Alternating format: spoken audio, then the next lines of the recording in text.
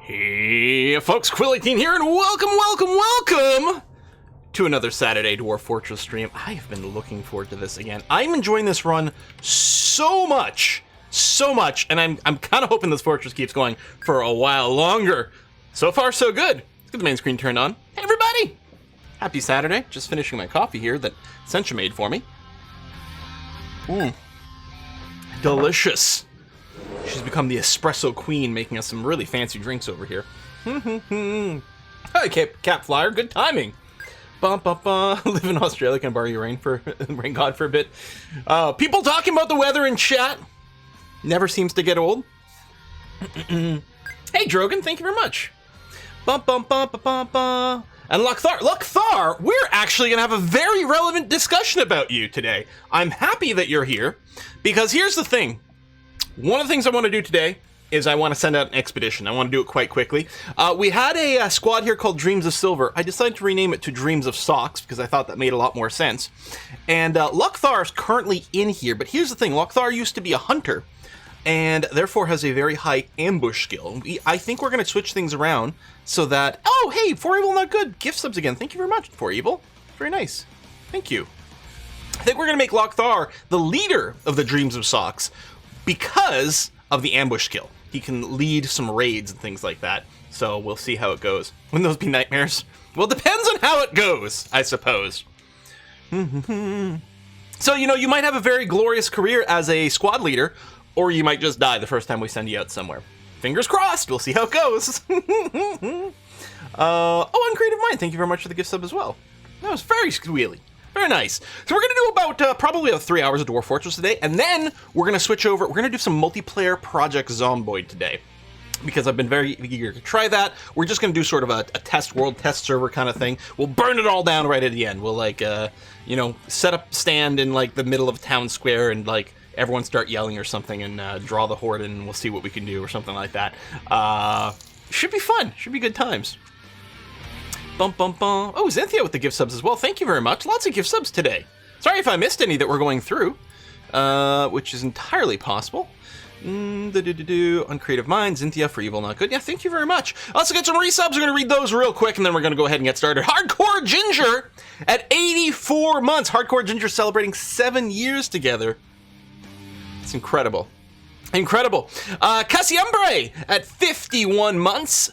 Dickory at 63. Sandman at 70 months. Seaside Seattle at 26 months. Drogan the Wolf at 89. Says thanks for all the years of entertainment. Killing those trolls all day, every day. Well, we do try. We actually had a pretty good... We had a raid last time we killed some extra trolls, didn't we? I think so. And then Lochthar resub for 59 months. Roadster Tracker at 61 months. Halko Mahuli at 33 months. Aristus at 39 months. Ranger at 1 year Twitch anniversary from Ranger. Thank you very much. Onion of Onion at 31 months. Nordics at 90 months. 90 months from Nordics. Thank you. Snavia at 72 months. Gilvoro at 42. Zinthia at 76 months. Corax Wolves at 33. Pizza Metris at 16.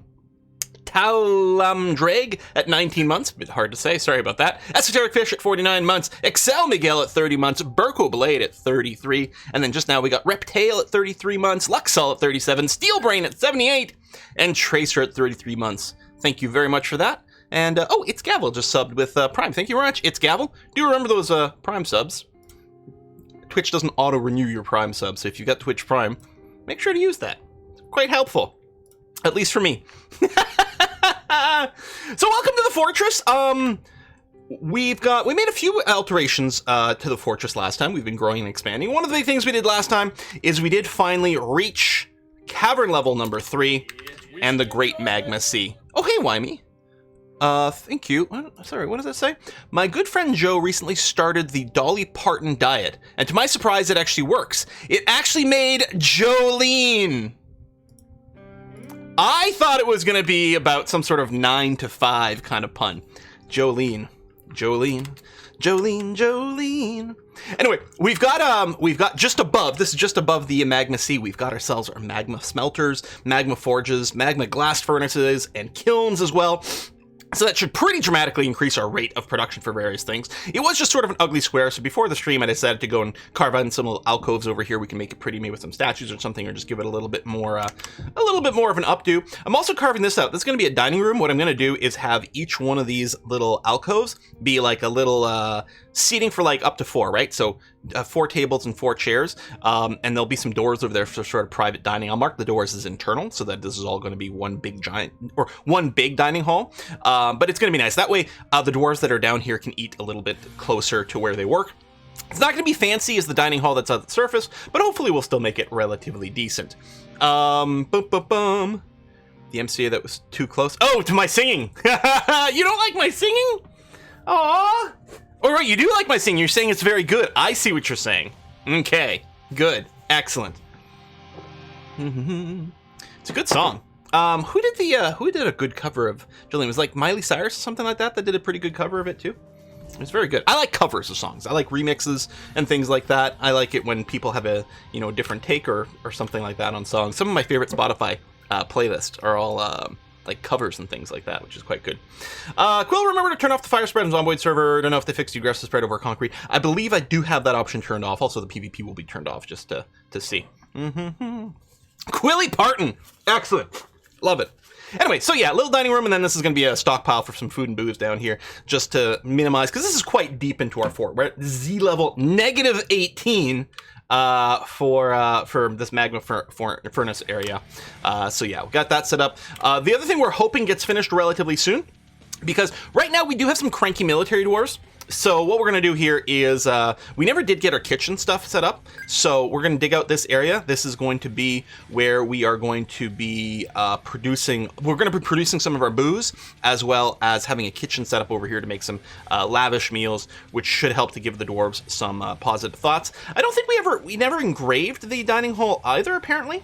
I didn't realize it was only smooth, not engraved. So we'll probably do a round of that just to make sure that people get maximum moodlets when they do go and have a meal. And then the other thing we're doing is up here is we're carving out a ton of bedrooms for our fort. I did go and just de-designate this little hallway over here. So we'll focus on finishing this area here and then carving out the new kitchen area as well before we finish the rest of the bedrooms. So we'll see that. You're going to assign the cranky soldiers for the stock control. Well, that's not a terrible idea. It's not a terrible idea. I don't know.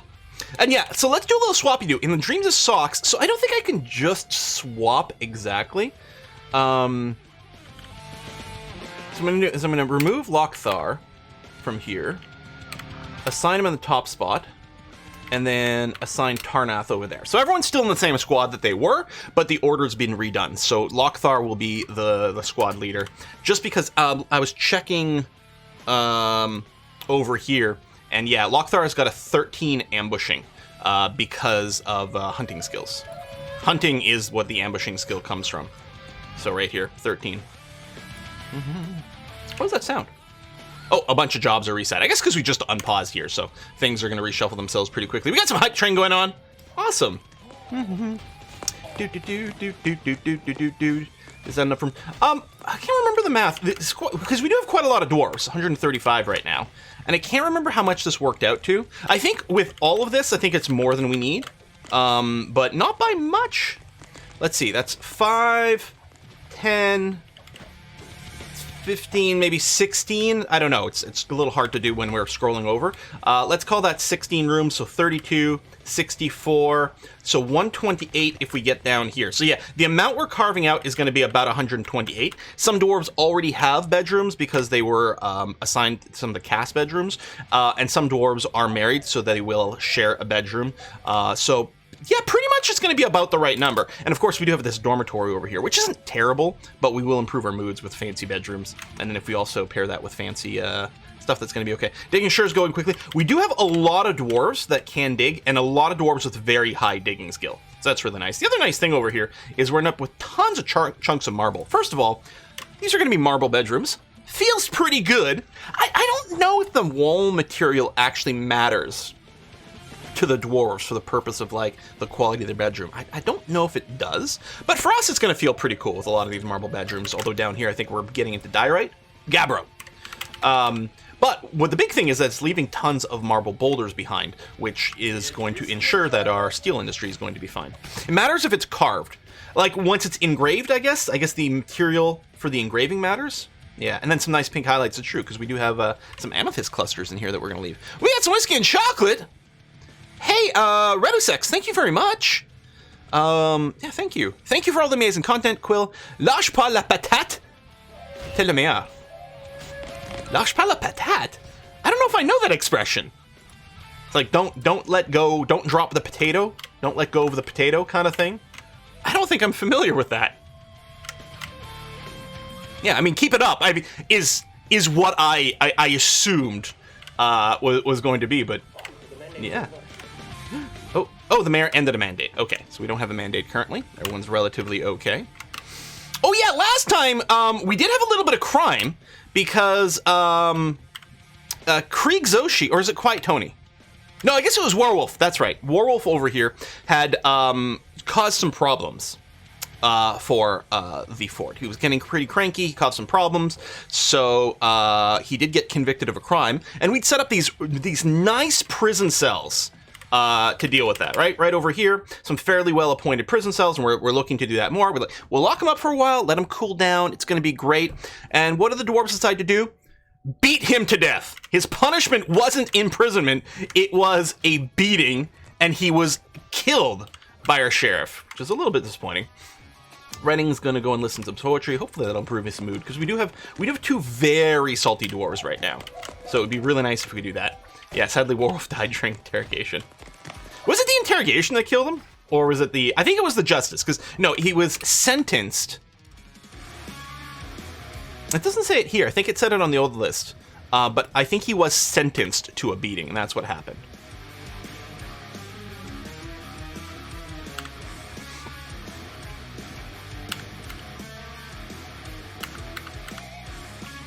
Yeah, these are all Warwolf. He even confessed to the sin, so. The hospital set up. A hospital is set up actually right over here, the cross, which actually we still think we might do like if we can get some red material for a floor or something like that, or green, either way, we could floor this with a cool color. The sheriff also died. I think the sheriff, the dungeon master here, did die in like a battle or something. Can't remember what it was, and we reassigned it. I don't remember what the deal was, but we did have to reassign our sheriff. Well, sheriff is when they're young. Or, sorry, when their fort is early, then it becomes a dungeon master. I just realized the area around the well here does need to be smoothed to be a little prettier. Oh, we can't. We're not actually going to be able to smooth that corner. Okay, then you know what I'm going to do? I'm going to go ahead and dig out around the well here, because then we can smooth it more evenly, and it'll look nice, and that'll be okay. We do have some thirsty dwarves. Right here, they have a down blue aerial. Those are thirsty dwarves over here, coming to drink. Do we not have booze? Okay, so we're gonna have to fix that real fast. I think it's because we got rid of our still in the Great Hall. Or over here, we're trying to close down everything. And this area is being dug out for that, but damn, we gotta get that fast. We're gonna have a lot of really cranky dwarves. They're being forced to drink water. That's not good. We need this area to get dug out, because that's where it's going to be. Oh man, water. God damn, like from a toilet? I'm gonna go and dig this tile. Actually, I guess I can put the stills over on this side. Build workshop still, right there. Let's get this up immediately. Get some schist block still. Some haggard-looking migrants. We got some migrants! Okay, we have to initiate the migrant protocol system, or migrant quarantine protocol. That's what I meant to say. So what we do here is we are going to read, sort by migration wave. So we got 8 adult migrants over here. So what we're going to do is we're going to give them a custom nickname, same as before, or custom profession called migrant. We'll apply the change. Now, for the game itself, we do have to wait for the migrants to actually properly get onto the map, so we'll just wait a little bit as they walk onto the map here. Just get them some Gatorade, has everything plants need. Got what dwarves crave. So we're looking for people with like blinking X's on them to get over here. There we go. So these are the migrants that are showing up. Hopefully they're all on the map at this point. So what I'm going to do, we've got our migrant quarantine warrant over here, Warren. So we're going to sort... Oh, no, only 5 of them. All right. Are on the map so far. So we'll assign 5 right now. So the Paradox, Frostmelt, Jacinth, Oddly Generic Geek, and Duker 6 have all been assigned here. We'll have to wait a few moments for the other 3. Now, ever since we set up the quarantine, we haven't actually gotten a were creature. But the one time we don't do it, that's what's going to happen. There you go. Dragon Man Tank, Giteno, and Spacebound Fears are also being assigned to our quarantine zone over here. So they'll make it over there. Now, let's check the Dwarven calendar. Dwarf, Fortress, Calendar. So it is month number 5, so it's Malachite. And the full moon is on the 17th. Okay, so we've missed that one. So the next full moon is going to be on the 15th of Galena. Yeah. So they're going to have to be locked in there for a while, but at least it means we've got plenty of time to make sure to get them in there before the full moon triggers. I'm telling us quarantine isn't worth it. That's not what I said. Oh yeah, and we're still trying to roof this as well. So theoretically, they might even be able to run out here. But at least if one of these turns out to be a were creature, they'll be busy killing the other migrants while we lock up the rest of the fort. Okay, it looks like there's 8 in here. It's a little hard to tell. 1, 2, 3, 4, 5, 6, 7. And that's a pet. Oh, there it is. Right over here.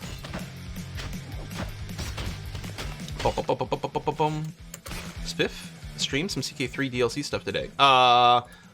That may have been incorrect then. Unless it was a sponsored stream, then maybe. The embargo, other than a sneak peek, we could do a 30-second sneak peek of content today on the 5th, but the actual embargo for streaming is supposed to be on the 7th. So that, he might have had a different arrangement, or it might have been a specific sponsorship, or it might have been an oopsie doodle. Not that it's a big deal. So yeah, I can't actually do CK3 until the 7th. So it's a sponsored thing. That would be why, yeah. So on the 7th is when I can do it, and on the 8th is Wednesday. So we're just gonna stream CK3 starting on Wednesday. Bum, bum, bum. So I need to pull the lever for our quarantine, which is right over here. Okay. So once the bridge is up, so they will still be in there. I mean, we are in the 6th month now. There it is. So what day was it again? The 15th. All right. So 12 more days they got to be locked in there. They're going to be fine. They might be a little on the cranky side, but they're going to be okay. All right, our still is set up over here. Now, we should, in theory, have a job in here for drinks. Maybe not. We might have been using like a workflow order or something. I don't see brew in the list. Brew, drinks from plants. So we'll have them brew like 10 at a time. Set a condition where the amount of drinks is like, if we've got anywhere less than like 500 drinks, go for it. We're not going to have a condition based on seeds. So if we have less than 500 drinks, repeat the brew drinks job. And yeah, that should be fine. We might want to set up another still. Oh, I did set up the kitchen over here, right, as a temporary little thing. Let me... You know what, actually? I think I do want a pair of stills. Let me do that. I do want to set up the actual proper kitchen in here. Sure, can do that. When that gets dug out, I'll put a second still in there. And then what I'm going to do is I'm just going to clear out that kitchen that we put down temporarily. Okay. Does that mean the random succession series is over? Well, I mean, yeah, I've been talking about that, I think, like the last 5 episodes of the series. That it was probably coming to an end, and officially in the last video, yeah. There's some inherent incompatibility in things with the new Royal Court expansion and stuff that a fresh start is definitely called for. So it will be a fresh start on Wednesday. What about the other brew job? Oh, I guess we could set up brew drink from plants. That's true. Or not, sorry.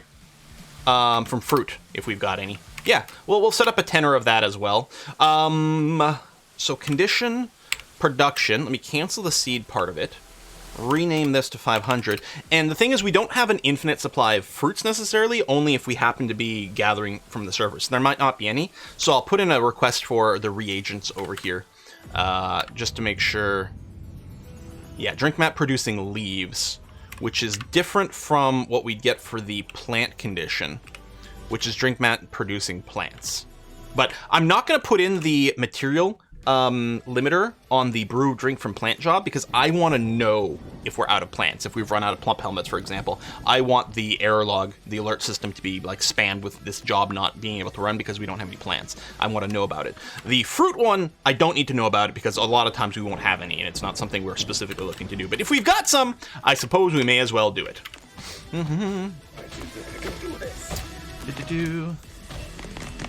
Oh yeah, how's our coin system coming in? That's a neat idea. So if we check our stocks, and if we go into the enhanced view here and search for coins, so the coins are 259.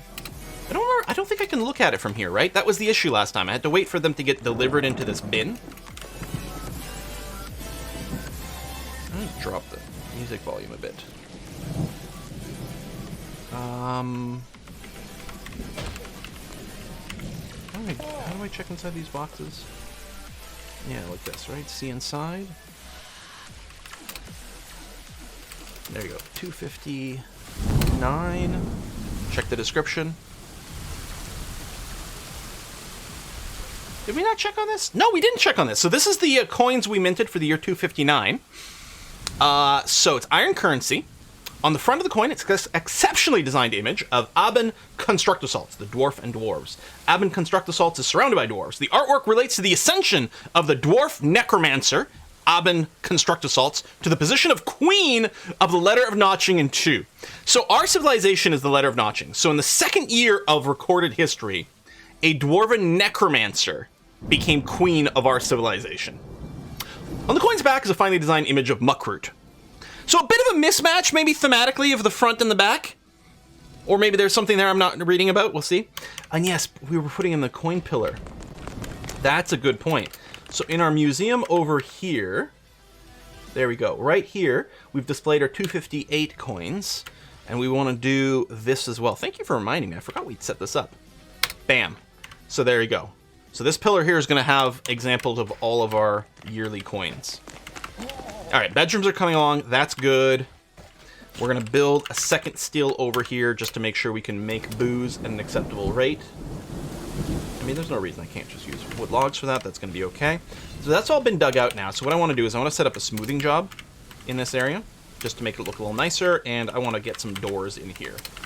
There, double doors there, double doors here. It's all going to look quite nice. Adds value to our fort, which is great. There we go. And then what I want to do is I want to set up some stockpiles here. So I want to set up a little food stockpile over here. This is where our raw stuff is going to be. So we're going to change some things. We're going to not permit prepared food. We're not going to permit drinks. Not seeds. Otherwise, I think it's fine. I mean, if we run out of space, we might tweak some of these. We'll see. Oh, not the lie. There we go. That's going to be over there. And then we're going to set up 2 more stockpiles for food.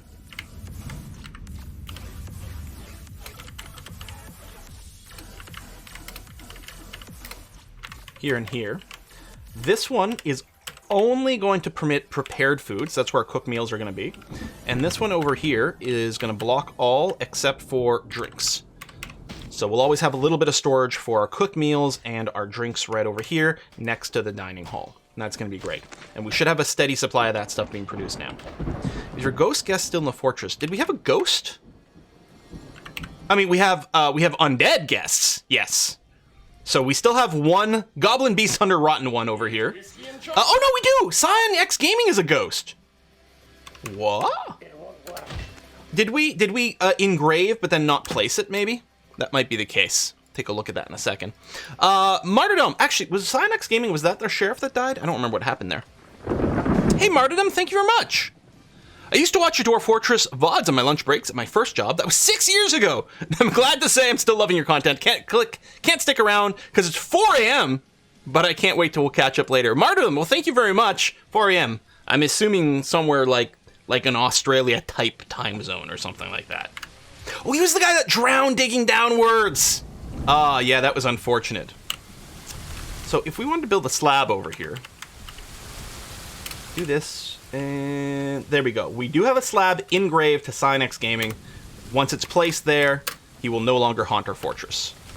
It's 4:30 a.m. here in Oz on the East Coast. Yeah, okay, there you go. I like how everything here was engraved. It was good engraving practice. Maybe a little overkill. Oh, and actually, I'm just noticing. Oh, hold on. There needs to be some smoothing over here as well. We can engrave that just to say. DF is better, more important than sleep. Right, exactly. Suspended construction of the still. Oh, things are getting in each other's way over here, but it's not really a big deal. I do have the auto unsuspend script running, so that'll get cleaned up, and that's going to be okay. Oh, there we go. The area around the well has been dug out, so I'm just going to smooth that area, make it extra purdy. And how are our bedrooms? Is that all dug out? Not quite. Okay, I'm going to wait for everything to get dug out, and we'll set up a macro to populate all these bedrooms here. Looks like there was some actual fighting, although it wouldn't surprise me. Oh, you're fighting a cave crawler. It's whiskey and chocolate. So we have at this point more whiskey and chocolate. Good, yes, South Australia. Woohoo! I mean, it was either going to be that or like Singapore or something, which is the other place where people tend to be from with those types of time zones. We have at this point encountered all 3 cavern layers, but honestly, they're not the most exciting cavern layers. So first of all, this was cavern. Oh, someone's throwing a tantrum. It's Krieg. We'll take a look at that in a second. This is cavern layer number 1, which is completely full of water. It's good. We set up our farming over here, but clearly we're not getting any kind of monster activity or anything over here. Then we have the other cavern layer way down here where we hit with the Great Magma Sea, but so far it's just completely filled with magma. There doesn't appear to be anywhere walkable on this level currently. Maybe with more exploratory tunneling, we will find that. So currently, the only cavern layer where anything vaguely interesting is going on is this one over here. This is Cavern 2, which is open, but so far doesn't have much exciting. I mean, there's some crundles and things that come up over here from time to time, but there's no plants, there's no silk to pick up. Our caverns are not the most exciting caverns, but this is the one level where we are exposed to the cavern layer by itself. So we have set up this this barracks over here for our dwarves to be training, and it is currently open. So our dwarves can access this cavern here, and if there's any critters that spawn in here and want to go into our fort, they have to walk through our barracks to get there. So generally speaking, they're going to get killed, and it'll be good combat practice. Whenever we get a Forgotten Beast, which we haven't gotten yet, it'll probably be here in Cavern Level 2. Operation Flood the World as a go. Pump that cave dry, strip mine it from mushroom wood. I mean, we could potentially do something crazy like that. But right now, what I'm focused on is hoping... Do I have caps lock on? I do have caps lock on. Like, why are the keys not responding? Dreams of Socks over here. How's your equipment? Excellent! Okay, our full squad over here... Oh, Virkung is missing metal boots. Oh, a couple of people are missing metal boots. Otherwise, they are fully equipped. Do we still have a job for that?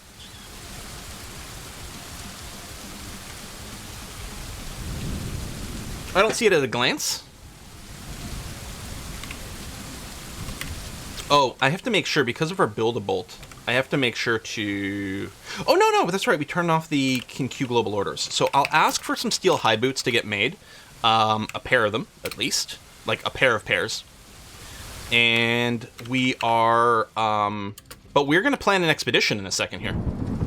Oh, yeah, I know. The barracks over here, the Rainbow Wall, it just grabbed a bunch of random blocks. How do I check that? K, I guess. Yeah, Kalinite, Bismuthnite, Ruthill, Chalk, Gunarite. We had random blocks. Oh, because we bought everything from a Dwarven caravan. And so when we set up the walls over here, and we just set a filter for just blocks of any kind, it grabbed a bunch of randomly colored ones. But you know what? It's kind of neat. Sure, why not, right? Airnator, thanks for the gift subs. As a reminder, we're going to be doing Dwarf Fortress for about 3 hours today. And then we're going to switch over... Oh, shit! I forgot about the Raging Dwarf over here. We got to take a look at where Krieg is.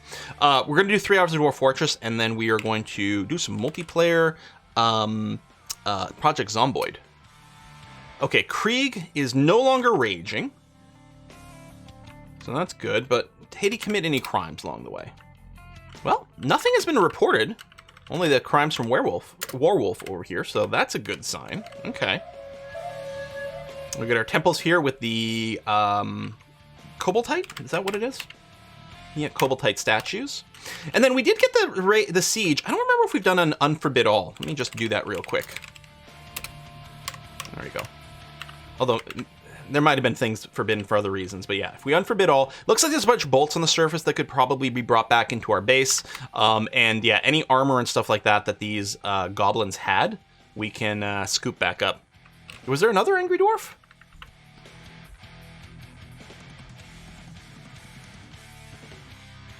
So that's Krieg with a tantrum. I don't think there was another... Oh, you're just asking about who are the dwarves in an unhappy mood. The easiest way for us to see that is over here in Dwarf Therapist. So Retung Medic and Krieg are both unhappy, as is Reddish Mallard. And I think they're all military dwarves. Actually, no, Krieg is a peasant.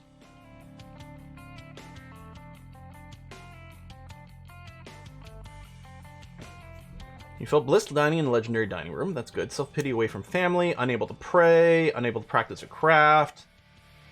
Lack of decent meals. Unable to acquire something. Satisfied after receiving water, which is interesting. You're not cranky that you didn't have any booze. Well, people should be starting to eat fine meals now, which is going to be a good thing. If we take a look at this barrel over here. Looks like it actually doesn't have any meals in there right now. Probably because any meals that get made are going to get immediately consumed. But yeah, prepare a lavish meal and render fat. They're sort of going to be fighting with one another. I mean, maybe I want more meal production overall, but I don't know. We do have a lot of dwarves. What does that sound? Oh, an animal grown into a stray sow. Poults are being slaughtered. Right, we do have our... Right over here, big food industry going on. We no longer have this door locked, so now we should be collecting eggs over here. And let me make sure that we actually are cooking eggs.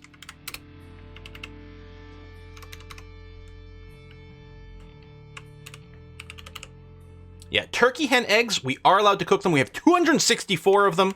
Great. We have tons of turkeys now. So yeah, we're not interested in like mass breeding turkeys. We could for more leather and for more meat, but I'm happy with not having to micromanage them, and then we'll just eat their eggs at this point. We've got a critical number of turkeys around. We've got a limit set to 25 grown female turkeys who should regularly lay eggs that we will then eat. And for meat and leather, we've got our pigs over here who don't need any micromanagement at all, which is kind of nice. This whole area over here is going to be our... So this is our flesh render floor, and we should probably work on getting this started. So what we need is we need some tanners over here. N for tanners, isn't it? Yeah. Here, let's just set up the middle. We'll go tanner. I mean, I don't think we need a bunch of them. I'll tell you what, we'll set up a pair of those. And then Leatherworks. We'll set up a pair of those as well. I don't know what else you'd set up on this floor. I mean, we can have Craft Dwarf's Workshop if we need to do Boneworks. Although what I might do here is just set up a stockpile for leather. And another stockpile for armor to get stored over there. And yeah, what I could do in one of these side rooms here is I could set up a refuse stockpile. But then I want to set this refuse stockpile to specifically only accept bones. Permit bones? Well, actually, I guess I could permit anything that doesn't rot. But the idea is here I'm going to build a little Craft Dwarf Workshop and get it to make bone arrows for us. Bone bolts. Yeah, every time I say bone, I also go Brooklyn Nine-Nine and Captain Holt. Bone? Bone? Captain Holt's probably the most quotable character from Brooklyn Nine-Nine. There's no probably. It's not even a challenge. Oh, shit. These dwarves... Okay, there we go. It's the 16th. The 15th was... Look at that. I didn't accidentally overshoot by dramatically. Looks like none of the dwarves are were creatures, so we can pull the lever. And I can also remove them from the quarantine burrow. And then finally, swinging over here, if we check this by profession, and make sure we've got the latest read in here. Legendary Bonecrafter, well, we'll check that out. The migrants, well, first of all, do any of them have notable skills? Not particularly. I mean, we've got a great paper maker over here, legendary paper maker. I don't think that's terribly relevant right now. We might want to start producing books at some point, but not right now. So for now, all of these will just be assigned to be peasants. I think you have a peasant that's a 15 cook. Oh, let's take a look here. If we sort by cooking, and then take a look at our peasants. No. We have a 6. Lem Gardner's a 6 at cooking. We have a soldier who's a 15 at cooking. Verkung over here. That's pretty good. I wonder if, let's take a look at Verkung. Actually, we'll look at them in game because we can sometimes get a little bit more info in there. Let's see what kind of personality they have, what their situation is. Maybe they don't want to be a soldier. So let's see. Oh, they're married. Okay, Verkung is married to Ficod Bridge Lightnings. Now, Ficod doesn't have a nickname, which to me says they're not part of this fortress. So Ficog is his spouse, some indeterminate gender, we don't know. But presumably the spouse and their child doesn't live in this fortress. However, Verkung here is romantically involved with Jeansy, who does live in our fortress. So I guess they're estranged, separated but not divorced. I don't know if dwarves can get divorced, actually. So yeah, he moved away, came to our fortress, and started a new romance. All right, okay. He's 135 years old. His hair is wavy, very long sideburns are neatly combed. His medium-length mustache is arranged in double braids. Braided mustache, okay. His very long beard is braided. His very long hair is braided. His broad, flattened ears are very short. His ochre eyes have thin irises. His eyebrows are extremely short. His lips are thin. His nose bridge is somewhat concave. Eyelashes are short. His head is somewhat broad. His hair is gray with some white. His skin is copper. I mean, he's 135. Yeah. I don't know what the age range for dwarves are in Dwarf Fortress, but I believe that's on the pretty old side. So he is strong, because he has been a soldier for a while, but he is clumsy and quick to tire. Very quick to tire is not a great trait for military dwarf, because they will become exhausted in combat very quickly and become less good. Though, the more they train, the more they train, they will build up their endurance. But what I'm mostly interested in is maybe some of the preferences. Okay, and the personality. Iron Will, great creativity, ability to read emotions fairly well. Dreams of creating a masterwork. Friendly, nice things to say with others. In particular, curious the world.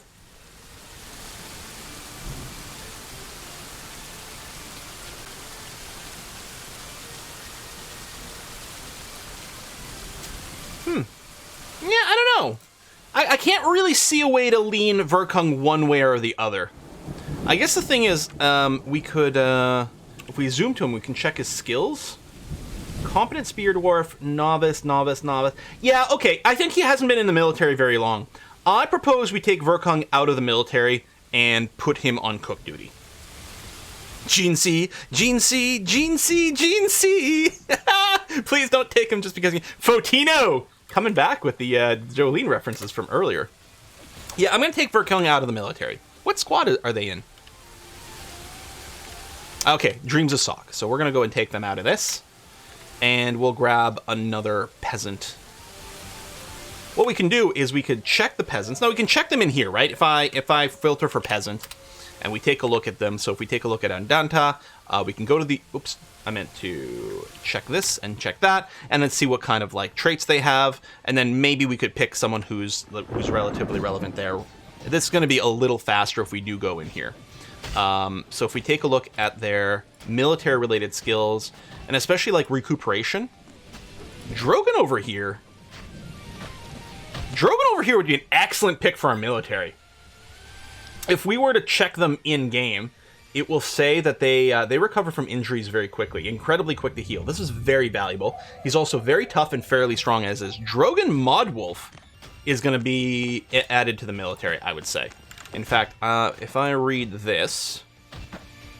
Oh, Drogon's already a soldier. Sorry, I thought these were the peasants list. There we go. Sorry, my bad. Ozymandias Rex, perhaps. Let's take a look. You don't have anything particularly skilled. No, you have no civilian skills whatsoever. But if we take a look at your military situation, you do recuperate an 80. You're relatively decently strong. Your toughness isn't as good as we might like, but you'll get there. And you have high endurance. Ozymandias Rex. You are going to get assigned to Dreams of Socks. Okay, we'll give you a moment to get your equipment. We'll just make sure the squads have been activated for a bit, in case they need to shuffle their equipment around. And then we're going to send out an expedition. Boom.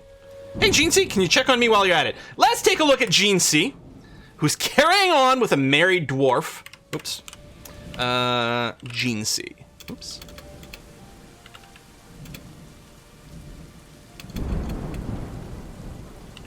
Are you not in the fortress? Did you die?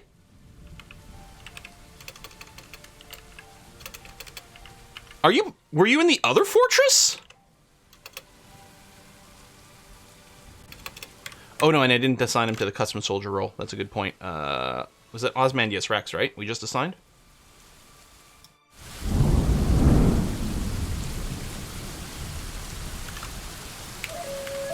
Dead missing.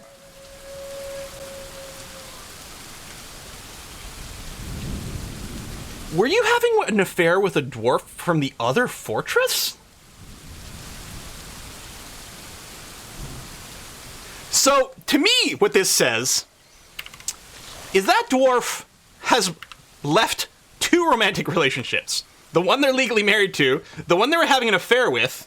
Oh yes, and I gotta reassign him to be a cook. Thank you for the reminder. If we sort by cooking, so Verkung over here is not actually a soldier anymore. They're not assigned to any squad, and they're gonna join the Life Minders, which is gonna enable cooking. What I'm gonna do for you is not have you operate as a doctor here, but instead as a cook. There we go. That should be quite nice. Okay, so yeah, we'll just let it run for another minute here, just to let the soldiers shuffle their equipment around, and hopefully those boots will have been made. They're in the queue. They haven't been made yet, but we might send some people out bootless. Oh, see, Verdion here is actually sleeping on the floor. How are these bedrooms? Are they done? Looks like they have all been carved out. Excellent stuff. So first thing I'm going to do is I'm just going to set a big smoothing job over here. There we go. And in the interest of time, I will go and enable rock or stone detailing for all dwarves. Everyone's going to work on a little bit of stone detailing temporarily over here, just to help do that in bulk. And we'll turn that off, and then what we're going to do is we're going to do some actual engraving in places, so we'll reset the smoothing jobs at that point. But yeah, let's record a macro. So I'm going to go into build mode over here.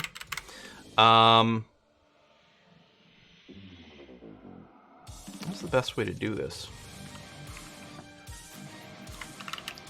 Door. Okay, so I'm ready to place a door. Oh, I better have, you know what? I'll turn global settings on, enable all. There you go. Okay. So, I'm gonna hit enter. Enter. Move down here. Escape bed. Place. Place. Escape cabinet. Place. Place. Escape. I want to get the hotkey right. H for container.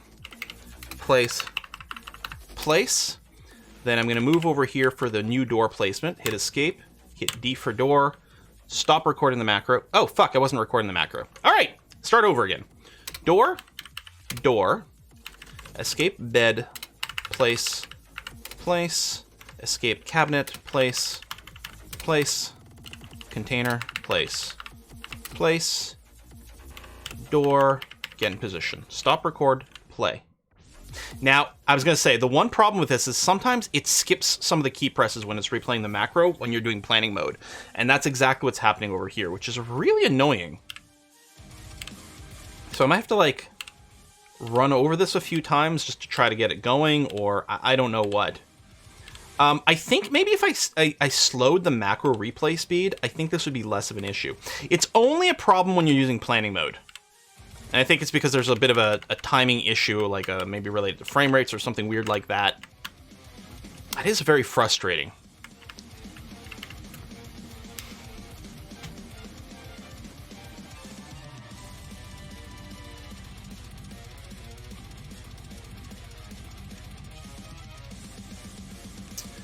Let me try a different macro here. What I'm going to do is I'm going to record 1, 2, 3.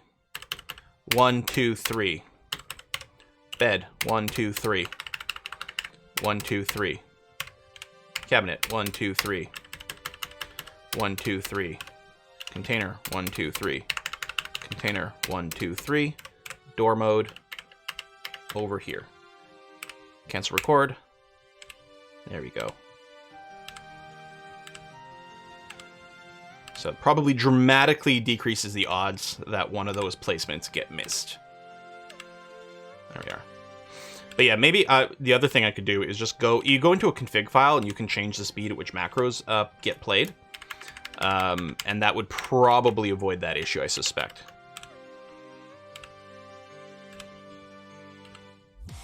I don't think you can slow it down while the game is running. I'm not sure. Maybe there is in the options the ability to change that. I know that in the config file, you can change the speed. You just put in a little bit of delay between key presses in the config file for macro replays. Macros, by the way, are built into Dwarf Fortress. People often ask about that. It's not a DF hack thing or a mod or anything like that. It's built into Dwarf Fortress, and it's incredibly useful for doing things in bulk. Just wait until we get our magma pump.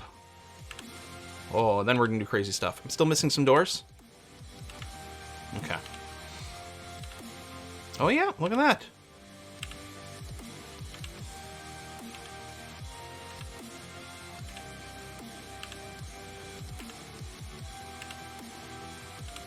Oh yeah, it's happening again. Mostly on just that bottom, I think, for whatever reason.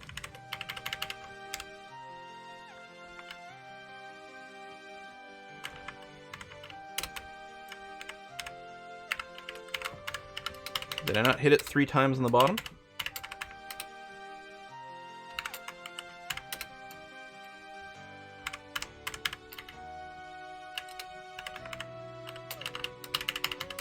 Yeah, all on the bottom.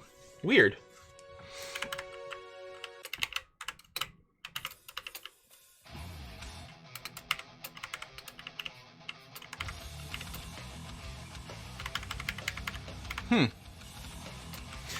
Yes, you do have to smooth the stone before you engrave it.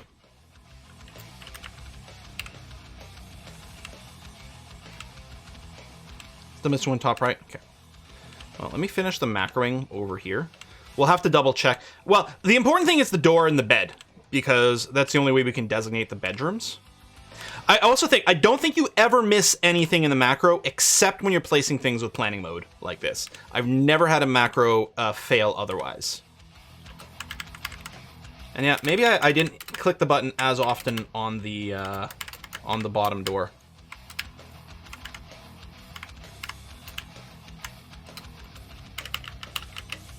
Something in the top right missing? Oh yeah, underneath these rocks. And here. Here. Here. This will be easier to see once all the rocks are yoinked out of here, and actually after the smoothing is done as well.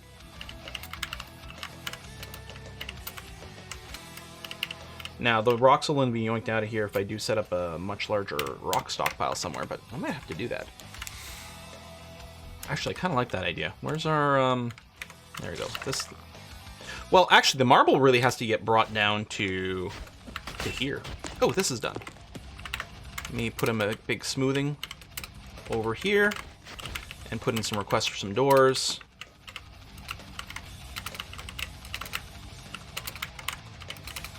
And tables.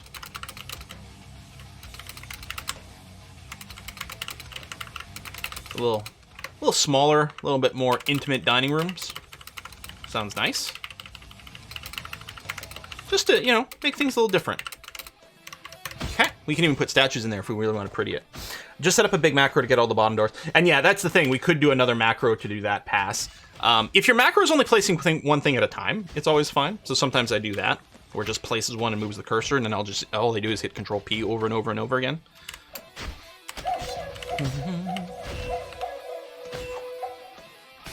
Well, the thing with the rock hide commands, which I was thinking about, because you can hide boulders.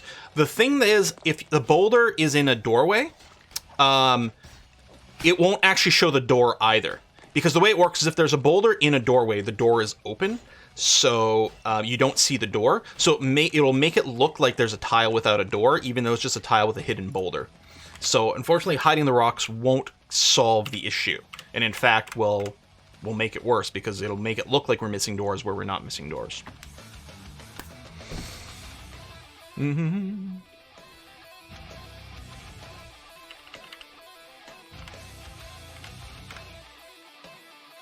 Now, if I'd pre-generated, like, what was it, 128, like, beds and doors and cabinets and coffers here, then I wouldn't have to use planning mode. I could literally pick them from the list. But we don't have that. We have it so that they're being produced on the fly instead. But I suppose I could have, like, done a giant work order, waited for all of that to get finished. Hey, it's new season. Autumn has come. Oh, we should get some dwarven merchants relatively soon. Bottom left non-marble room is missing a door. Right here. Gotcha. Gotta wait for the autosave to finish. That makes Mason Workshop makes blocks or something. Well, I don't want to make marble blocks. I mean, I suppose we could use some of the marble for that, but currently I believe marble isn't allowed to be made into blocks, although every now and again we end up with some, which might be from trade, I don't know. We mostly want to make sure the marble is available for iron making, or steel making. I'll probably do a hide here, but we'll make sure... In fact, there's no probably. I will go and do a pass where I hide all the boulders. But I want to make sure that these doors are all correct right now. Is it the only one that's missing? Since we're stuck on the screen anyway. It's the only one I can see is missing currently.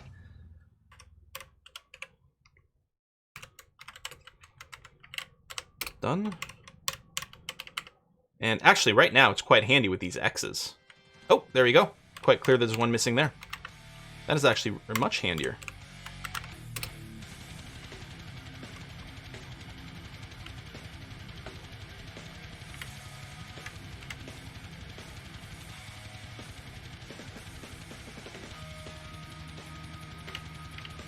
Looks good now. Okay. Yeah, I forgot about the pause. There. What the heck? Okay.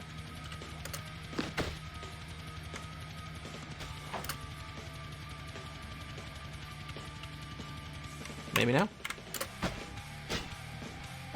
Third row, boulder 4 from the right. Fourth row, 8. What the heck? Okay, let's stop worrying about doors for a second here. A vile force of darkness has arrived! We are paused. Yes, good. We've got a siege happening. It is another Goblin Siege. Oh shit, they're right here by the quarantine. Okay, so far, and there might be some more coming onto the map. Beak dogs, goblins, no troll. Oh, no, there's one troll right here. Oh, the troll is a wild animal. Oh, it's a troll in the Cavern Lair. Oh, so not part of the siege, although potentially more things might still be arriving in the siege. I'm not sure. All right, still, that should be okay. What we'll do is we'll go into our military screen, go to the alerts, tell everyone to come into the inner fortress, which is very likely, there's 2 dwarves out there. Hopefully there's not too many wandering on the surface. We did recently unforbid a bunch of stuff. Now, the annoying thing about the siege is it'll probably block the dwarven caravan, but that's maybe not the end of the world. Close up the Cavern Lair while your military is otherwise occupied. That's not a terrible suggestion either.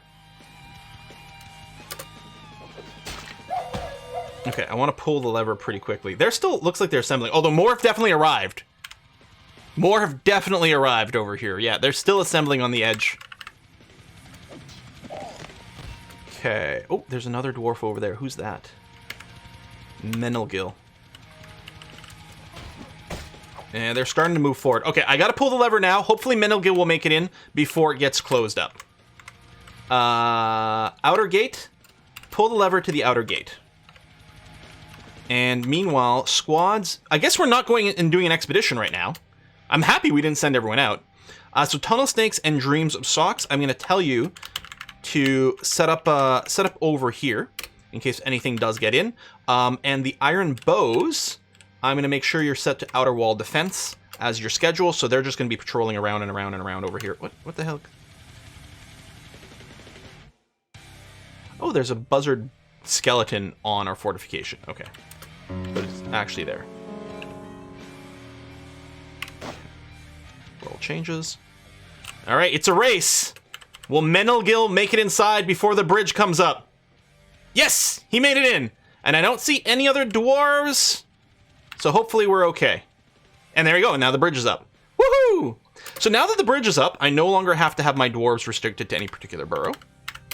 There you go. So they can go back to work throughout the fortress. That's going to be okay. Hopefully. The only thing is, hopefully we've got a decent amount of wood in there. Otherwise, we're ready to go. Oh, I can lift the stations. Well, I might still want my military dwarves encouraged to be up here in case there turns out to be a breach in our defenses somewhere. That is a big siege. That's a lot of goblins. That is a... Oh, and here come the trolls. Oh my god, that's a lot of trolls. How big is this page? Let's call that about 10, 20, 30, 40... Let's say about 50 on this page. And another maybe 15. So about maybe 65. Whoo-wee. All right, they're coming up to the walls, which they hopefully should get some dwarves shot at. We also have a few boulder traps over here. I heard you had mugs. They're coming for my mugs! Okay, drinks are going up again. That's a good sign. No, I can't do it. Let's take a look at one of these. Oh, there we go. We got combat logs. There you go. Spinning limestone. Oh, misses. Jumps away, but then strikes the goblin recruit in the leg. So the goblin recruit is trying to dodge a falling rock trap, but it failed and then crushed their leg. Ha ha ha! And the knee and the arm. Okay, one goblin recruit's basically already out. Let's take a look up here. I was going to say we should have plenty of dwarves. I'm going to encourage my iron bows to specifically move themselves up over here, please. And yeah, maybe I will cancel the station on the others. Because it seems like we should be okay. I don't know. Maybe I'll leave them stationed up here for a little longer. You're going to make a moat around the walls? Well, maybe. Talking about maybe setting up a magma pump. We could do a magma-filled moat around the walls, and that would be pretty entertaining. Because a water moat's actually not very useful, because a lot of bad guys can swim. Sir, I hate saying no to you, but no. Okay.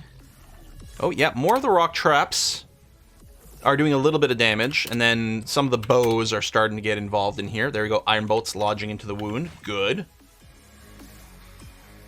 But yeah, this is a hell of a siege. Now, the Dwarven merchants, yeah, they won't show up at all while the siege status is on. So they won't, like, show up and get killed or anything like that. Lava moat will be great for keeping them in the shooting zone. Yeah, that's true.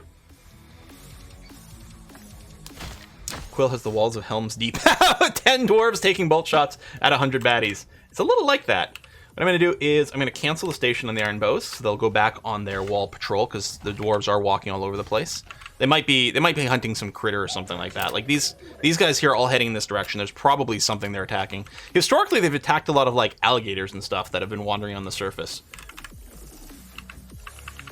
In this case, nothing. We do have magma crabs. Luckily, they shouldn't be able to come up through any of our forges. That area should all be safe and good. So fingers crossed there. Problem with the lava moat is you will not get any goblinite from it. Well, I don't think they'll go into the magma. But it will keep them further away from the walls. Mostly it'll look cool. It will hurt our frame rate though, because anytime you've got like liquids. Oh, alien has gone into a martial trance. Nice. Anytime you've got liquids flowing in some way, it does slow down your frame rate a bit. I'm just canceling the station orders on the other dwarves so they can have their time off actually, because it looks like things are fine. You have soldiers? No, we don't have soldiers in the archery tower right now. The archery tower is just there if for some reason we can't take shots from our walls, but it seems to be working okay. Redding Medic is still pretty cranky though. Hopefully he doesn't start attacking the other dwarves. Redding Medic has now become an elite Marks Dwarf. Was the magma hatch finished? Do we have a magma hatch?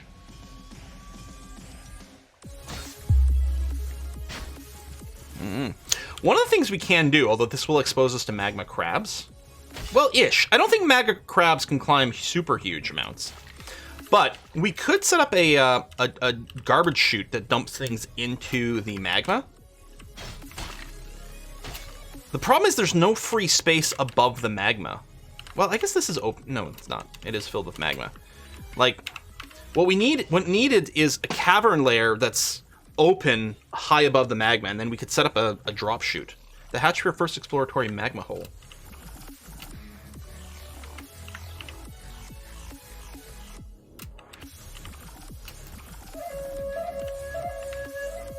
I don't remember. Was it just this area here?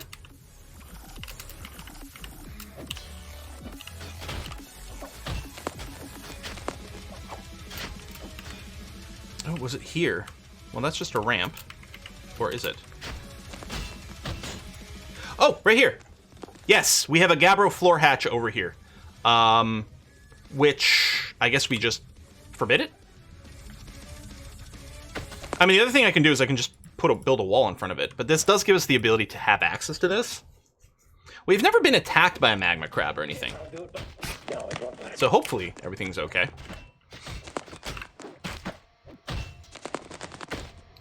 So still combat.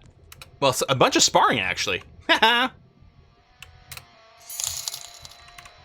Oh! Lockadimus? Redding is throwing a tantrum now.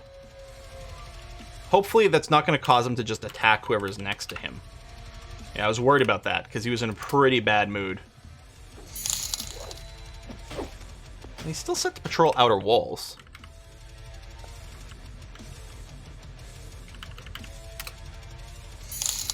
So you might still be thinking he's in combat.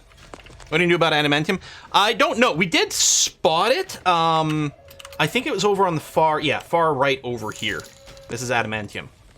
So right now we're not looking to dig it. Mostly because I don't want to accidentally open the circus currently. Yeah, so he's still throwing tantrums.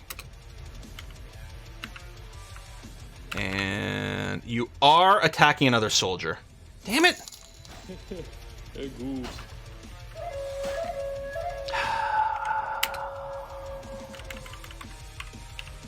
Well, hopefully you don't get beaten to death. So we got a bunch of dead trolls now. We got more being shot over here as well. What is this blue stuff?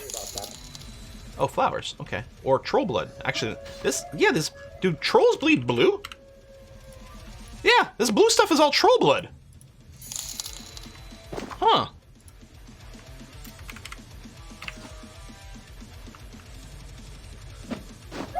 This one's not moving much. Is it because it's like terribly injured? It's not as injured as one might think. I think there's a lot of missing going on. It is at like sort of the extreme range, so that might be part of it.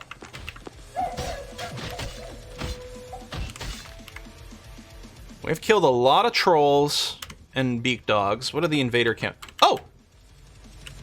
Oh, the siege is over! There's still 4 trolls left. But they might all just be static for some reason. They've all been injured. I think we can go out and... They might be unconscious. We might just be able to go out and beat these last trolls to death. I think we will. We might still get a caravan. So we're going to go pull the lever for the outer gate. Squad A... Or not A. B and C. Move to here by the outer gate. And we're going to go and finish off those last trolls.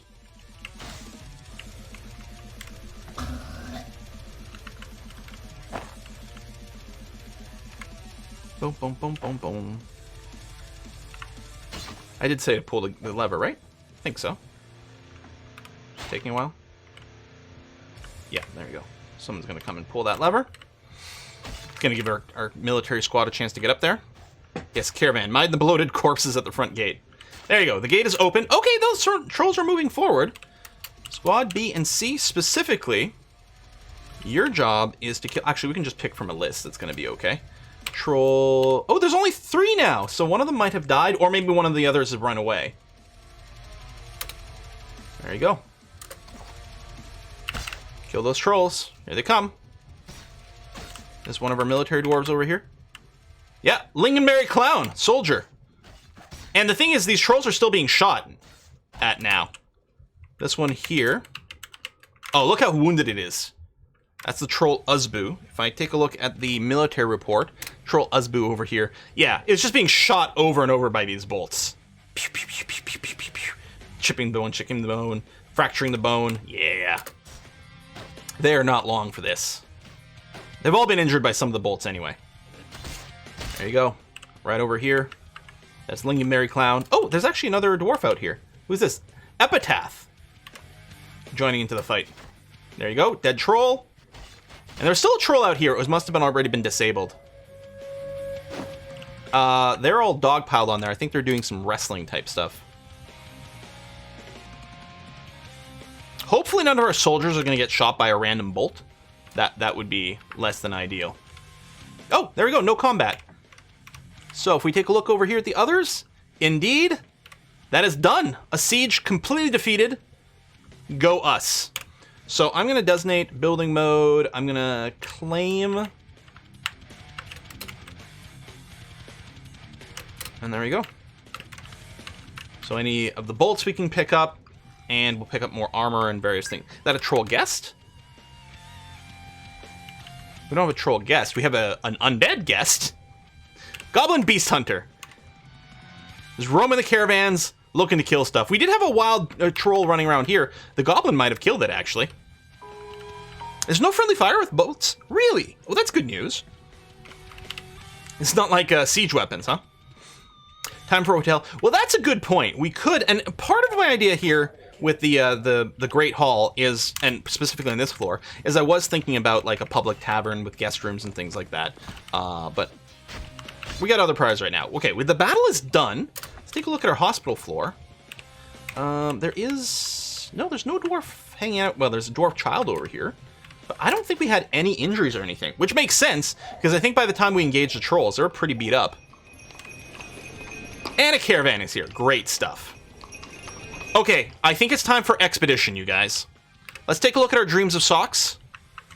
So, Zim is still missing the footwear, but that's going to have to be okay. It's time for our first expedition. So I'm going to go and I'm going to do a quick save first. After the siege, which is really good and everything like that. Sometimes you can get expeditions that glitch out, so I just want to do a save first. And yeah, do we eject Krieg and Retung? I mean,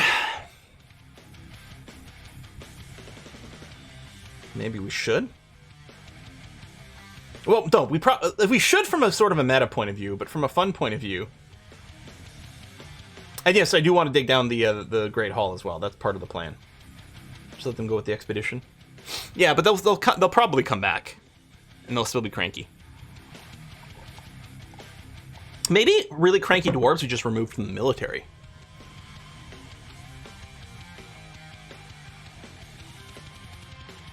And the moods, that's the thing. We're starting lavish meals and we're starting our fancy bedrooms. I think moods will improve. We're not going to do anything right now. We're just going to, like, kind of have to just hope it works out. Okay, here we go. We got some disorderly conduct over here. Accuses Reading medic. Yep. Counterintelligence. It's quite interesting. People might be trying to steal artifacts, but not that we know about yet. I think if we allow more guests into our fortress, it's more likely that we will get people stealing artifacts. So yeah, no, we're gonna have to convict Retung Medic over here. I mean, he definitely done it. He's got lots of witnesses, including ourselves.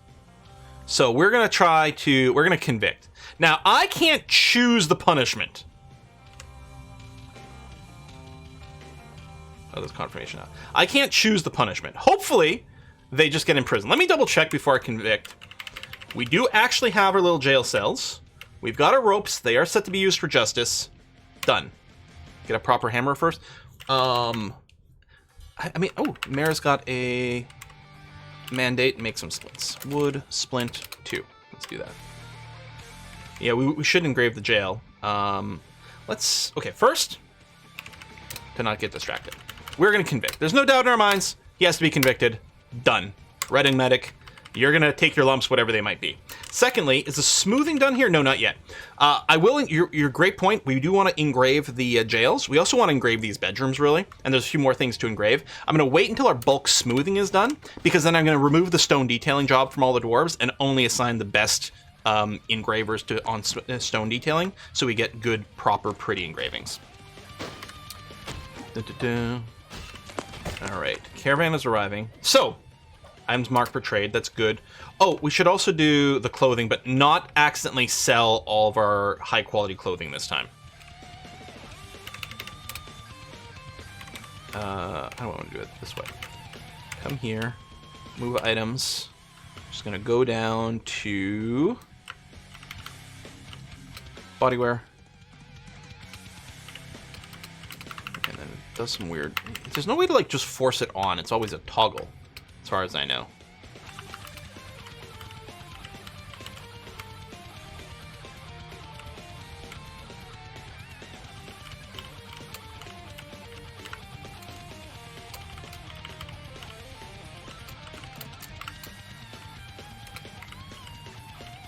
And then, yeah, I don't think I can, like, filter for wear and different things like that.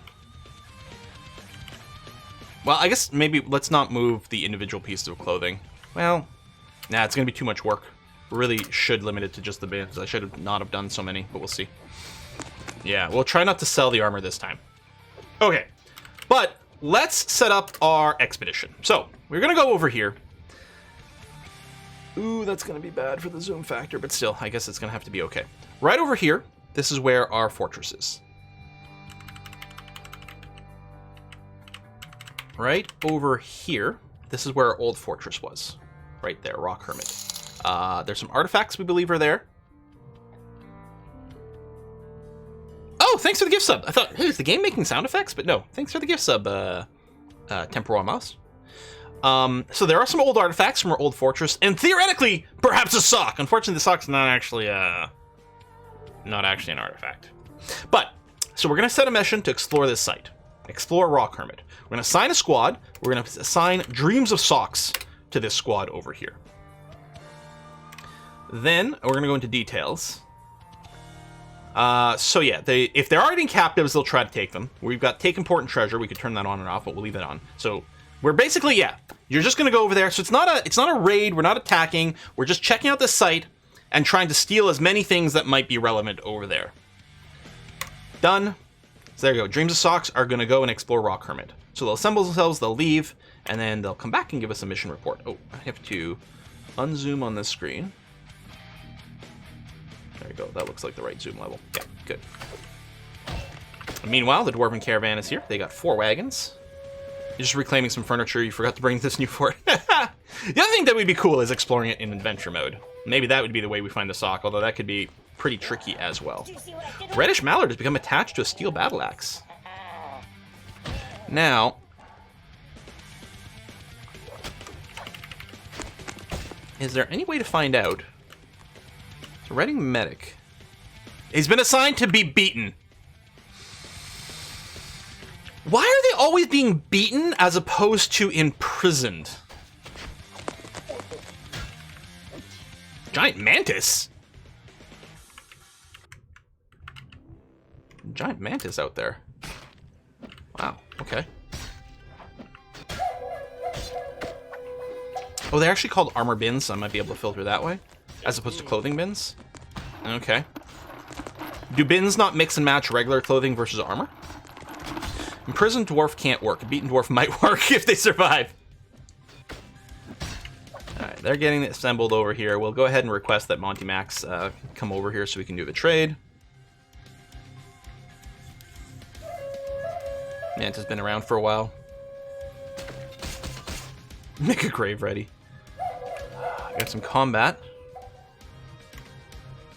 Oh, redding and detoxification. So redding, I guess, is being beaten here. Yeah, just absolutely being beaten by detoxification.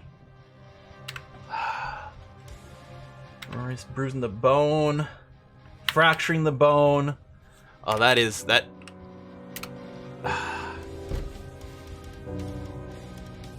Redding medic has been found dead.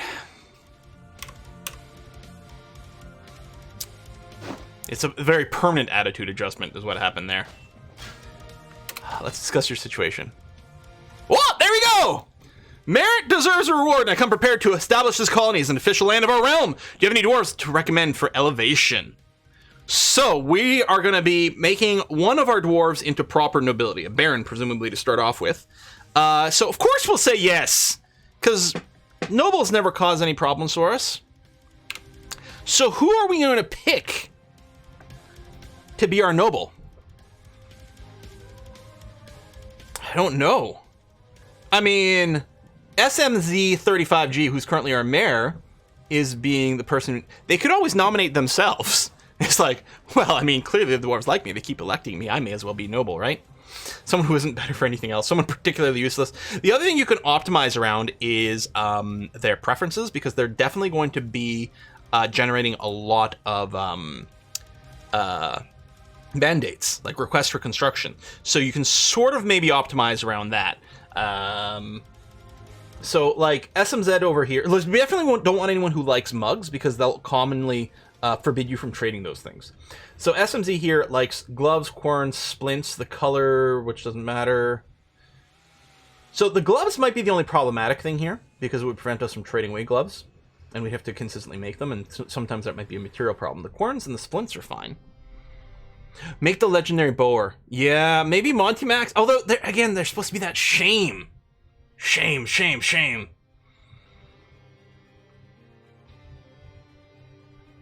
on, under preferences. Does Monty Max here not actually have preference for any particular object? Serpentine Billion, red grossular, crystal glass, Wolverines, the color lemon, the words of this, the sound of that, the sight of this. Prefers to consume orca, lungfish, bee plants, guttercraw. Hates cave spiders, likes working outdoors. If you don't have a preference for a particular item, do you still... No item preference is best noble. Will that mean they don't do any mandates whatsoever? Making him Baron is publicly marking him as useless. That is true. I think Monty Max is going to be our Baron. I love it. Right, no mandates. Oh, that's freaking amazing. Okay, excellent. Search for Monty Max. That is correct, right? That's who we're picking? Monty Max? Yep. Recommend. Oh, and then I escaped. I guess you can recommend more than one person. Build him a tower, lock him away. What do you need of our merchants? I mean, kind of sort of nothing. Is there anything we're still regularly asking for? Powders that are kind of a pain to get. Miscellaneous stuff that's kind of a pain to get. It's true we don't have booze now, although this is just for asking for next year. Bring me random bits of metal. Maybe we'll make sure you bring some seeds as well, just to say.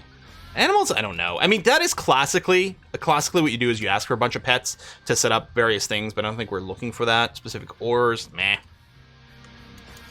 I mean, they'll bring various stuff.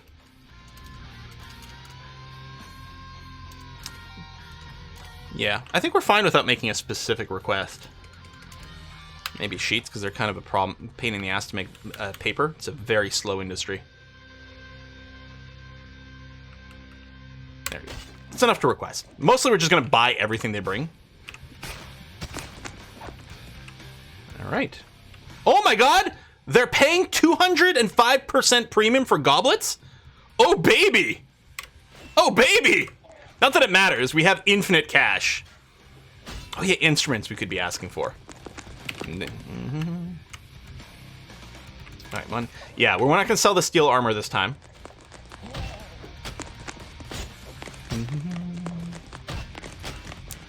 Or at least we're going to try not to.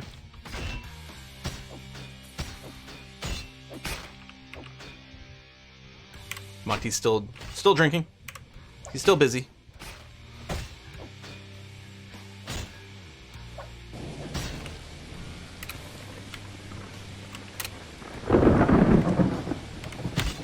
Do we have coffins? I think we do. Let me just make sure that we've got plenty of extra burial receptacles ready to go. We still have the artifact coffin we haven't done anything with. Looks like this will need an expansion soon, mostly for slabs, because we only have 2 more spaces for slabs. I'll record a macro here.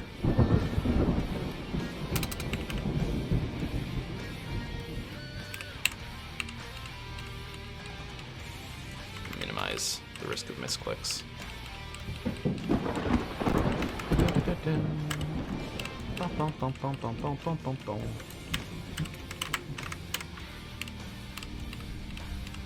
Artifact coffin. That's true. We can officially make that a proper tomb for our royalty now.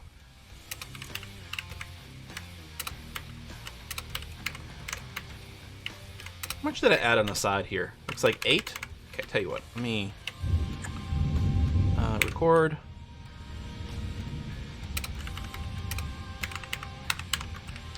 Two, 3, 4, 5, 6, 7, 8. 1, 2. Well, I guess I don't have to count. I just have to line up this time. Like so. Like so. I meant to ask earlier, how's the sound? Like the music and then the sound effects as well. I mean, the music should be pretty quiet, just a little bit of background noise. You have a pedestal made for the stock. We do have a bunch of extra pedestals sitting in the museum right now that are unassigned currently. Sound is fine? Good. Okay. Oh, this is probably our squad leaving. Oh no, these are a bunch of peasants. Bring items to the depot. Okay. Oh, because I flagged all that clothing to be brought to the depot here. Yeah. Is there a merc trader here? Okay, Monty Max is making their way to the depot. Good. Will CK3 Royal Court Let's Play also be dwarf based? Mal, you can check the what game for the tile set. Da, da, da. All the info is in there, or should be, hopefully. So if we check a look at our squans, yeah, there you go. The Dreams of Socks have left. All right. Hopefully they make it back okay. Suck to just randomly leave the squad. There we go. We're over here. So the idea here is I'm going to mark everything for trade, and then I'm going to search for steel. Oh, wait. Oh, you're probably in a bin that was marked for trade. There you go. Armor bins get deselected now. There we are. So theoretically, we're not trading away our steel boots. But we've got a bunch of old clothes that we're getting rid of. I mean, we might have some new clothes in here too. It's not the end of the world though. And then a bunch of mugs. And if I go over on the left-hand side and I just select everything, oh, I can't afford literally everything, you guys. I know, I'm as shocked as you guys. There's some instruments in here. So we're gonna get some instruments finally, which is good. It's whiskey and chocolate. I could not take some of their armor. Oh, tell you what, we could probably say no to some of these bolts.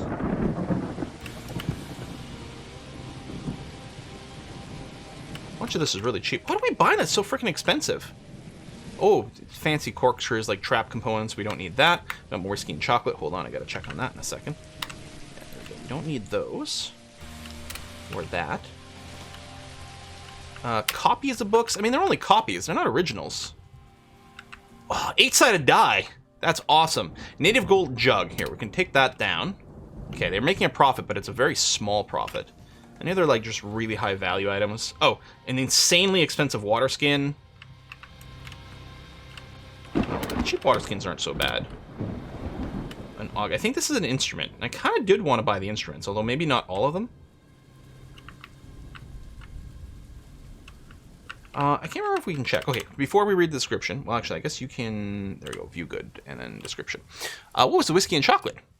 It was Wymie. Hey, Wymie.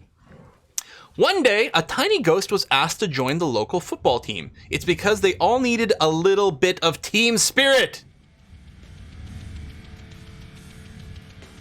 And Wymie's asking if he can be a dwarf. Well, the dwarves do get auto-named currently, why me? So you are a subscriber, so hopefully you'll get in there at some point. Oh yeah, and some of these might be instrument parts as well, yeah. So this is a keyboard.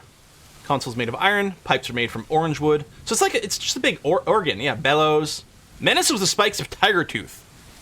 Large stationary metal musical instrument which uses leather bellows to pressurize air, ultimately blowing it through any of the 342 wooden pipes. The musician directs air through chosen pipes by playing a stone keyboard and a pedal board. All of the pipes are single reed. The instrument has 7-octave range, going from very low to an extremely high pitch. At all pitches, the instrument has a vibrating timbre.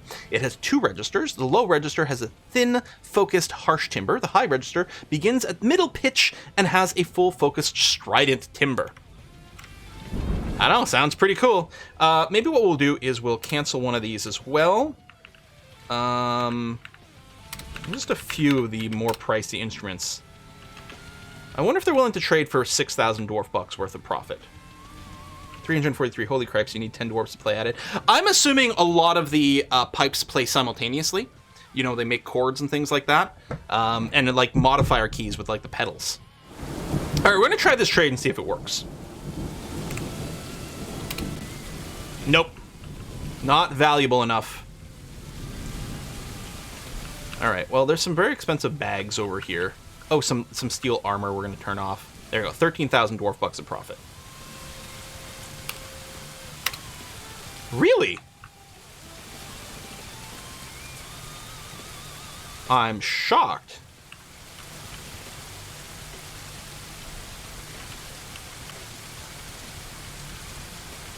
$16,000 dwarf bucks.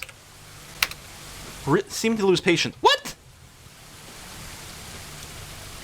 Starting to get kind of just offended on principle here. 20,000 dwarf bucks. There. Pain in the ass. Alright. I spoiled them too much. It's like the last merchant got a bunch of free stuff. Yeah, well, maybe the last merchant wasn't such a punk. Just saying. Maybe we need a better broker. Thing is, our broker currently is Monty Max. He's pretty good. I think he can continue to be a broker even once he's a baron. So we'll see. Then a lot of merchants die. Well, yeah, but, you know. Okay. I think there were human merchants. The human merchants died. Yes. I think the dwarves have always been fine.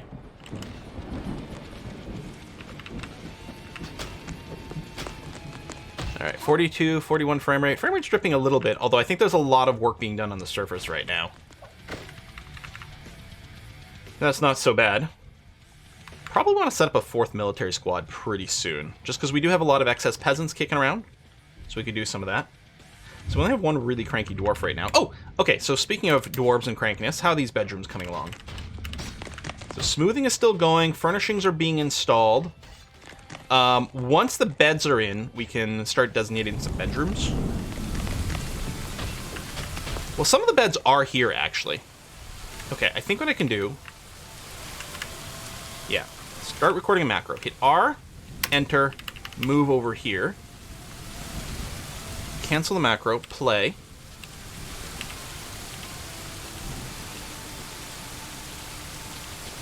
Okay, so over here, this is an incomplete bed, but the macro is actually fine to play on it. So I think I could probably make a macro that does more beds at once, although it doesn't really matter too much. I'm gonna have to come back and pass over some of these relatively soon anyway.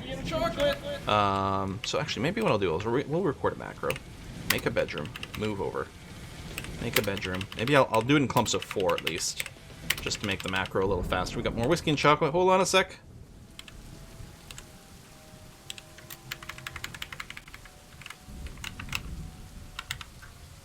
Yeah, I think a lot of these don't have beds yet, so we'll have to come back and do some more assignments. But at least a few bedrooms have been set up. Oh, hey, Snoopy! Yes, you're not a bribe did pay off before. I just feel a little bad. You are in here. Oh, you were in here. Weren't you not? Did you die? Oh, yeah, you died! Yes, that's right! You were made into a dwarf and very rapidly died, Snoopy. Is there a spunky, upbeat dwarf? Well, he's been beat. I don't even remember how you died. I had to stop watching early. I haven't watched the VODs yet. So, spoiler alert, you dead.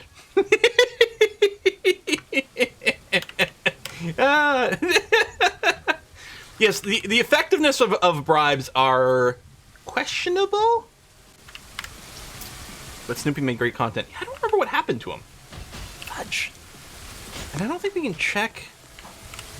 I know we can check in Legends mode. Yeah, I can't open your description. Yeah, I don't know. Quick question, CK3, how do you stop kingdom titles being lost in succession? You can change your succession laws, or you can form an empire.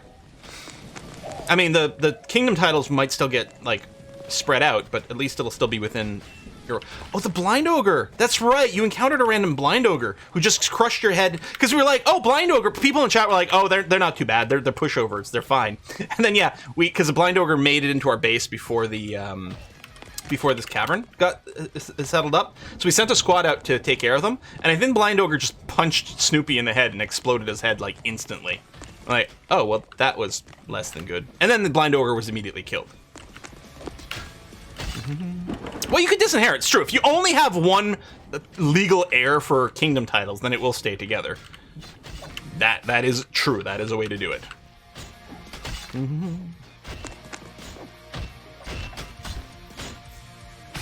But sometimes you gotta just, you know, embrace the partitioning.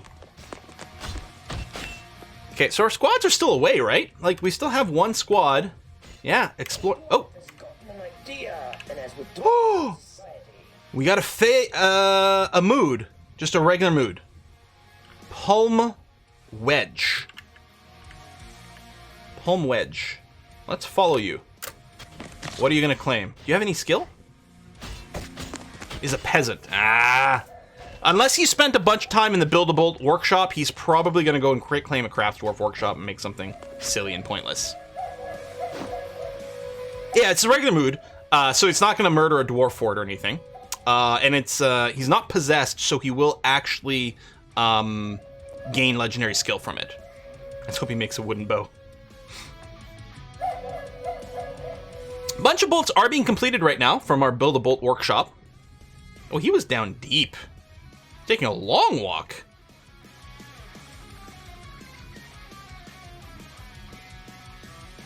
Real deep.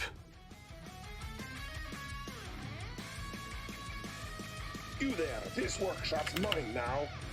He's claimed a metalsmith's forge. He claimed one of our Build-A-Bolt workshop forges. And I love how it looks like there's someone working the counter over here. It's just Gelef having a meal and sitting at this table. But hang on a second. How are your skills?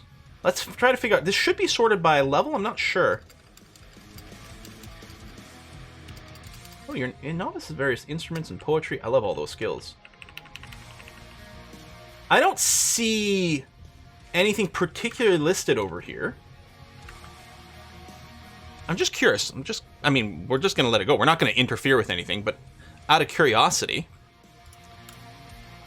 I'm curious to see what his highest skill, his or her, not actually sure, is listed at her highest skill. She's got level 1 butchery, level 1 furnace operating, does have level 1 metal crafting. Ah! Dang. And it's rusty, yeah. So this is something that's Paul must have come into our fortress with. So we're going to get a metal craft as opposed to a weapon. Still, it's neat. We'll see what they make out of it. We do have a bunch of instruments now, so in theory, we should be able to install something in the temple. We got a couple of temples here. If we build instrument,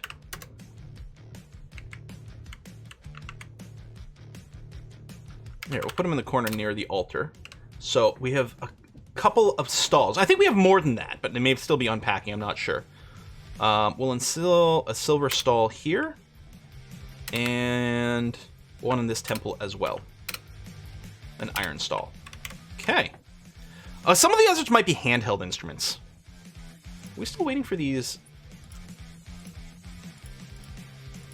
These chests have been assigned, but they're not built. Let me cancel these. Also, there's a missing door there. It's interesting.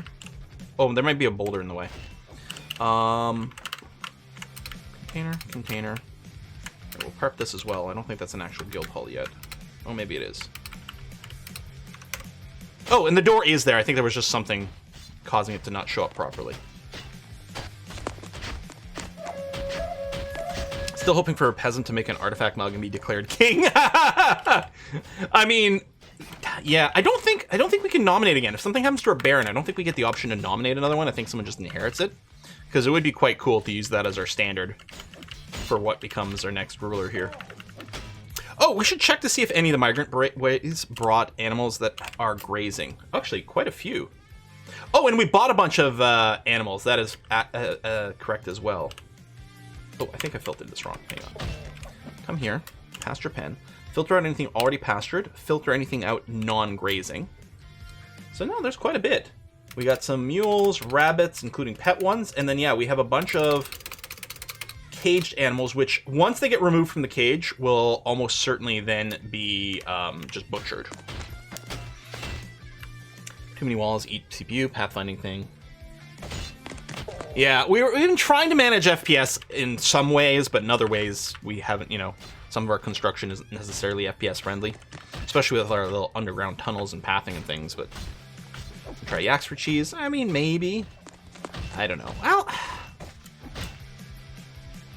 that is an idea. We could decide... I guess the yaks have to be grazing, so they would be stuck over here. But I could change my auto butcher rules to no longer butcher our yaks. We only have one right now.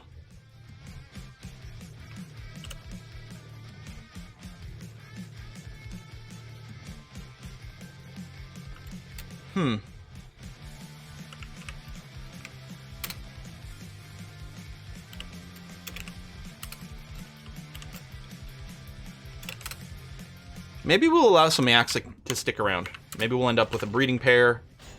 Keep a little bit of it going on. Can you set up grazing in the cavern? So I'm not sure with our caverns. So this is the only cavern we really have access to. Ooh, what is this thing? A voracious cave crawler. Wow. Tell you what, tunnel snakes, go and kill that. Also, we do have to assign a new iron bow. So it's cave moss. Can you graze on that? I mean, I suppose if we flooded an area with mud and then cleared it again, that would be a grazing area. Still, the thing is, a little grazing area over here should be fine. Gonna be okay. But yeah, we do need another iron bow. I don't think it matters who we pick for this.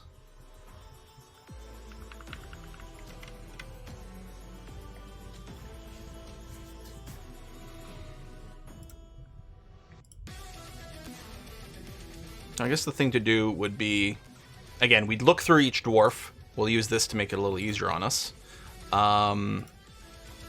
Professions. And I'm still interested in sorting for recuperation. So, Andarta over here... Oh, this is the wrong order. My bad. Right, Dragon Man Tank here has the best recuperation. He has decent agility, which is going to be good for a Mark's Dwarf. And let's make sure Dragon Man Tank doesn't actually have any useful skills. And the answer is no.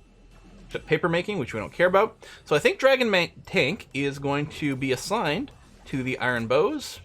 And then will be reset as a soldier as well. I think that's going to be fine.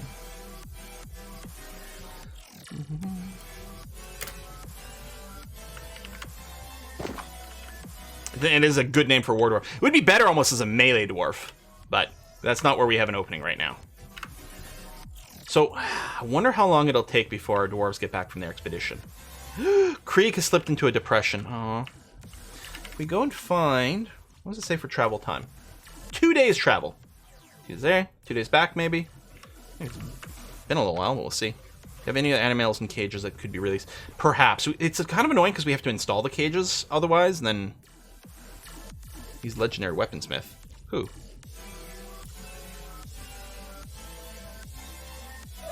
Not the Dragon Man tank. He's legendary papermaker. Do we have a legendary weaponsmith?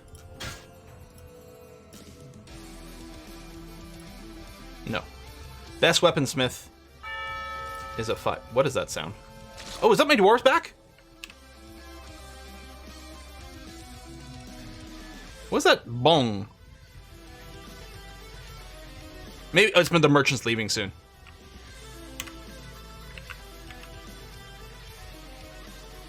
Yeah, Dragon Mag Tank's not a legendary. Yeah, merchants leaving soon, that's fine.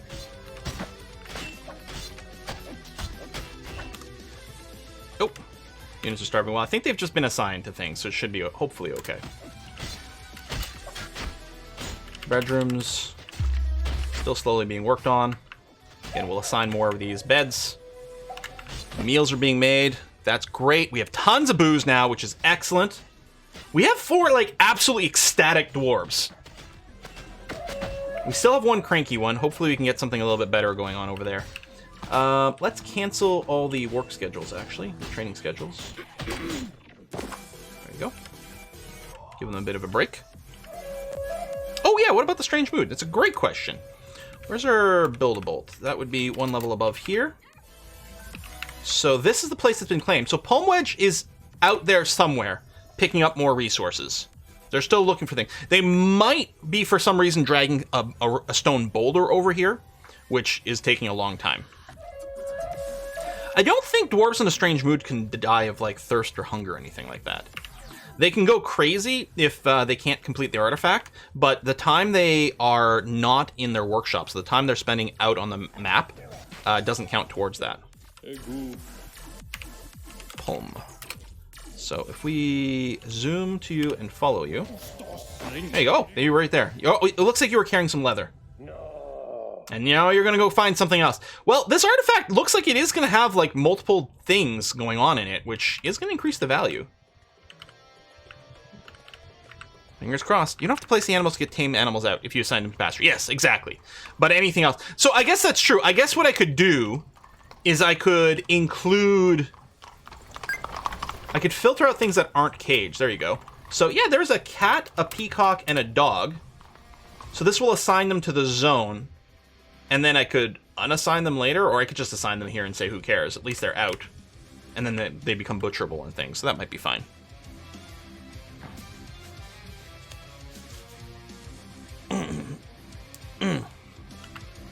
Yeah, if we had any caged goblins or anything like that, and if we wanted to do things with them, or if a dwarf had gotten caged, which can happen if they accidentally dodge onto a cage tile, then you have to, I believe, place the cage and then release it from there.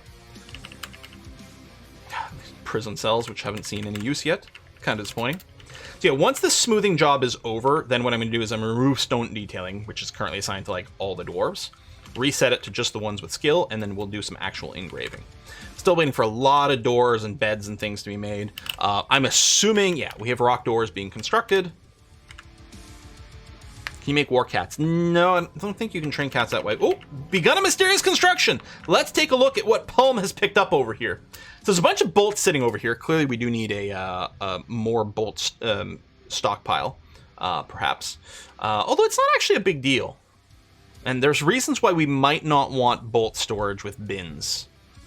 Oh, there's a yellow M as well. Is that from our exploration report? Shouldn't it be an R? Anyway, we'll take a look.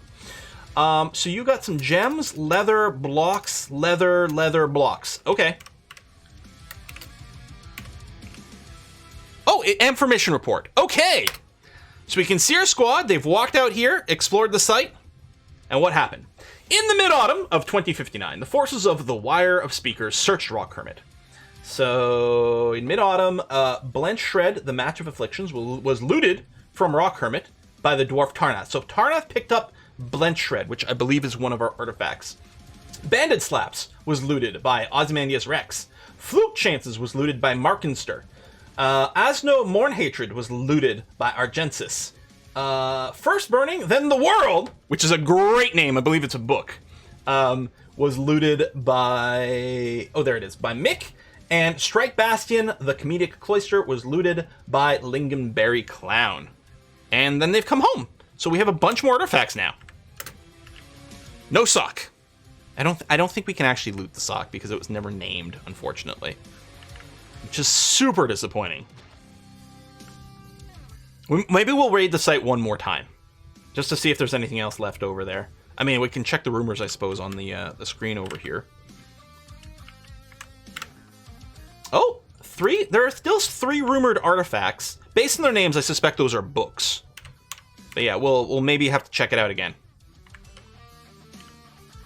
So they're coming back on the screen. These X doors over here. This is our caravan coming home. Once they're set up, we'll try to remember to place the artifacts on our pedestals.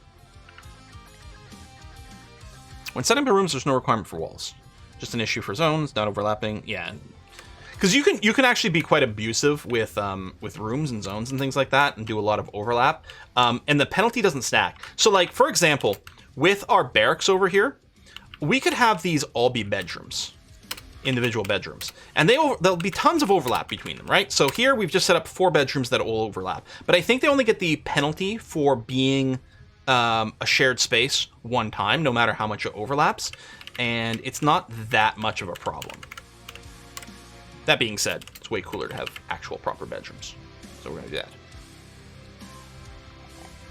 Artifacts, anything in the game? No, so mostly artifacts increase the value of your fortress, which affects things like sieges and whether or not you can become like an awesome place or not. However, some artifacts are like constructions, like someone can make an artifact door, and then you can put the artifact door somewhere, and that will like have a big impact because it's going to be very common for dwarves to see it, right? If the door to our dining hall was an artifact, for example, that would lead to a lot of really great positive thoughts. And also we can set up a museum, which is what we've done over here, and some of our artifacts are on display.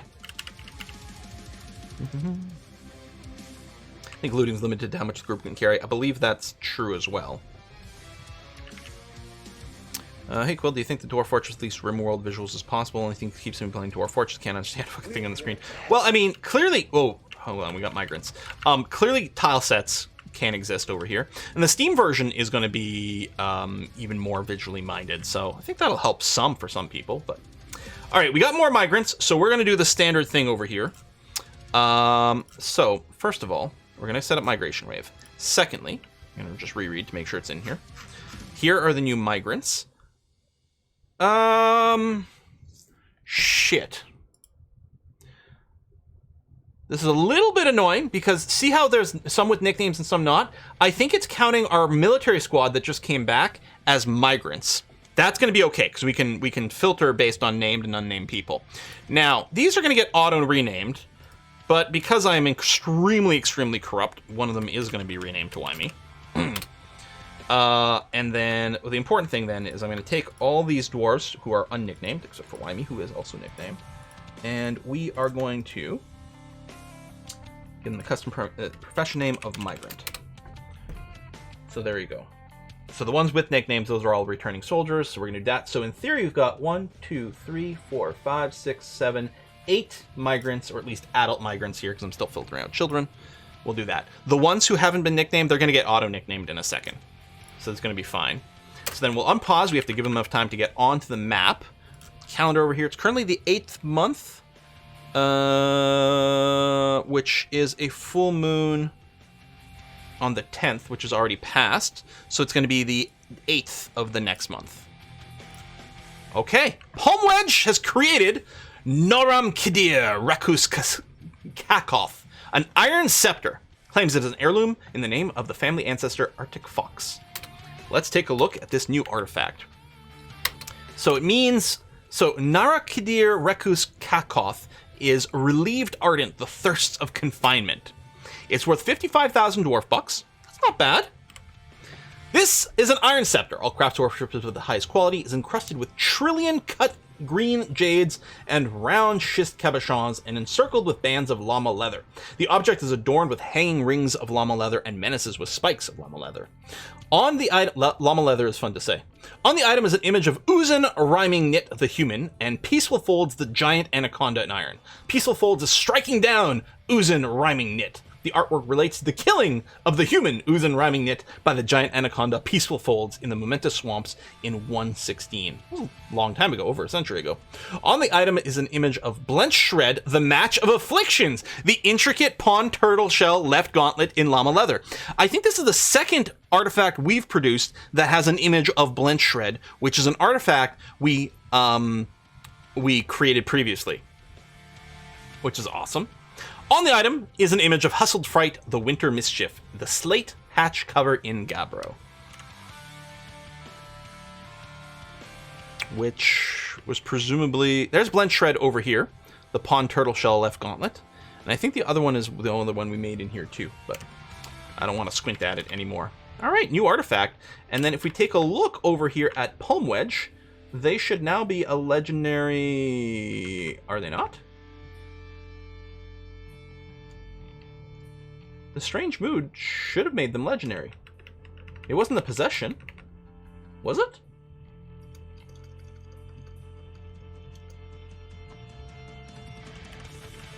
You can assign the bow to the hammer. Was that worked? Was it just a regular mood? Well, yeah, but yeah, I think for the positive moods, unless it says possessed, I think they become legendary. It was just a normal strange mood with no qualifiers, but doesn't that do that? I don't know.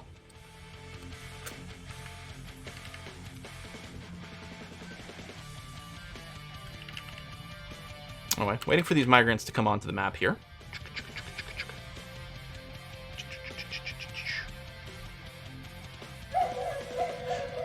So if we want to assign the hammer a specific weapon, we have to, what, make them into a squad, like a squad of one? And then assign them... I think that's the only way you can assign weapons, right? Okay, looks like the last of the migrants have entered the map. So we're going to go into Burrow Mode, Migrant Quarantine, search for people flagged as migrants. So we've got Captain Cujo, Fortean Vanguard, Kate Lars, Emperor Hiraku, Mayhem, Wyme, Porp, and Fenian are here. So they are being sent to the Migrant Quarantine. And I think it was until the 8th of the next month. Yeah, the 8th of the next month is the full moon, so that'll be our quarantine release date. Put workshops in quarantine zones so migrants can be useful. That's an interesting idea, but I don't know if I'm going to do it.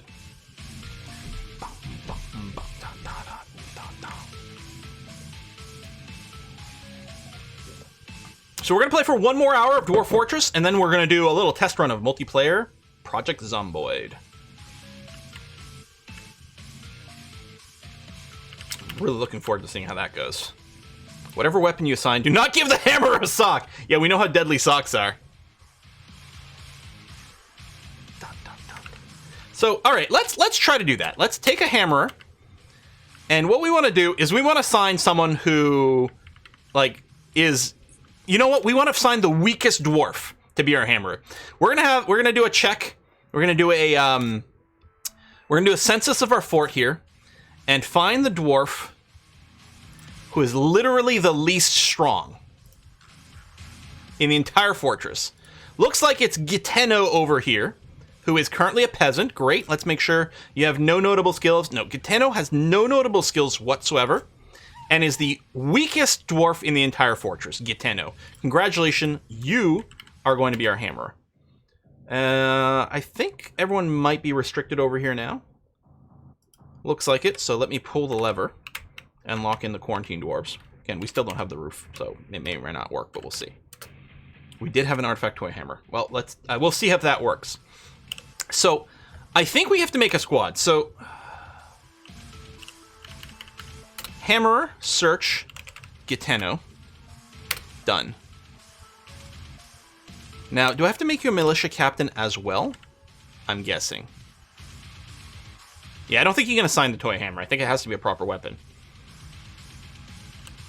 So if I go militia captain, Giteno.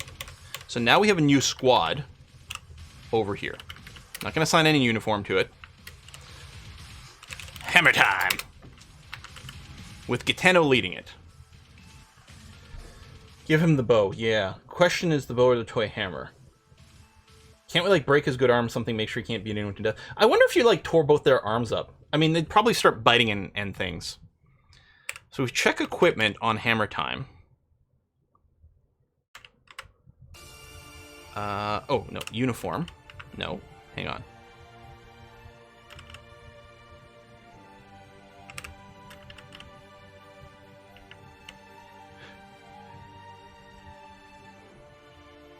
Weapon. There we go. Capital W. Specific weapon.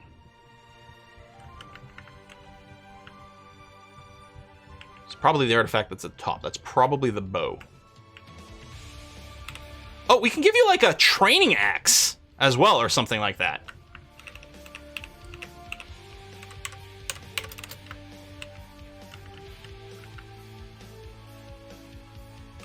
What is the bow called? Well, I guess I could have compared the other one, but there you go. Musishrithol is the bow.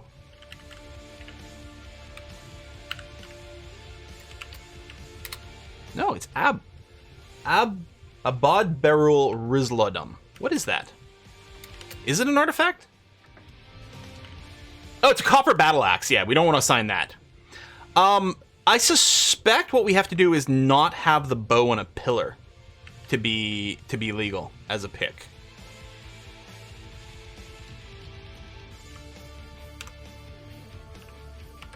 But I kind of want to have it on display. I don't know.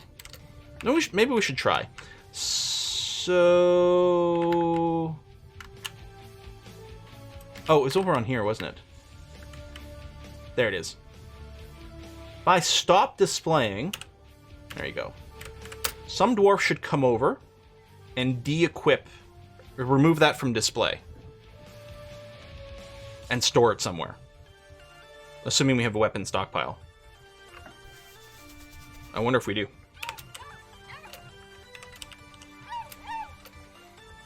Here, let's just use this floor for a second as some extra...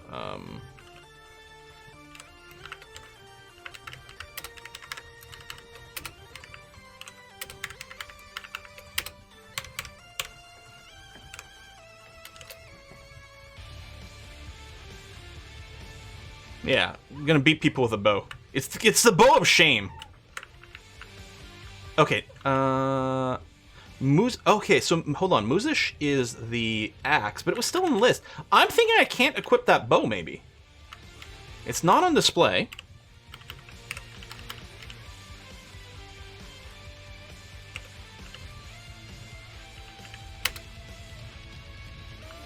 Oh no, Musish for something else. Never mind. I don't think I can search this.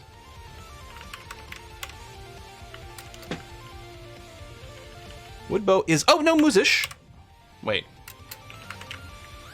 Stop display. I think I fucked up and removed something from the display, but... I didn't realize it goes away instantly, so that's good. Again, let me confirm, because I have a memory of a goldfish. Thin Plum Woodbow is Musish. So now, military, equipment, Gitno, assign... weapon, specific weapon, Musish. Done. Musish, Thin Plum Woodbow. All right. So theoretically, he's going to be equipping that. He or she, I can't remember. And then theoretically, hopefully using that to beat people. I mean, if you don't assign them a weapon, do they beat people with their hands? Or do they just pick up some weapon? I'm assuming they pick up some weapon. How come this corner piece has never got smoothed? You can smooth diagonally. Maybe there's something there. Maybe we did some more dig. Yeah, now known as the Bow of Shame. That's really it. You're just beating people with the Bow of Shame. And we have the Baron of Shame. The like title of shame. The Baron title. Let me go and ask for like 100 rock doors to be built, just in bulk. And 100 beds to be built. Because it should optimize things a little bit more. Oops. How come I can't ever remember? Unless I do it from scratch. Rock cabinet. 100 of those. I mean, we need 128 right now, but we do have some repeating jobs. Rock coffer. 100 of those. Okay. Using the bow and melee, they use the swordman skill. Really? Ooh, masterpiece plump helmet roast. Delicious. Yeah, Verkung, the master chef. That's right, you were in the military, and we moved you over here to do chefy things. So people should hopefully be eating some fine meals now. Let's take a look at, who was the other cranky Reddick? It wasn't Retung, or sorry, the other cranky dwarf. It wasn't Redding because they died. Who was the other cranky one? Well, it might have changed. So let's just double check. But it's probably, it's not Warwolf because you died as well. Awkward. Oh, Krieg, who went into depression, although I think the depression is temporary. Some things are permanent.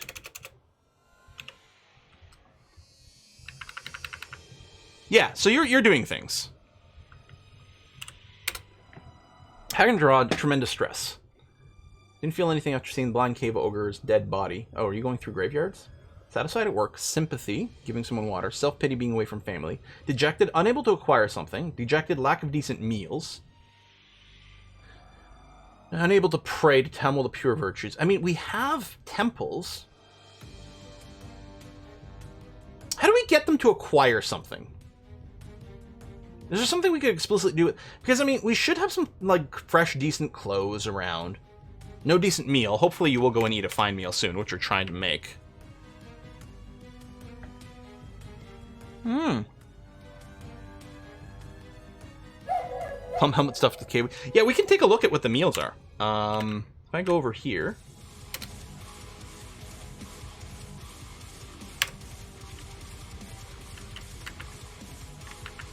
I think the fine meals are being consumed as soon as they're made, because they're not actually being stored up in here. So that tells me I should expand the kitchen. Because we only have one kitchen right now for the meals. Oh, there's a cave crawler. Oh, but I think the cave crawler was immediately killed. Yeah. Cave crawler wandered into our barracks and then died.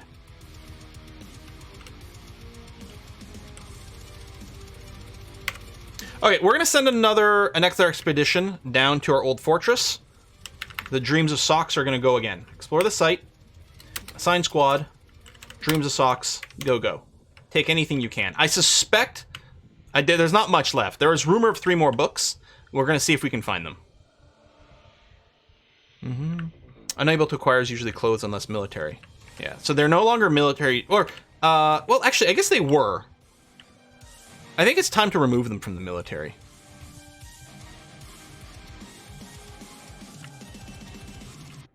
I think they're in the military, yeah, Krieg. Oh, no, maybe not. Oh, no, that's right, you're just a peasant. Seriously, Krieg, what's your deal, man? Alright, let's take a look. Go to the unit. Take a look at your inventory. I mean, some things are slightly worn, but not very. Got fresh socks, fresh shoes. You got a pretty nice hood, actually. Should I just force this person to, like... I don't think I can force the dwarf to drop stuff from here. I could use a script to force everyone with some slightly worn clothing to drop them, I suppose. And then force you to recycle things. You just need to wear through your clothes faster, maybe. I don't know. Because, yeah, we currently have some spare socks and robes and things. Dreamt of creating a great work. Is depressed about that, maybe? Ooh, interrupted by troll. Oh. Hang on. Troll? How's there a troll here?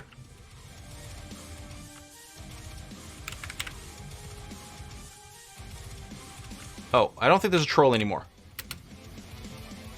Troll was killed. I think that's Epitaph. Yeah, Epitaph just hacked the troll in the head, cleaving it asunder. Good job.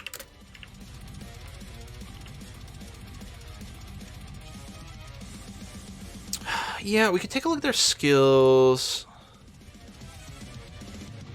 Yeah, it does dream of creating a great work of art, which I think is an artifact, but maybe not.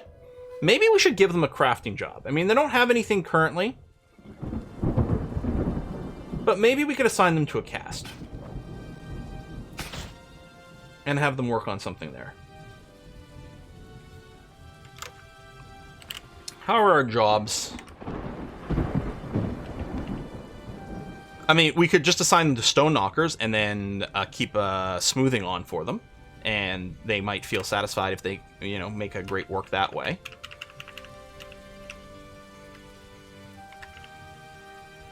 Use another carpenter for all the beds. That's not a bad idea.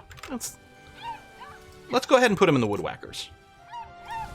I mean, that or masons. Either way. But yeah, we'll go ahead and give you a cast, and hopefully you'll keep yourself busy doing that. But yeah, we need a lot of stone things, because we need rock cabinets, rock doors, rock coffers. We just need wooden beds. But there's a lot of call for masonry job right now. Maybe that would have been a better pick for them. It's our first Forgotten Beast! I'm so excited! Oh boy! We're probably all gonna die. The Forgotten Beast, Nona Melifaki, or Fachi, Aiti Mafayo has come. An enormous eyeless scarab beetle. Has large mandibles and is ravening. Ravening? Its sepia exoskeleton is leathery. Beware its fire. Now that part is scary. Because honestly, our dwarves equipped in steel armor are probably in pretty good shape to take on a lot of these Forgotten Beasts. The problem is when they start AoEing us with flame attacks. That's what's going to be scary. Now, where exactly are you? Right over here. You're currently... I'm not sure you can get anywhere. Fire isn't scary since it's swimming. That's true. I'm not... You're just hanging out in the water. I don't think you can reach us. I mean, the closest would be, like, this is where the water is. We could, like, open a door for it. Let it into the base. It can't smash our walls. I'm not sure it can reach us. Oops, I went to the rattlesnake. That's not where I want to go. Forgotten Beast. Zoom.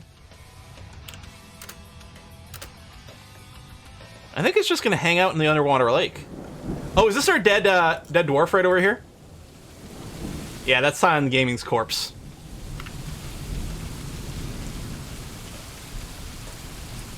Pump the magma into the lake. 3 birds, 1 stone.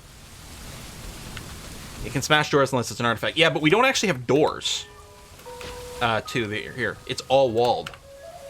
And I don't think they can smash walls. I think the clowns are the only thing that can smash walls. Maybe titans. I'm not even sure about that, actually. I don't know if it can swim up through the well, because I think there's a gap of air. So it would have to like ceiling crawl. Tell me what options you made to game the game. So yeah, with some of the tile sets, I find that the game crashes unless you turn, here, I'll type it in chat. In DF hack, type multi-level 0, and then text will be text redraw _ all 0. Type those 2 things in there. Oh, it's beetle. Might have wings. That's true. Oh, we're finding a giant buzzard. So yeah, type those things in. The multi-level turned off means you can't see the other levels. The redraw all is what leads to like these sort of black artifacts here, which is a little bit unfortunate, but not really a big deal. Oh, there we go. It's the 11th. Our migrants have made it through. There was 3 days ago that they would have flipped out. They never had a problem, so we can release our migrants. Welcome to the base. And search for migrant. Excellent. And then we're just going to come over here, check by profession, find the so-called migrant profession right over here. Looks like it ignores the special symbols when it comes to sorting, which is pros and cons. Okay, what I'm going to do is I'm going to assign you to the peasant task. But if we do take a look here, okay, woodcrafter I don't care about, animal trainer, hunter. Hunter's not bad, actually. Tell you what, let's throw Kate Lars over here into the flesh renders. So you can use your hunting skill. And if you keep training it up, in fact, you might become a military dwarf with your ambush skill. At least this confirms that Forgotten Beasts can spawn in a flooded cave. That's true. That's a good point. Because we weren't sure about that. I'm really shocked. Maybe for some reason our world doesn't have that many Forgotten Beasts. At a level 13 plant processor. Yeah. I mean, maybe we can move them to the plant tender. I think that does affect the quality of the thread they make, which isn't terrible. Mission report. All right. They're back. They searched Rock Hermit and found nothing. Womp womp. Is the beast dying in the water? I suspect it can swim and not drown. Okay, these giant buzzards are definitely being an issue. Oh, so who's cranky over here? Oh, that's Krieg, who's cranky. And he's going out to fell a tree. And is probably about to get crankier because I think it's raining. Annoyed, caught in the rain. Listen, Krieg, I'm gonna keep you in the wood whackers, but I'm going to change your labor here. I'm gonna remove wood cutting so you don't actually have to go outside and get yourself caught in the rain. 5 super happy dwarves now, yeah. Alright, I wonder if I can tell my iron bows to kill... Oh shit, there's a lot of giant buzzards. B, C, D, E, F, G, H, I, J, enter. Not all of them might be reachable, so we'll have to manually cancel that task soon, but we'll try to encourage them to go out and hunt those things. We haven't set up the Baron Quarter, so the Barons haven't actually been assigned yet. But you're right, we should start digging out our Nobility Quarter. So this area over here was for the Mayor, which we might still have. I think I'm going to dig out another fancy quarter on this level. But maybe what I'll do is I'll have a little, like, branching... We'll keep some space, though. Let's do something like this. And yeah, we'll set up a fancy Nobility Quarter out this way.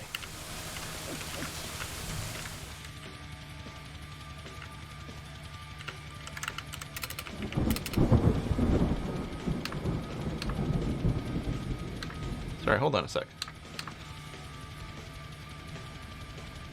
I'm hearing a high-pitched, like, whiny sound.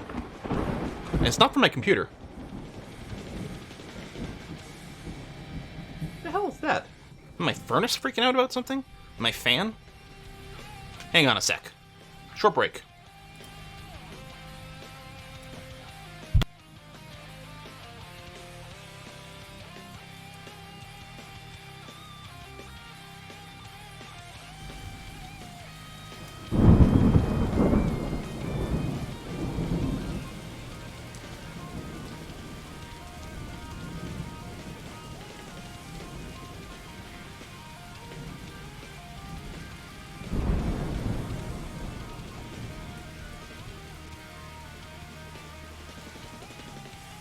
Alright, hopefully, I don't know if that's coming up on the mic or not. There's yeah, one of the fans in my furnace, which just kicked on, is kind of doing a squeaky, whiny sound. I don't like it. High-pitched whining is probably depressed dwarves, yeah.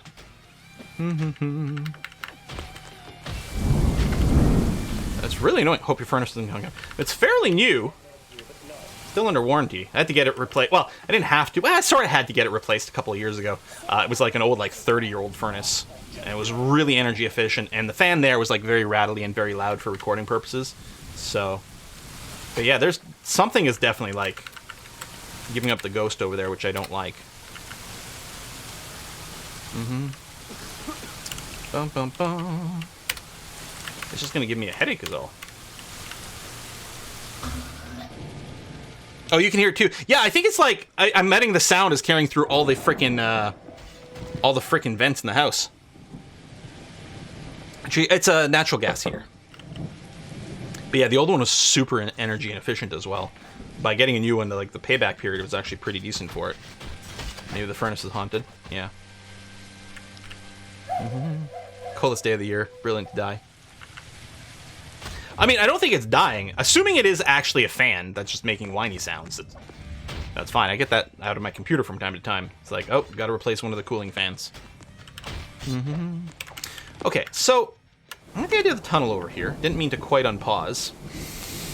Baron's quarters, Baron's quarters, Baron's quarter. I mean, I kind of like what we did here, you know, sort of the entrance hall into the office. But I think what we're going to do this time is we'll have sort of a throne room. I mean, does a Baron have a true and proper throne room? I don't know, but certainly, you know, sort of a seat and a desk and things. Maybe we do something with pillars in here too. Could make it crown shaped, and the thing is, we could future-proof it for whenever we get actual royalty in here as well.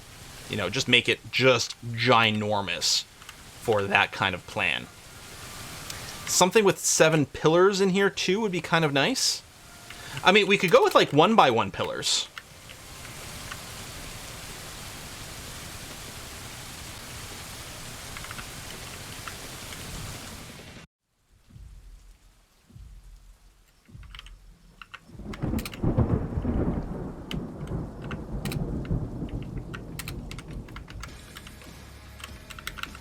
The royalty does need, like, if we do get like the king or queen of our civilization in here, they really... It needs to be massive to be able to get value.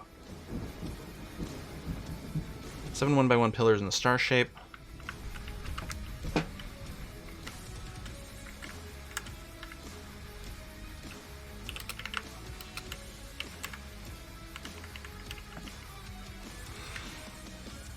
With here, the whole problem with this is because there's an odd width, we can't make it work with 2x2 top pillars. 1x1 pillars, I don't know if, like, maybe that would look fine. Oh my god, the squeaking is going to give me a headache.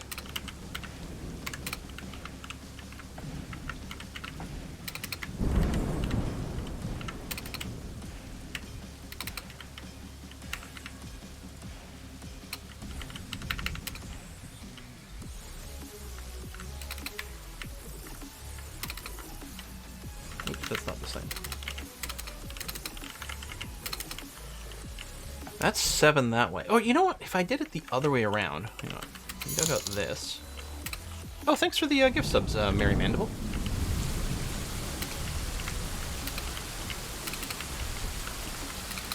Oh, that just looks different because of random. So this is 7 pillars here, and then what we could do is we could put the throne right here, sort of flanked by the 7 pillars. The squeaking stopped. It could be that the furnace just, like, stopped here. And we could widen the room, or I could bring the pillars in. Actually, I think I like it in a little bit more. It's almost like a parabola kind of shape. I find that fairly attractive.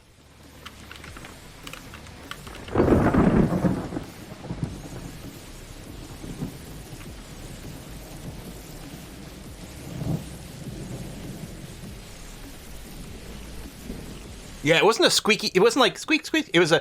It's just a ee kind of sound. It wasn't stopping. It was really miserable. Now they're also going to need. Well, so the royals do need 3 things, or 4 things actually. So they need a like throne room / office, i.e., a chair. They need a dining room, i.e., somewhere with a table, and they need a bedroom with a bed. And also, the nobles do need a mausoleum, i.e., a tomb assigned to them. They need a coffin assigned to them. Now, we could assign them the place where we already have the legendary coffin, which I think is probably fine.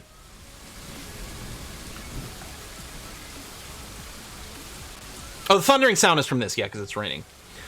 Sometimes I make the tomb part of the complex that I build, but in this case, I think we will use the area we've already got. We might expand it, so that's actually... Oops, no, stay paused, please. That's over here. So I think over here I might expand this, but leave it here. We already got the artifact coffin set up, and then we'll make it fancy AF. This is our artifact coffin, right? Yes, this is our artifact coffin. Mugshmushel. So all I need is a bedroom and a dining room. And how do I want that laid out? We could have them flanked on each side. We could have it all set in a line, although I don't think that's quite as nice. I think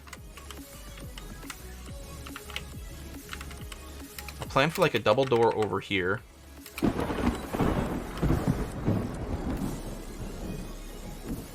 What I could do is I could have a suite of bedrooms. That actually sounds kind of nice.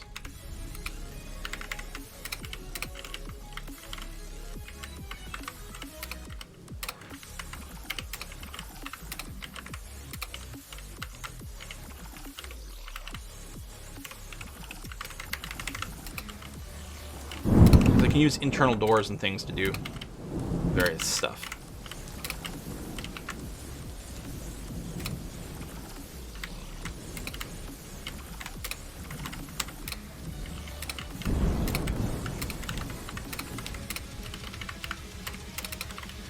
So sort of a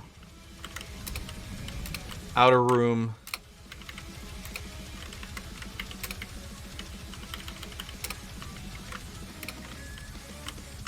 Inner bedroom?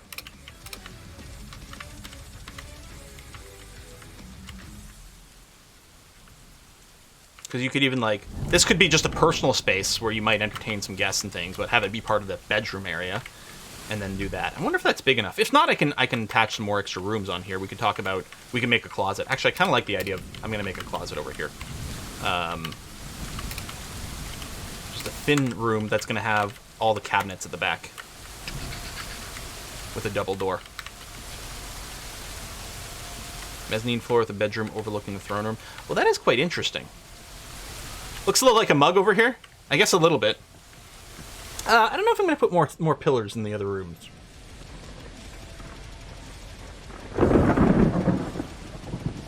If we want to do mezzanine stuff, it's actually really annoying to do that unless we dig down first.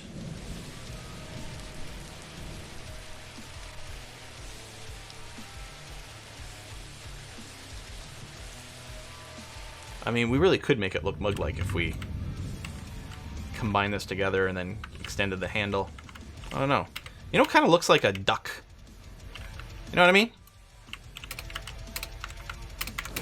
Little tail. Bill on the other side.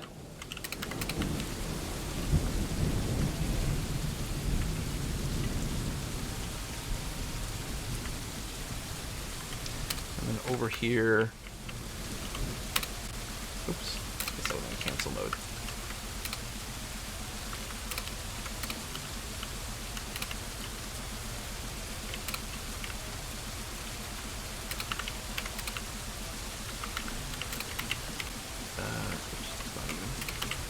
Dining hall with a couple of double doors leading out of the throne room into the dining hall. Row tables over here. We might want this bigger though.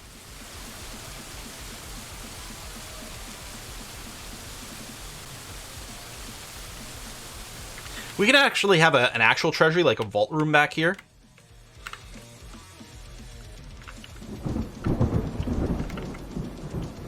Okay, let's consider if we were going to extend the 7 pillars theme to our royal rooms. What we could do here is, so that brings us to 5. If I do this, that's 7 pillars. Maybe let's make this a little bit bigger.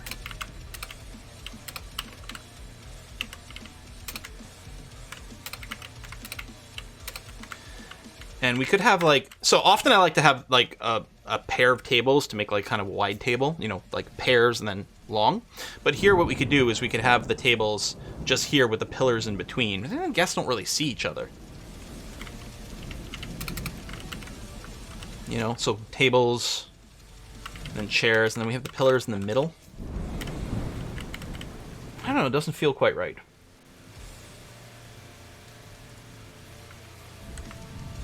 And dining room's the front room? Like what, this big one over here? Maybe, I don't know, I kind of like the... Yeah, maybe a set of 14 pillars. 7 and 7. Just mirrored.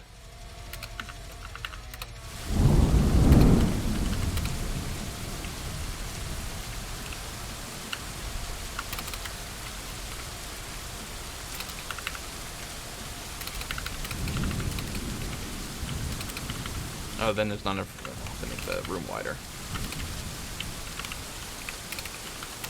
Oops.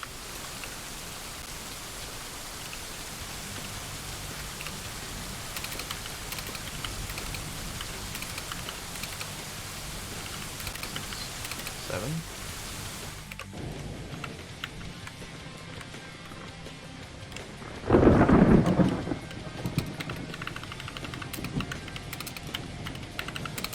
That's not bad, because then we can have a long table with chairs this way.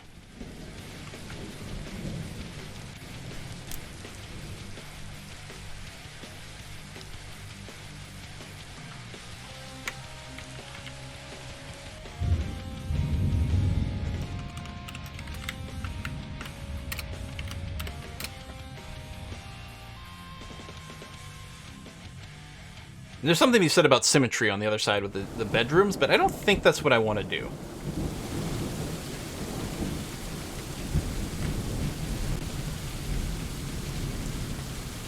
Have statues between the pillars. Oh, that might be quite cool, actually. Yeah, I like that.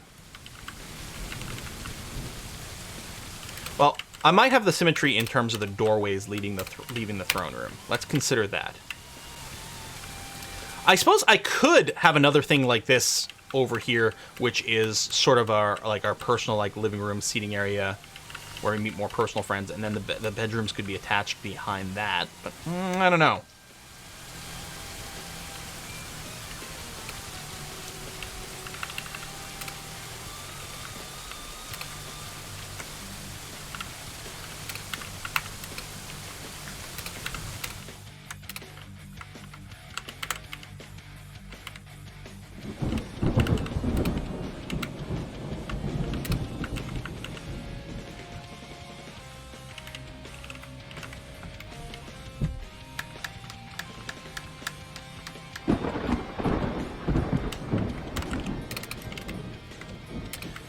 bedrooms below or above. Yeah, we could have a...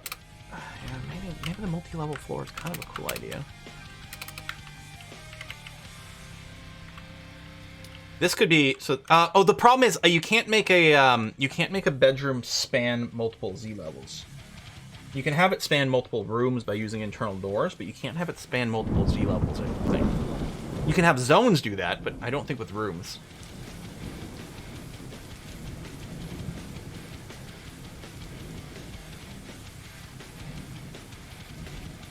Move the bottom pod down by one to separate them. Yeah.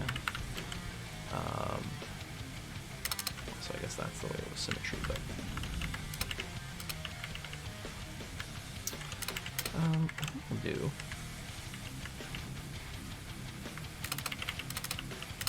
this. We have doors over there to separate them. Doors will add value and feels pretty cool. Let's make a stairway down to the bedroom lower floor. Yeah.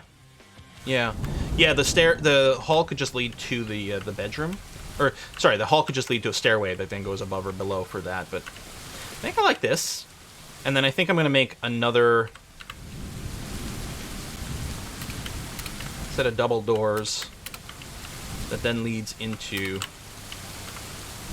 the sleeping quarters proper.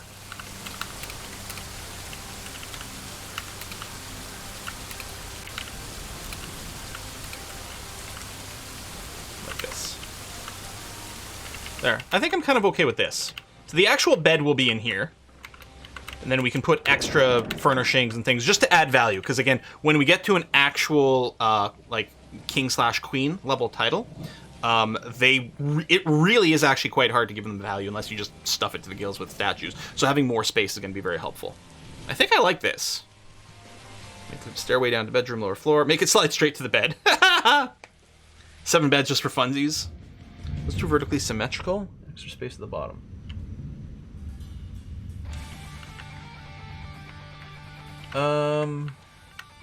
It's because the double door here isn't symmetrical, right? There's the 3 and the 4, but that's kind of okay. Because this room over here is not vertically symmetrical. And these doorways and things aren't either. But I think I'm fine with this. I think I'm okay with this.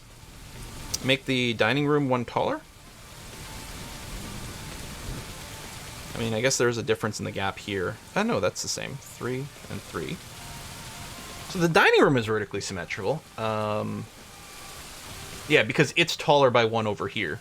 I think I'm fine with this. I think I'm happy with this. You know what I should do? I should quick save. Because if there's a crash, I don't want to draw this all out again. You can't triple door, unfortunately. Which is why I leave the little gap in, like this. Because a door has to be adjacent to a wall. Make the big room one taller. I mean, and that's true. And then it would actually be symmetrical all of a sudden. But how do we feel? Do we want to make this one taller so it lines up the same here and here? And then double doors are exact. Yeah, maybe we will. Can you use the bridge as a door? I don't think it like limits rooms. Not that it matters because you don't actually have to use the doors to flow control and stuff for the room. Yeah. Place a door next to the wall and then remove the wall, the door breaks. I'm actually not sure what it does in that case. Gold bars on the floor is one way to add value to room. That's true. I think I will go ahead and do this for vertical symmetry in other ways. Do that bedroom becomes even less symmetrical. I think if we do this, the bedroom is completely symmetrical, right? There's a gap here, yeah, and the bedroom all matches up. I think now we have perfect like vertical symmetry, other than the 7 pillars over here. Yeah, the bedrooms are better now. I mean, I wasn't bothered before. I thought it was fine, but now we do actually have complete vertical symmetry. And yeah, black spots over here aren't symmetrical, but that's the idea because it's sort of a swooping set of pillars with the throne over here. 2 of the pillars could be moved up by 1. I don't know, I think I kind of like the pillars here. We can spread them out more. I don't know, I think the pillars are okay.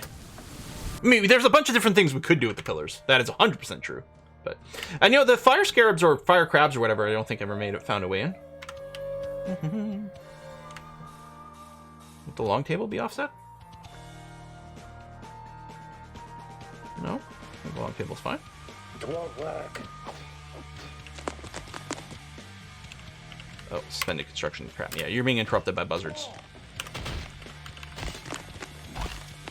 Oh, you meant the Forgotten Beast. Yeah, no, I don't think it ever came in. Is it still around? It's still around. It's a beetle, not a crab, but yeah, no, it's still just wandering around in the water. We have our own pet. We have a little aquarium where we keep a Forgotten Beast. Tame the fire crabs to the fire mode. We'll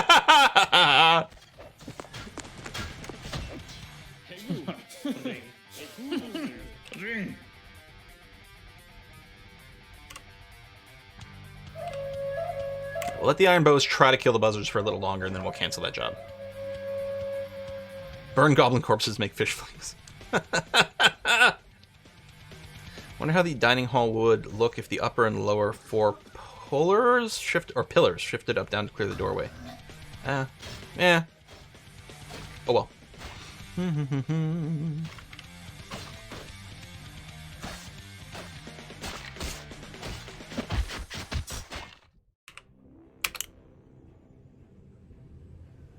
Excellent. Shooting some buzzards. Good news. Good stuff. Love to see it. Forgotten pet. We'll put some like glass windows to look out. I don't think windows actually cause vision for the dwarves, so I don't think they'll actually be able to see the Forgotten Beast through the window and then respond to it. Oh, it's new season? Is it? A bunch of things just changed. Oh, maybe there's a shift change? I don't know. Oh, they can see through windows? Okay, because I know they can see through fortifications and get freaked out about what's at the other side, even if the stuff on the other side can't reach them. But if they can see through windows, we don't want them freaking out from seeing a Forgotten Beast over and over. That would be bad. Suppose what we could do is I could engrave some little shooting spots over here and maybe just shoot at the Forgotten Beast.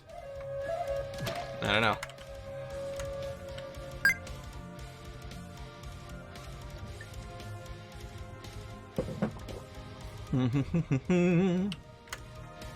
Alright, well, let's get them dug out really quick, which is great to see. Then we'll do some map smoothing. Our bedroom's over here. Have they all been smooth? Good. So yeah, we'll do some map smoothing over here while we still have a ton of people on stone detailing. And then yeah, again, the plan will be to turn that off and get just super high quality engravings instead. Do glass blocks block vision? That's a good question. Because yeah, you can make blocks out of glass. It doesn't count as a window. Will Forgotten Beasts fight amongst themselves? Yes, they will. Forgotten Beasts that intersect each other will murder each other. So if a second one spawns in the watery cavern, they could kill each other. Now, with here, do we want the doors? Oh, we got petitions. Hold on. What's this? Guild Hall for the Guild of Grant. Oh, Guild of Granite. Sorry, it's cut off over here. What are they? Stoneworkers Guild. Yes, indeed. We'll accept that. Now, we have a couple of different places where we have guild halls. On the level where our great entrance hall will properly be soon, we have some places over here which are some of our generic guild halls. These are cross-disciplinary guild halls.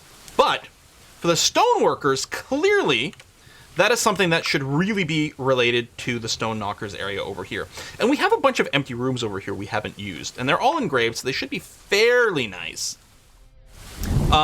If it turns out that they start to want like a grand guild hall, which maybe these won't be spacious enough, then we can just carve them out, you know, something fancier on one of the other floors. But for now, I think we make use of some of this space. It's kind of a little sad that it's not being used right now. So we're going to make a new zone. We're going to go into flow mode.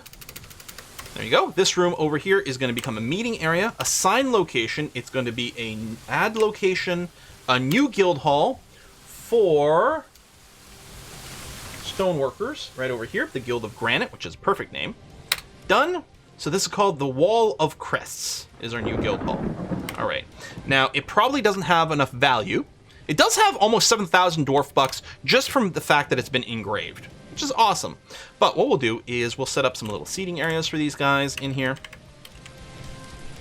What I should maybe start doing, because I was already just thinking of this for our for our nobles' quarters, we could start setting some little quality requirements for some of these things. Like, in this guild hall, let's make sure that they're at least superior crafted. Interesting. Oh, so by default, it won't allow artifacts to get used. So yeah, somewhere between superior and masterful for the furnishings for this guild hall over here. I mean, it's the stoneworkers themselves that are going to be filling it, so it kind of makes sense.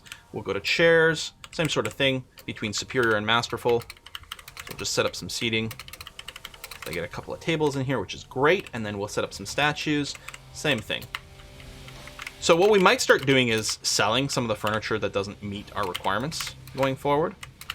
Getting some statues. I think that's all they really need. There we go. That should look pretty nice once that gets kitted out. We'll also have to change some of our jobs because right now you can't set equality. So, for example, for rock tables, I have a condition set up. So if we have fewer than 5 rock tables, we queue up 5 to be produced. What I'd like to do, RimWorld style, is to say, we want these tables to be at least of a certain quality, but I believe you cannot do that. I can change item type, material, traits, but I don't think that includes quality.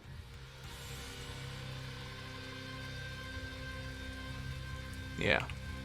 No, I can change the measurements. So yeah, at most, if there's... Yeah, so if there's not more than 5, then this will run. But yeah, I don't think you can set anything for quality, which is too bad. What I could do, if the things are never getting installed, is I could just queue up, like, make 100 tables and 100 chairs. And somewhere in there, we're going to get some amazing ones. We could dump low quality. Oh, that's true. Then it wouldn't be in the stockpile. I'm hoping the things... Yeah, if something's not in the stockpile, or if it's flagged as, say, forbidden or dumped, maybe in that case, that would no longer... that would no longer count for the conditions, which would be quite good. Yes, you can, but you can't. Don't remember how. For those jobs, I think you can do it. You can do it if you're using workflow to set your limits. But I don't. Since we're not using workflow, I'm not sure we can. I think we're lacking boulders. We do have a lot of boulders, although most of them are marble.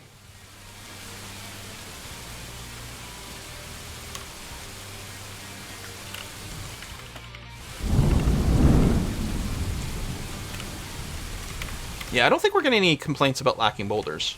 But what we can do is at some point soon we might actually, because we are asking for a lot. Well, it's too bad this isn't all marble, but that's going to be okay. We'll just carve out just massive floors, like just clear out literally an entire floor that's got, you know, full of diorite or phyllite or something. Use that. We could enable marble as a material as well. Like I could remove the block for it. I think we've got for stone. Yeah, marble is in red. I don't allow it to be used for anything other than the steel production. Colors. And you're right, one of the things with this tile set is it doesn't very much differentiate between walls that are smooth. You can see a slight shading change over here, but it's really subtle. In some of the other tile sets, it'd be a bigger deal. Okay, last 2 squares about to be dug out over here. Oh yeah, so I was asking, should the doors... I think the doors should be flush in the throne room. Or maybe they should be recessed in the throne room.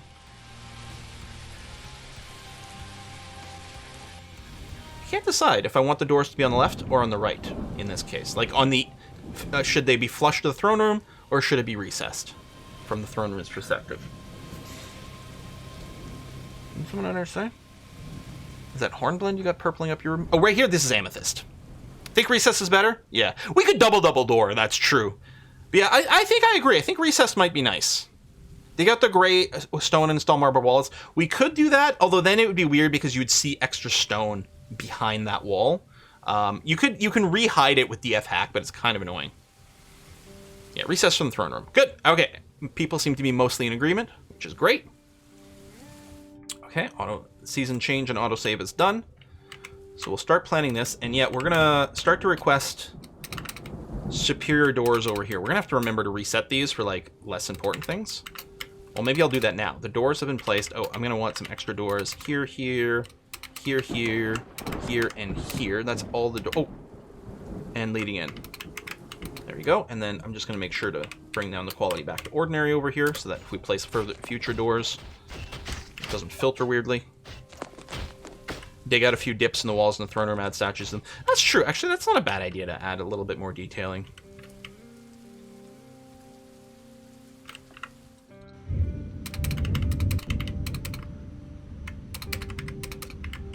Too bad we can't get 7 statues back here, but that's fine. Yeah. Technically, there'd be dips for 7 statues if I did something like this.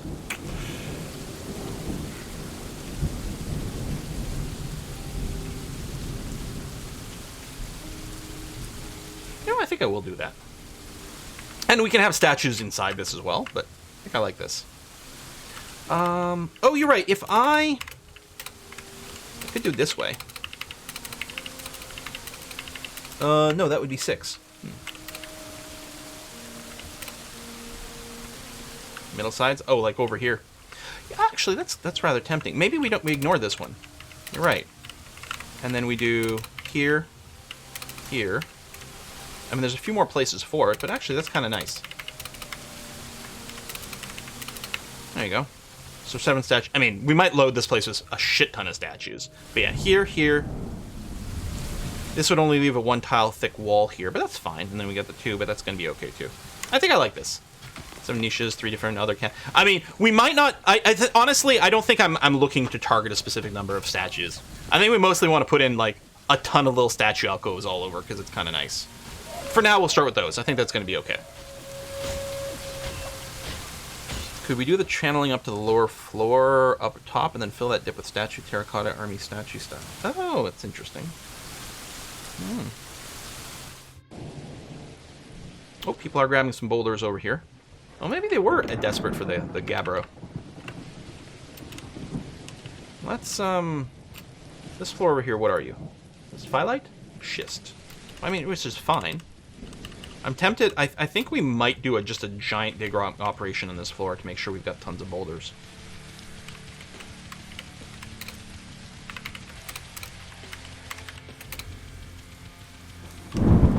Yeah, I think that's a good idea. Because we have a ton of rock sitting around, but a lot of it is economic. How are these beds coming along? Oh, okay, a lot of these are actual beds. So let me record a macro. Okay, well, not here, but still. Record. R, enter, move over, R, enter, move over, R, enter, move over, unrecord. Yeah, all these beds here might not have been placed.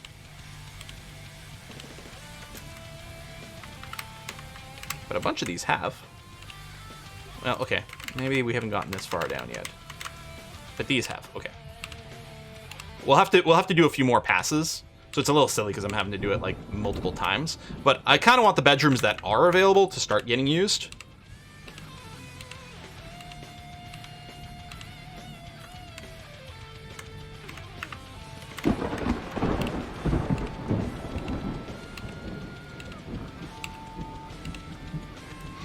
Nobles that need crazy value. Make it so the throne room mirrors the Great Hall. Just one big room, nothing but statues. I mean, that would definitely satisfy the nobles' value for things. A bunch of these were bedrooms already, but... And hitting R on a bedroom that already exists is fine. It just issues a resize, but then we just resize it to exactly the same. Actually, yeah, resize. So, it's all good. Okay, so we have a bunch more bedrooms, which will soon be claimed. So that's all been dug out. Great. So we're going to ask for a big smoothing job. Again, skill doesn't matter for smoothing other than maybe speed, but at this point, more dwarves equals more speed anyway. So almost all the dwarves. It's interesting. It's sort of like a hammer hanging upside down. We could put a bunch of alcoves in this hallway filled with statues as well. And that might be kind of cool. 7 statues in the throne hall could be specifically made to the best dwarves of every cast. Well, that's true. We could specifically carve a statue to specific dwarves and make them install over here. Krieg slipped into depression again. Dude, I'm trying my best, okay? We actually have 3 kind of slightly discontent dwarves as well, currently. Although we're getting more and more super happy ones.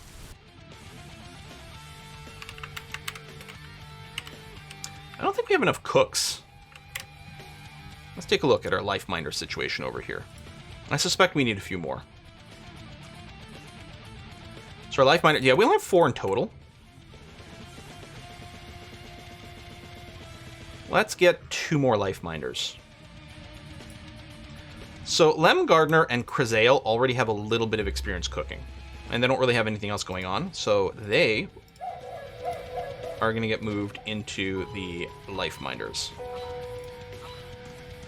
More cooking, more brewing, please. You don't want too many cooks.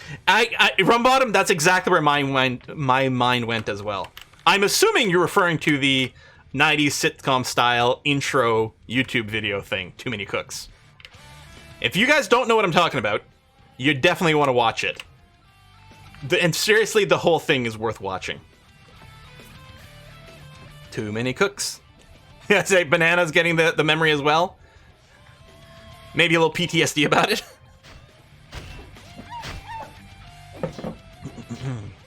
Oh, we're getting some nice, high-quality masterwork beds. Nice. All dwarves should be grumpy to make the game like real life.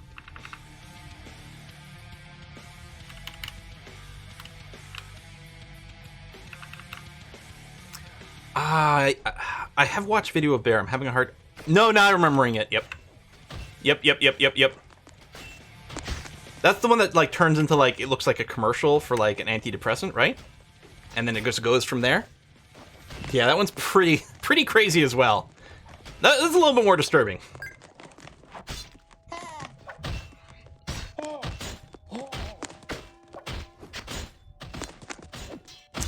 Start placing the furniture. I guess so, yeah. I guess there's no reason not to. That's just that. Alright, let's build... That is not the build button. Build table. Okay, superior quality is set up. So, I'm going to want it at least lined up to the pillars. Actually, I think I'm going to want it to extend past the pillars by one tile. So we'll do that. And then chair. At least superior quality. Yes, please. Giant table. Now, mostly, it's not really going to get used. Mostly, having all this furniture in here is going to add value to this room.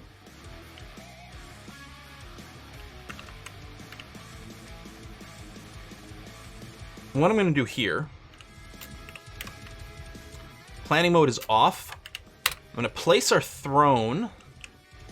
No, see, we don't have a good enough quality one. Yeah, we have a bunch of, like, random junky thrones sitting around not doing anything. Let me just, for now, I'm going to add a bulk rock throne. I asked for, like, 50, and rock table, and 50 as well. We're gonna want a bunch, and this will give us some extras so we can play with quality and stuff like that. And then, yeah, I might just manually pick a really good one when we've got one over here. Well, I guess what I'll do at this point, hold on, is build throne. I will turn this back on. And I guess I'll just request, like, it has to, not an artifact, because we don't actually have that. But I want a masterwork chair over here to operate as our throne. If we ever get an artifact for it, then maybe that, but... Okay, then I'm going to go back to normal quality over here. We might put some more seating in here. Or maybe we might even end up with a bunch of seating in here. Maybe on this back wall for the... what's the word? Petitioners? To sit and wait. I think I like that. And then, yeah, for our bed, we're going to want to make sure we have a... I accidentally hit the change the UI here. I don't know. Masterwork bed in the bedroom. And cabinets as well. Here, we'll put a bunch of cabinets on this wall.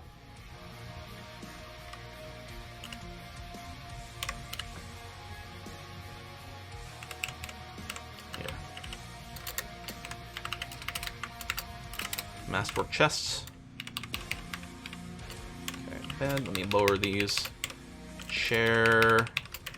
And table.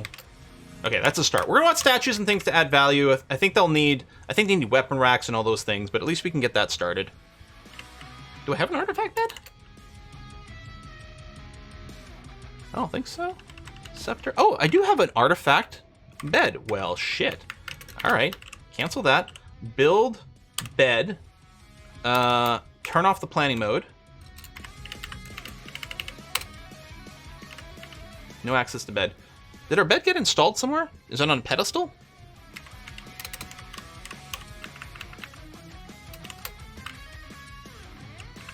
Alright. Base Nildom. is an artifact bed. It's not worth much, but I guess, I mean, it's still fine. It's still an artifact level.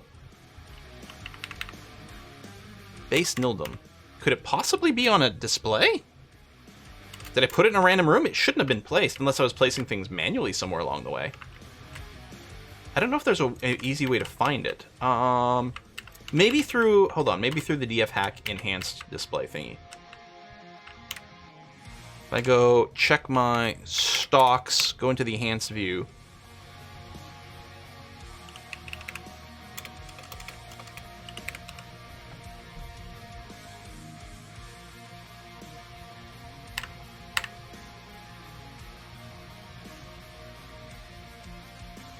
No, you can't zoom to it from the artifact screen. There's no zoom button here. There's nothing here either. And if it's in a random bedroom, I'm not sure how you can find it. Artifact view screen, you can assign it a hotkey and then hit that key. Oh! Set follow hotkey. Do I just hit F5?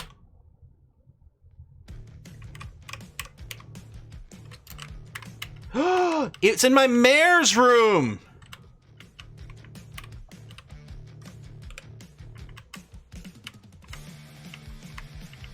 Wait, is it? It's an applewood bed.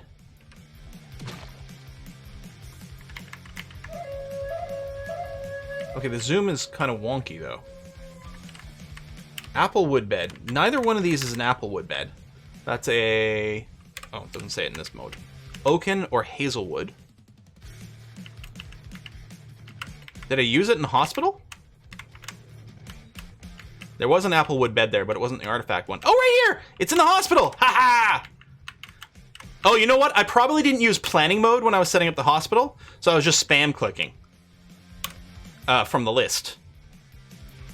It's a great hospital bed. Oh, I'm happy about the zoom. That's quite useful, actually. Thank you for that. What is up with this dude? Oh, that's Krieg, who's just... Is he still depressed? Sunk into depression. Is that the permanent depression? I think it's called melancholy when it's a permanent depression. People were healing an artifact bed. That's amazing. Yeah, it's got some sick people germs on it, but that's gonna be okay. So we'll just use planning mode. So ordinary to masterful. So we'll ask for another bed to be placed there. But in the meantime, now if I build a bed outside of planning mode. Okay, no access to bed. I think this bed has to be moved into a stockpile, or it's like there's a job to pick it up right now. Yeah, task. So someone's tasked to pick up this bed, and he's probably just gonna dump it in the stockpile. And then we should be able to install it. I'd say it should totally be for the lucky person who really, really got hurt. Yeah, but you know, nobility. So I think it's not until the Dwarven Caravan gets back to the homeland that we will get news that we've actually got a Baron. We'll see. And yeah, we can assign bedrooms to specific dwarves. So our generic bedrooms, we don't. We flag them as bedrooms, and so any dwarf that needs a bedroom will claim one automatically. And then it's theirs forever. Or, you know, we can switch it or whatever, that's fine. But, you know, it's their proper bedroom. But also I can specifically assign bedrooms to dwarves, which is what we're going to do here for this royal space. Promotion happens in the season change? Oh, maybe, okay.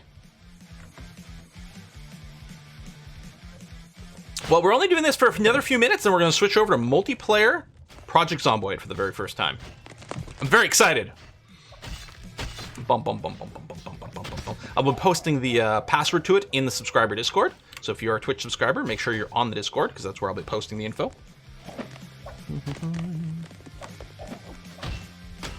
Okay, let's check the beds. There we go. A bed is available. Plumwood bed, if we hit X to expand. Oh, that's not it. That is not the artifact bed. Huh. I mean, I guess I could use the placement tool to, like, ask to just, like, require an artifact quality bed to be installed. It must still be getting hauled. Wait, did it get put in one of these bedrooms? Was this not filtered properly? Oh, well, then I'll never fucking find it.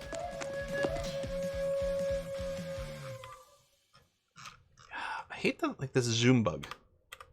And the reason that it's really, wow, that's really messed up. It's related to the fact that, like, it's trying to... Dwarf Fortress is starting to center the view where it would be if you were on the default tile set.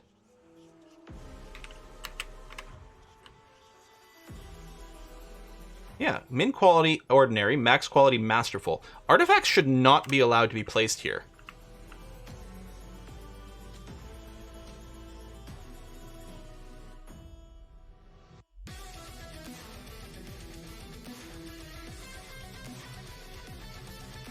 Is it any chance the bed, the artifact bed, is counting as masterwork? Is it still being hauled? It definitely seems like it's on this floor. Artifact equals masterful, I believe.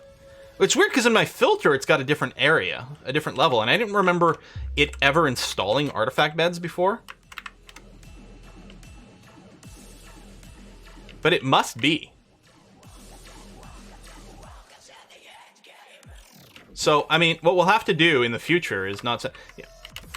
Oh, well. I mean, you know what? Fine. Some lucky dwarf is going to get an artifact bed. I don't even care anymore. Artifacts are not master. Yeah, well, that's... I mean, that's certainly what it looks like that it shouldn't be. Another Forgotten Beast has come! Forgotten Beast, Umu! Umu? Come on. Umu, a towering beakless vulture. It has a fat, bulging trunk and it squirms and fidgets. Its brawn feathers are long and narrow. Beware its fire! What? A second fiery one! What the heck? Oh, actually, we lost track of the other one. It's probably still in the cave, just out of vision somewhere. Now, this one here is in Cavern level 2, which means it can reach us. Now, that's not so... Again, the fire can be very annoying because it can scorch a bunch of our dwarves very quickly in an AoE. It's not as dangerous as, like, Deadly Dust, I think, but it's pretty bad. So, our Cavern level 2... Where is that? Over here. We're going to get squad A, B, C to move over here and be ready. I mean, I could just lift the drawbridges. Well, and we might still if it, like, gets through this. But we're going to get all of our military squads inside of our barracks anyway. Get in position. Be ready to defend. There's a troll body here. I think we probably need to get a better grave set up. In theory, once all the military dwarves are here, I could lift the bridge up behind them. Which might not be a terrible idea. Alright, where is that? Zoom, follow. Alright. Yeah, it's flying. Which makes sense. Vulture! Oh! Okay, it's right outside our barracks here. Oh, look at all the fire! Oh! Oh, it's burninating us! Oh!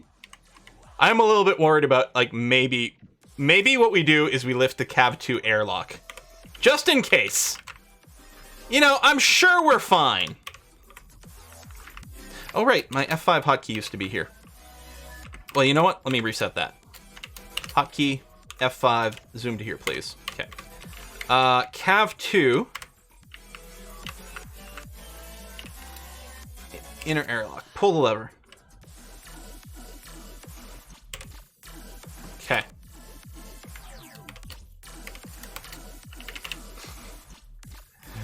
Forgotten Beasts are so hot right now. Okay. Squad A, B, C. I'm going to explicitly give you a kill command on Umu, the Forgotten Beast. Since, I mean, we're engaged with them at this point. Oh my god. So, have any of them died? I mean, we didn't spot a death yet. But we definitely have some dwarves on fire. Well, there are fires here. Here's the Forgotten Beast over here. Combat has started. So let's see. Brixified? How you doing? Oh, you're missed. Oh, immediately slap the Forgotten Beast with the flat of her steel battle axe. Listen, I'm not an expert in hand-to-hand combat and the use of weapons. I'm not. You know, I didn't study the blade. But I'm pretty sure you're supposed to use the cutty part of the axe when you're fighting, not just slapping. But there you go. Caught the Forgotten Beast, steel axe, tearing the muscle. All right. Punches, bruising the muscle. All right. Apparently, who's that? Brixified, really into bludgeoning damage. And this here is Jessie, who hacks a Forgotten Beast in the head with her steel battle axe, tearing the muscle, twisting the neck. All right, that's good, that's good, that's good. So start. And then we've got Epitaph over here, who has killed trolls, remember. Hacks Forgotten Beast in the left lower leg, tearing the fat. Strikes it in the lower body with a steel shield, bruising the muscle and bruising the guts. Strikes Forgotten Beast left foot, steel shield. Lots of shield bashing going on here. I have improved my armor. That was not satisfying. Okay. Well, let's unpause for a second here. Let some more combat go. Forgotten Beast misses the fire, hurls balls of fire. Goodness gracious! Great balls of fire? Where's the actual Forgotten Beast in all this mess? Is this smoke here? Yeah, there's smoke going on. We're having some vision issues, personally. Oh, it's standing, it's right in here. I can't actually see it. It's standing right here. Alright, we'll let the game run a little bit. Fire's spreading a bit. Lots of smoke in here. I'm gonna die from smoke inhalation. The bridge hasn't actually gone up yet. Okay, let's take a little look here. So, red is bad. Ooh, Forgotten Beast is caught in a burst of boiling sand pear cider. Oh my god, we had some alcohol down here that exploded. Blue is quite good, so we are hacking it some more. Ooh. Hit the trunk with the flat of the battle axe and the injured part is crushed. Alright, well some of these bludgeoning attacks are probably working okay. Yeah, boiling alcohol. Epitaph has died! So is Brixified! Oh, they probably burned to death.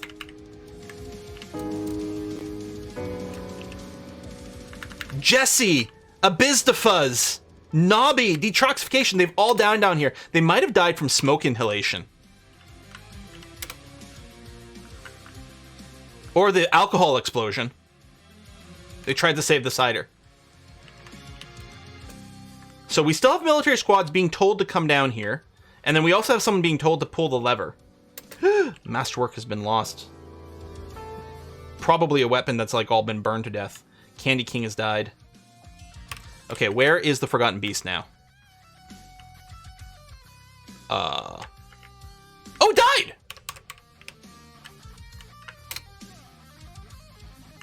So the last thing that hit it, just tearing apart the fat fraction. So I think it just died from a combination of injuries, but it is dead. Okay, well, so first of all, damn it, someone just pull the lever.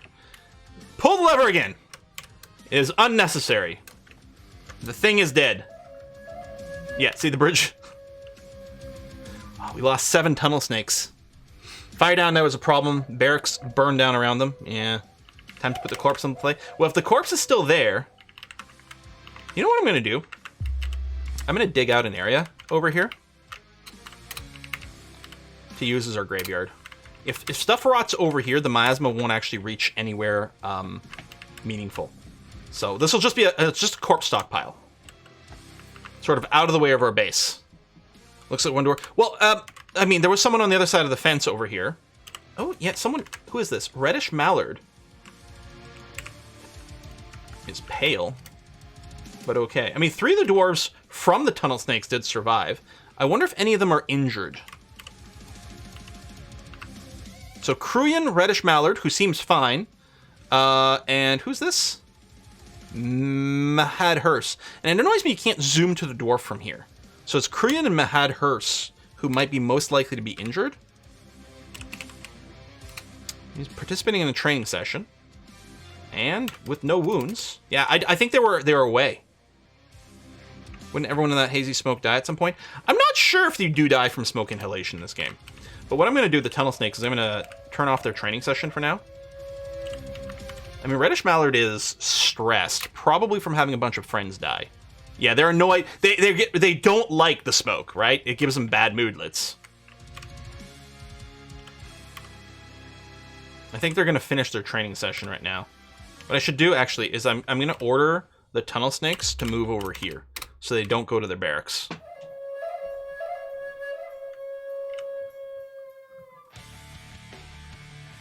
Whoa, that was devastating. Oh my god, we probably lost so much great gear and everything.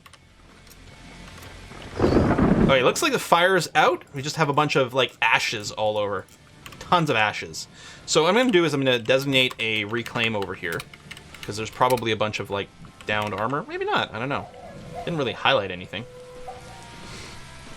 And we're going to need to recruit some new people. But this is probably a great time for us to stop, actually. I think that sounds lovely. We're going to stop over here. Let me, before we do, I'm going to go into planning mode. And I'm just going to ask for a masterful bed to be placed over here. Because we'll never get the artifact. And the thing is, again, it's kind of a shit artifact anyway. So we're not going to worry about it. As long as it's at least a masterwork bed to get installed over there, it's going to be okay. We don't have the nobility yet, but things are going to be okay. I think we will figure out something special for the statues over here, I would say. But that is going to bring us to the end of our Dwarf Fortress. We're going to switch over and try some multiplayer Project Zomboid in a sec. If you were just here for the Dwarf Fortress, hey, that's fine. Thank you. Appreciate it. Next live stream is going to be on Monday, Football Manager. Wednesday, Crusader Kings 3 with the Royal Court expansion. But for now, short break, Project Zomboid. I'll get the server set up. I'll post the information in Discord. We'll play around for like an hour, and we'll end by like meeting in a mall parking lot and just yelling a bunch and seeing how many zombies we can take on before we all die. If you want to get to bed at some point, it was on the bottom row, somewhere in the left half. Oh, you did see it? So what I'm wondering, though, is... Well, we'll figure it out, but... it's not that one. Oh, I can go and find it later. Oh, here, right here. I won't uninstall it right now, because it's still got the big giant queue of, like, beds to be made.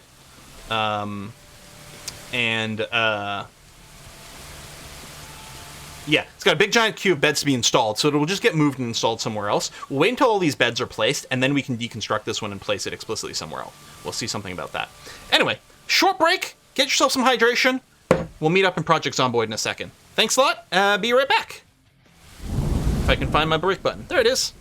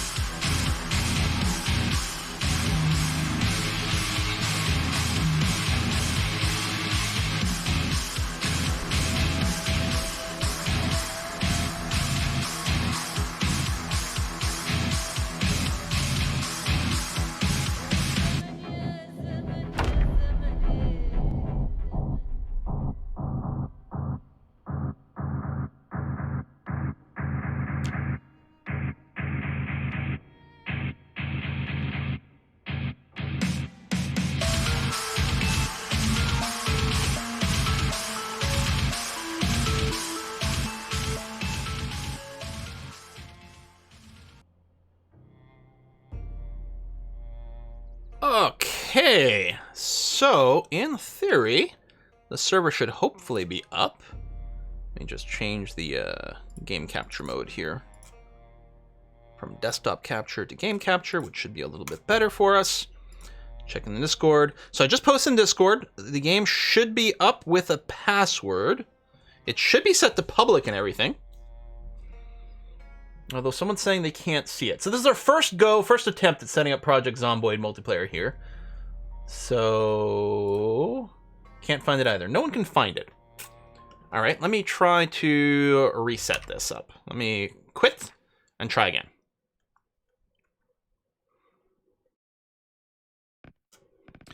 So if I were to host, if I check the settings and edit these settings, Quilly server, public, password. I guess everyone can see the password now. Hooray! What a stupid setup. Why would you not start this out? Steam? I mean, it's set up on Steam? It looks like it should be available for everyone. I mean, it's not running right this second, obviously. I did turn off the PvP. Is there anything else I should set up? Let me check on Discord. Maybe someone knows something they could do. Could be a port forward issue? I mean, I don't usually have a problem with anything like that, though. I mean, is it not setting up like UPnP? Maybe if people joined off Steam Friends, it would work, but otherwise it wouldn't? Oh, that's possible.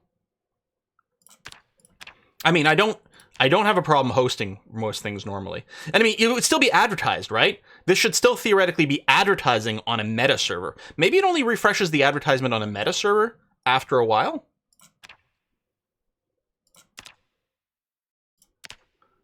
Maybe I got to run around for it for a little while. Max users per account, 0 should be fine. That's just not set. May just host the game for like a couple of minutes and then see. Should be pretty instant. But yeah, even like, okay, here's the thing. If it was a port forwarding issue, what would happen is you guys would try to join and not be able to. But the fact that it's not visible in a list means it's not advertising itself on the meta server properly.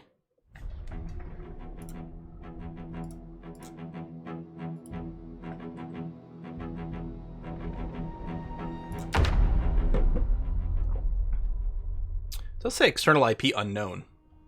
I hate that it like posts it. So first of all, if it did notice my IP, it would immediately post my IP to the stream, which means, in fact, I'll never host this again because it's so easy to leak the IP. But maybe that's it. Maybe Project Zomboid isn't able to detect my external IP, so therefore it's not advertising itself properly. That might be the issue. I don't know. Maybe we should just try Punisher's server.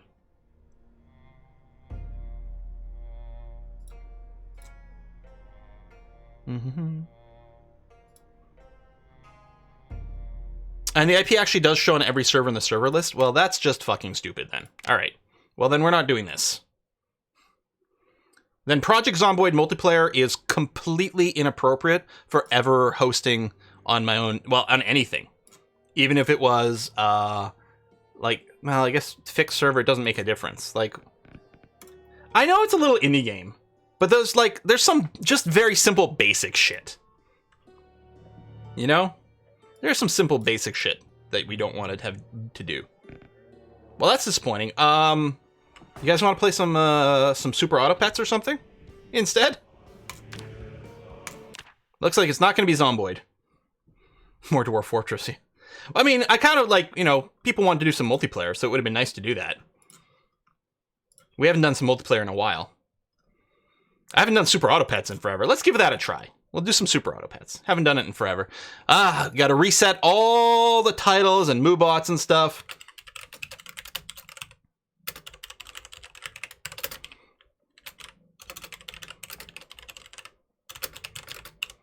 I'll set up a dedicated server for it next time.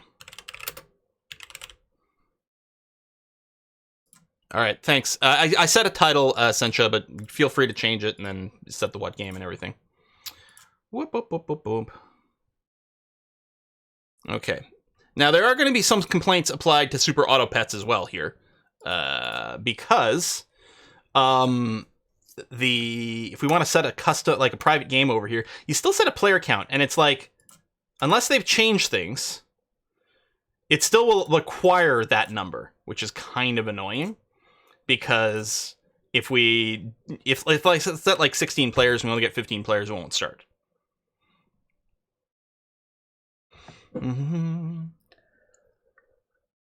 Or we could just do Dota Autolords, which we haven't done in 1,000 million years. I'm so disappointed.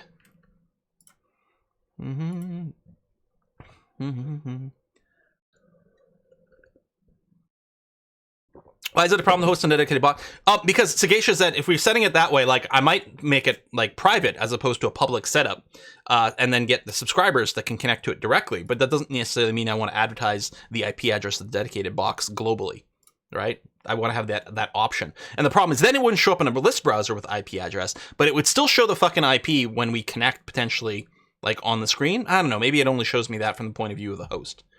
But the fact that there's a dialog box when you log into the game that immediately wants to spam the IP address onto the server is crazy. Like, what if it was private? Like, it was a private game where I didn't advertise it. Like, here's the thing. Even if I was running it on my own computer here, right? But didn't put it, didn't advertise it publicly. It still means that if I'm streaming it and I log into the game, it shows the IP address. Like, you just don't do that shit. It's terrible.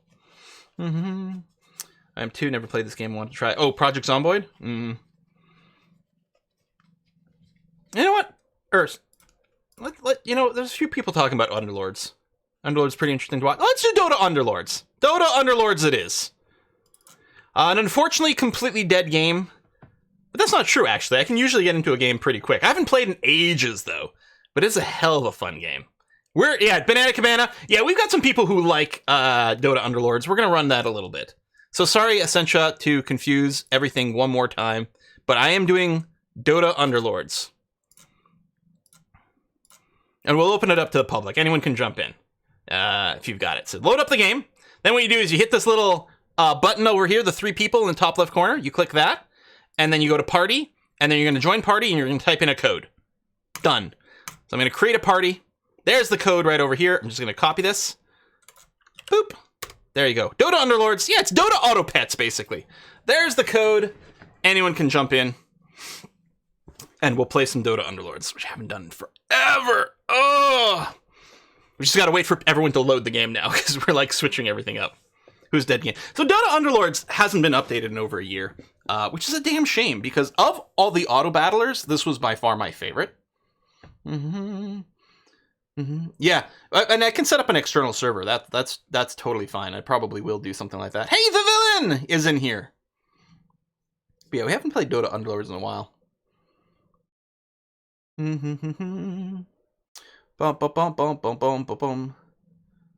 What should I have for dinner? On Saturdays, I usually just feed myself, because usually I'm streaming from noon to 4. And I didn't have breakfast again, because I never do. And then afterwards, I'm burnt out. And then Kiss for Luck is streaming afterwards. So it's usually after my stream, I just usually just make my own food, do my own thing, relax, decompress, do the solo thing, and just watch some YouTubes or other live streams or something like that while I munch. I'm trying to decide what I want to do. Your Canadian poutine. Haven't had poutine in a long time. Hawaiian pizza, wings, and pizza. That was last Saturday. I had wings and pizza from the treat stream stuff, which was awesome. It was epic. Maybe I should get poutine though. I haven't done that in a while. We'll just give it another minute or two. There you go. Again, some people might have had to reinstall the game because it's been a while. If we do Knockout, it's quite short, so people who are still installing could get in on the next one. I've never played High Fleet. I don't even know if I know what that is. Gonna go log off, finish Zero Dawn, have fun, sequel, have fun with Dota. So we're not actually playing Dota, we're playing Dota Underlords, but yes, that's fine too. Horizon Zero Dawn, I've never played any of the Horizon series, but they look really cool. Poutine Week here in Montreal. Is it really? Oh man. Alright, let's ready up with us 4. We'll do a quick knockout game with these 4. And then and some bots. And then we'll host another one afterwards. So I'm at private. Humans and hardcore bots. Knockout. Yeah, there we go. We'll do a little quickie and then see if we get some more people after that. Could conceivably maybe even end early, depending on if we don't get more people. If I'm really like, oh man, I haven't played this in forever. And the knockout mode is so weird. I would like to do one regular game after this. We'll do a quick knockout, and then we'll play a normal mode game over here. So it's Cassiempre, who's one of our dwarves. Let's just grab the Talisman of Haste. Let's do this. Hang on. There you go.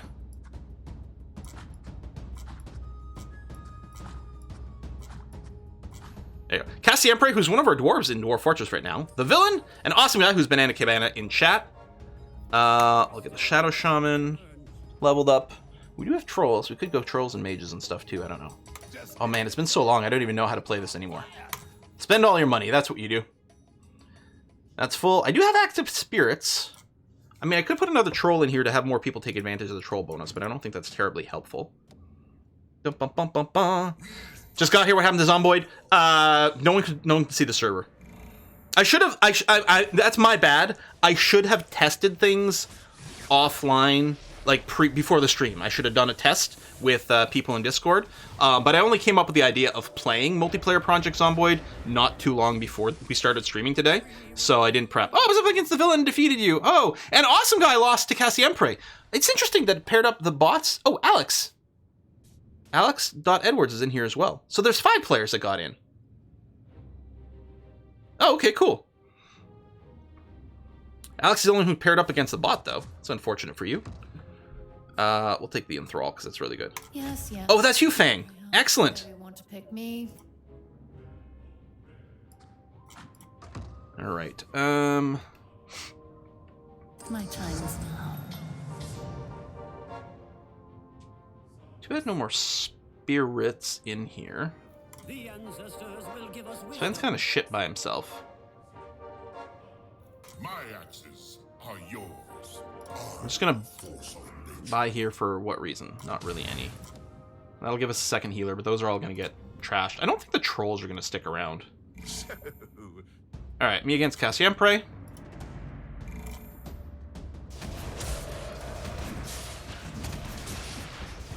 Oh no! Anisix is being absolutely obliterated by the assassin right before she can get her ultimate off. That's gonna be bad for me. And he's got 2 2-stars. 3 2-stars! Oof. Probably should have re-rolled more aggressively there, but we'll see. Guess I'm up against bot again. Oh yeah, Louisa bot. Well, good for you. Jeez. Meanwhile, awesome guy takes out the villain. I should probably corner strat with these things, actually. Well, the barricade would make it easier to corner strat a little bit. We do need to leave room for you to summon your demon. Well, these guys will probably move if I do this. I really don't plan... I guess I can sell you for full price. I don't know if I need these. I don't know if I'm pivoting to hunters or a bigger mage one. Void Spirit's very nice, though. My family has been fractured. I don't think the Beastmaster is where we're going.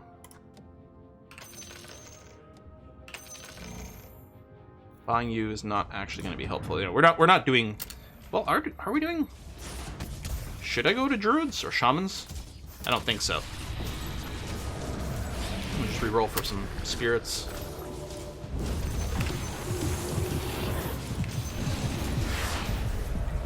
Guess I could consider maybe doing the mage things, actually, so I shouldn't have sold one of those things. Let's not reroll again, because I might not be able to afford anything. I'm up against Banana Command. Yeah, my comp is sucking.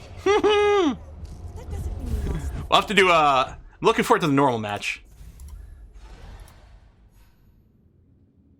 Time to shore things up.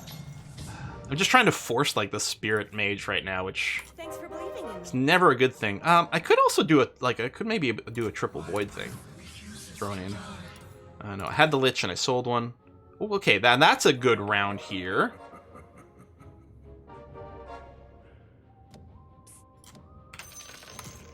Oh shit. Sell you. Buy this.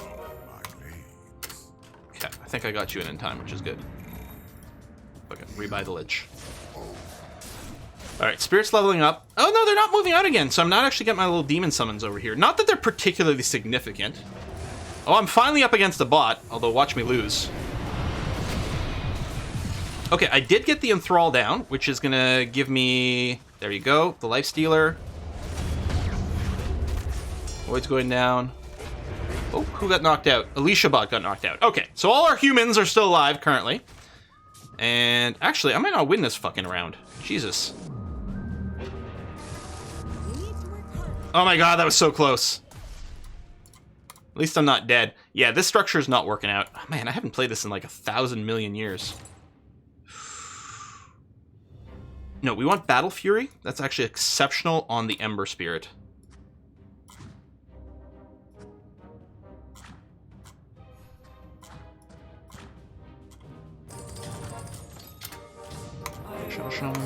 This, good. Void, yes please. I mean, I guess I may as well grab you. I'm gonna freeze for the Templar Assassin for some Void stuff. I think the answer is no. I really would like it if I got some extra Storm Spirit shit going on. That's a bit disappointing. I don't have the Troll Synergy, but the thing is the Shadow Shaman's actually a death machine.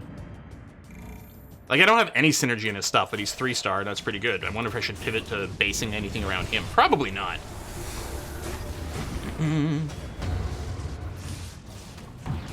Really cool. Oh, you're talking about High Fleet, Mugu?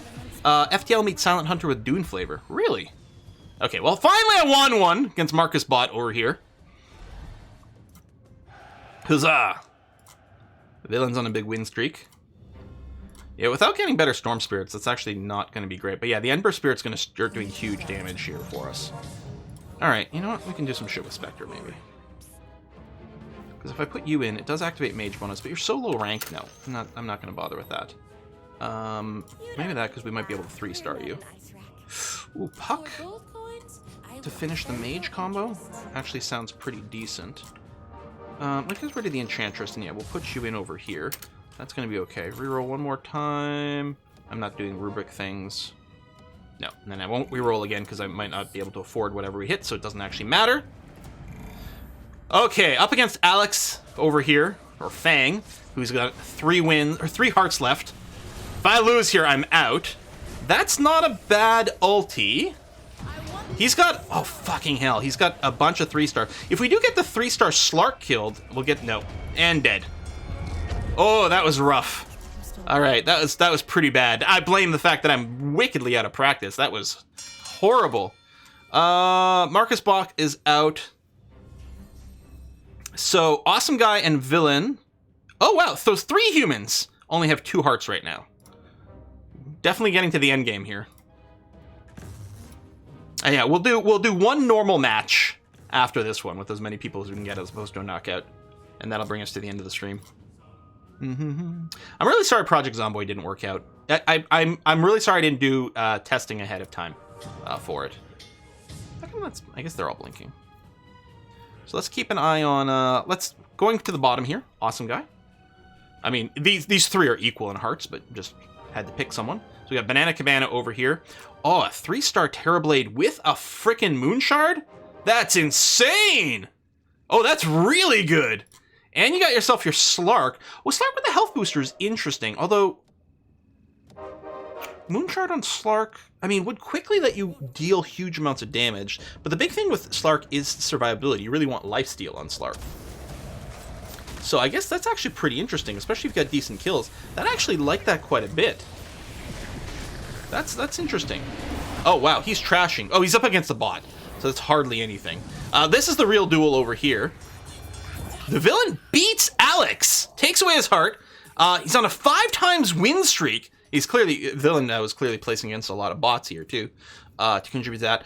Well, Cassie Emperor loses to the villain's ghost. So Cassie here is down to 1 heart. So that's definitely the person to watch, because if they lose again, they are out. Oh, Alex just got himself the 3-star Ember Spirit. Me dying probably helped with some of that. What kind of combo we got going on here? We got triple rogue, some assassins. Oh, things are being switched around. He had poisoner for a second. The dragon combo, yeah, just with the 1-star viper. Although Puck's pretty deadly. Good heart's hard to find. This better go different than last time. I wonder if I've got... No, I don't have stuff in-house to make Poutine. I could order some in, or I could make a quick little trip to the grocery store. So it does sound pretty good. I could just run to the local grocery store before we go. Looks like Cassiempre is having a pretty good round. Ooh! Ooh! All of a sudden... Ah. Okay, I think they'll be okay. Puck should be able to take, what's his face here? Yeah, Hobgin. But damn! That went from looking really good for Cassiempre, and then the bombs fell. And then once Meepo died, it was pretty nasty. Unfortunately, not an ideal item for Meepo. I mean, everything's good on a 3-star Meepo, but some things are insanely good. The things that let Meepo multiply more, or Mechanism for healing. There's some OP shit going on. I'm still the only human who has dropped out, but now we've got... So there's not going to be any ghost fighting. So unless there's a tie, at least one person is definitely going out this round, if not two. Because Awesome Guy's going to pair against someone and could knock someone else, and then two other one-hearters are going to pair off against each other. So we'll try to watch one of them. Let's keep an eye on Fang over here, see how they're doing. So they've got... Oh, I was going to say it's a big knight build, but no, just 2 knights. Full assassins. Too bad no troll bonus. You got the swordman going as well. I mean, so we've got neat beefy comps over here. No item on 3-star Slark? Really? Okay, so... This is Alex up against Awesome Guy. So Alex needs to win to survive. Awesome Guy, if they lose, which is going to happen, is still in, but down to 1 heart. So the question is, a villain against Cassiempre. What's going on over here? Ooh, a lot of health. I think Cassiempre is going to come out ahead of this. Ooh, no, never mind. Yes, Cassiempre wins, so Willen is knocked out. And then there were 3. Now, one of them is going to be facing up against the villain's ghost, or someone's ghost. I guess it could be anyone, I'm not sure. So that was Fang we started watching. Ooh, we got some 5-star dudes over here. Cassiempre's got a lot of money in the bank. There you go. Spending on those rerolls, trying to hit a pair there. Full assassins and the rogues as well. I like it. Yeah, we'll do one more after this.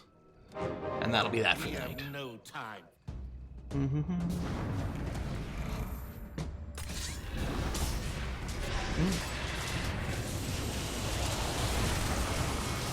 Yeah, I'm excited for Distant World 2, yeah.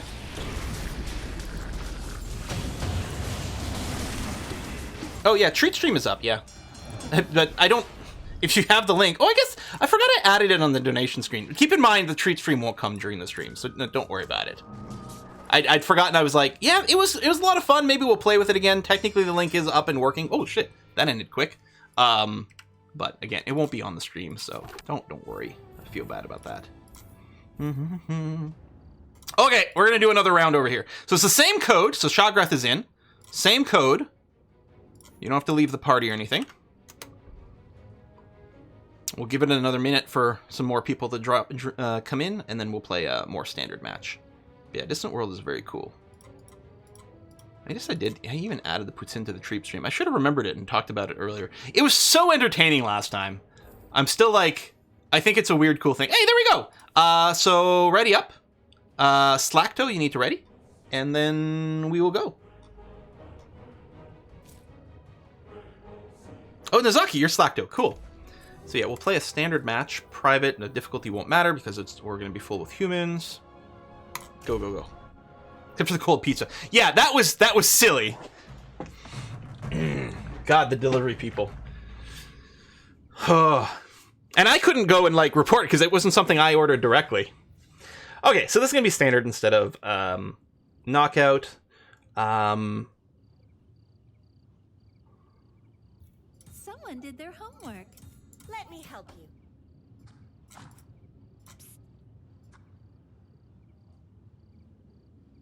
I don't think I want to put in the assassin. I think I want these 3 over here. Kind of just corner strat with a bunch of ranged people and see how it goes. So this mode's very different. Here we have 100 health, and the amount of health you lose depends on how many bad guys are left on the other side of the screen when you lose. Shagrath's nice. Got 2 spirits right away. That's actually a really good start. I expect I'm going to lose to this over here. Because we're a little too squishy for this start. I mean, maybe... I don't think the Phantom Assassin would have tweaked things. Well, the early free reroll ain't bad. Galactic Civ. Yeah, I got a code for it as well and didn't get a chance to play it. This week has been really kind of weird and mad and a little unproductive, which is a shame. A beta code for Blood Bowl 3 as well, which is kind of cool. Here we just want the evasion. Although the Mana Stone is pretty good. This really scales really well. I don't really want it on that. I have no idea what we're going to build towards at this point. Their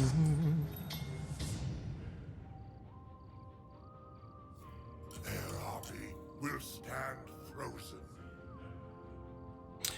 Actually, Can't win a war without a bit of pain. My shadow hunger.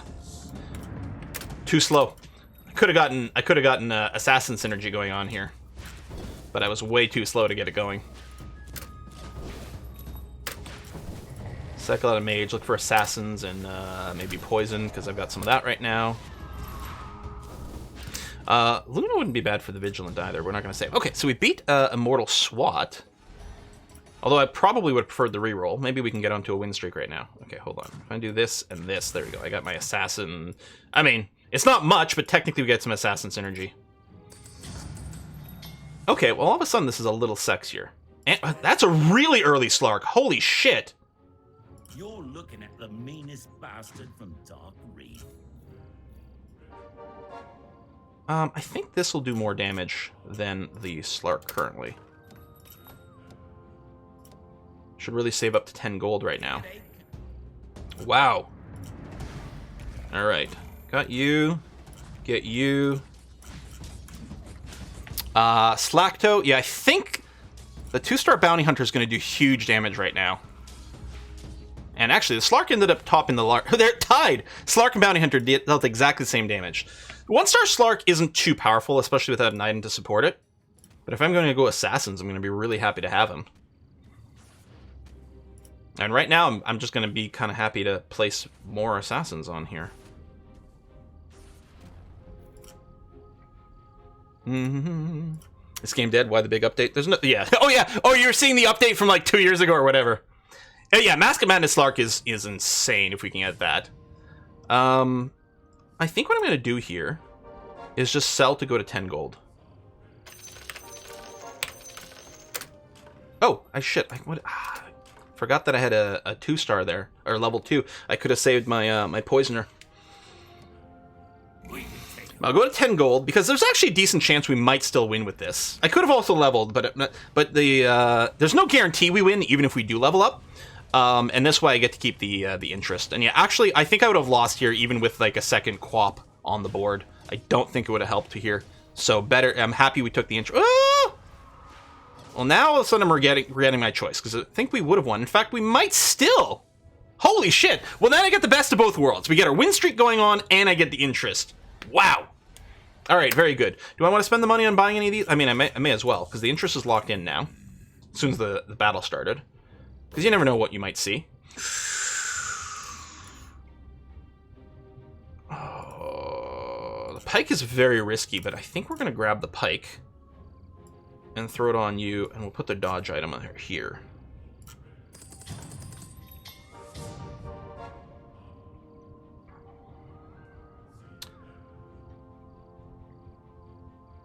I think I'm just going to sell up to 20.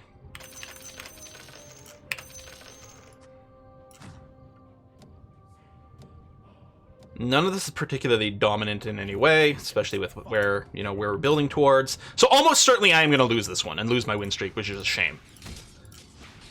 But I don't want to spend money re-rolling early on. The other thing I could have done is just leveled and kept 10 for the interest and put an extra dude on, plus, have better selection of higher tier stuff relatively soon. But I think right now I'm happier to just try to save up for the interest. Hopefully, yeah, get one more ulti off here. Oh, she's silenced. Shit. As I minimize a little bit of death damage, but it's going to be okay. Forgot we had to click level. Yeah, things are different. I mean, you do level up on your own, right? You get the 1 XP per round right now. But yeah, you can also pay to level up. And again here, I may as well buy, because if nothing else, it lets you manipulate the shop percentages.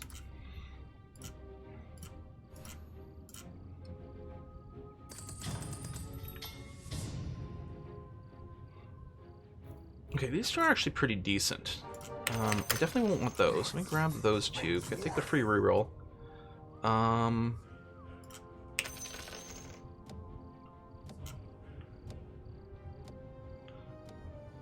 Yeah, I'm just gonna go for the interest right this second. I could have maybe gotten up to 30, but now that the round started, I will buy the Venge. It's level 1, so I can sell it for full price.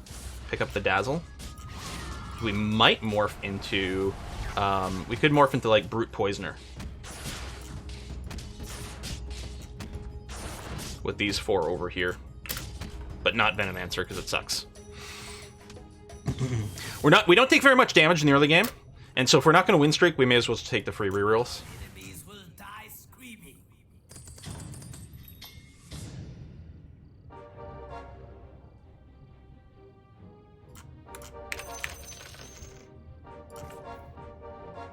Their blood will run.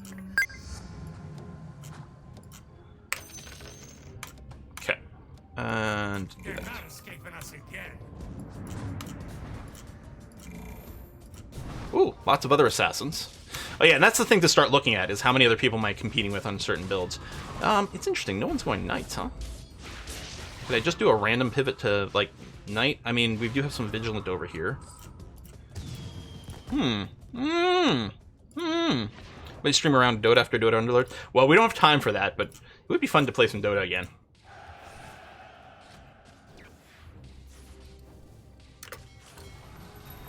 My skills must be tested. I'll lead us to victory. Oh, it's not... That was the wrong person. Anyway. Definitely selling that. Actually, definitely selling this.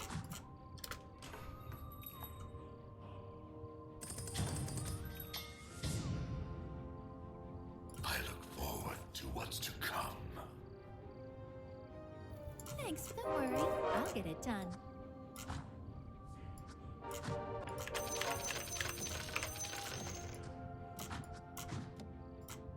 You getting any more kills? Ooh, you're getting quite a lot, although it's probably still better over here. Could have put you in for the marksman bonus, but it wouldn't do much. I guess we don't have our assassin bonus right now. I don't know if the assassin bonus would help make the difference in this particular case one way or the other. Oh, perhaps. Another shout, a little out of range. Okay, we're going to win regardless, which is good. Okay. Get what I want. I mean, early on, you're kind of just looking to make any 2 stars you can. Hence this.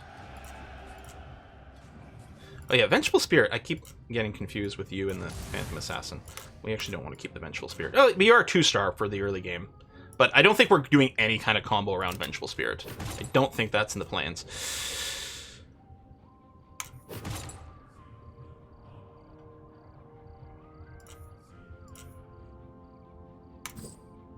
Isn't really compatible with Assassin stuff, but it is going to be good for this. Actually, it's quite good with Luna.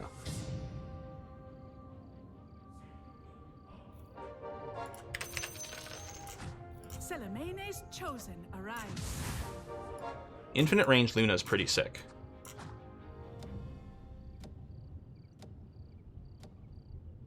I realize I don't have an active alliance combo. Well, that's not true. I have Vigilant. You won't regret this. We could just go for Hyper Vigilant here.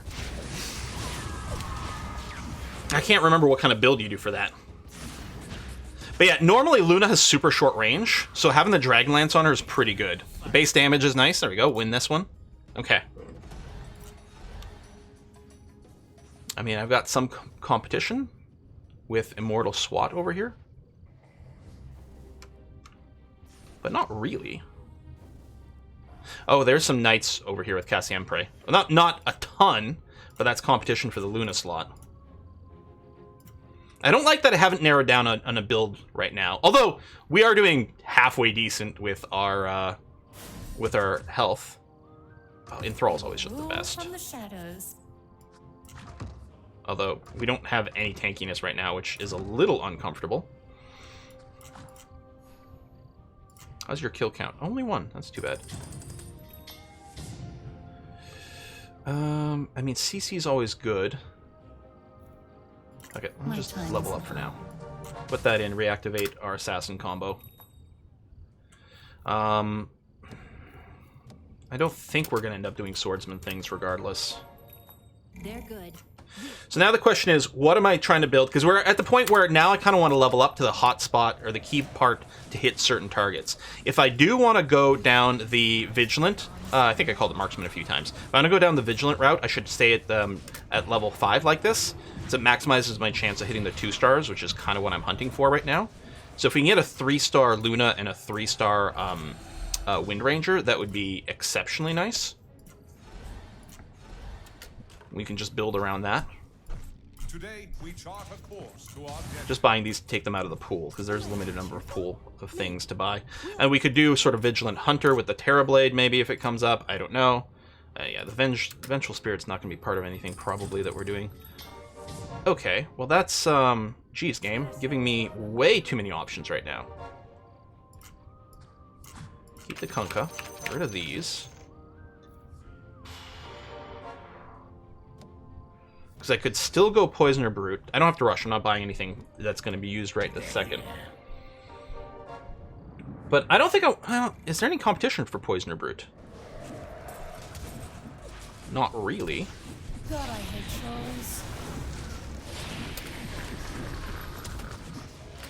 You belong to me now. Your magic means nothing to me. Alright, I can sell the Vengeful. I don't think I'm going Assassins. Yeah, if we got back the Rotating Jail, that would be nice. I don't think there's any way we're doing Assassins. Although there's someone doing Spirits, I should maybe hold on to the Ember Spirit just to deny it. I don't think we're going to do anything that uses Kunkka, but if we can hit an early 2-star and just use them temporarily, that would do huge things for us.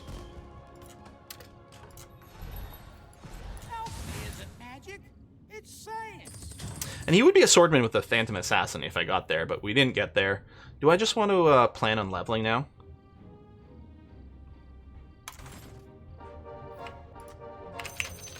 I'm going to break the Assassin bonus.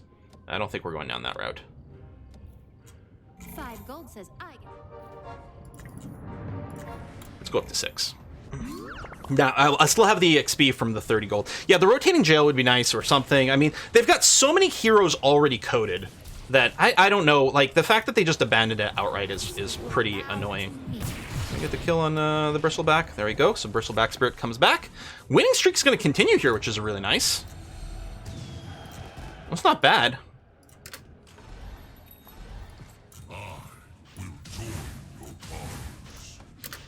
Yeah, I would like to build around the... Like, we really do have to commit fairly soon.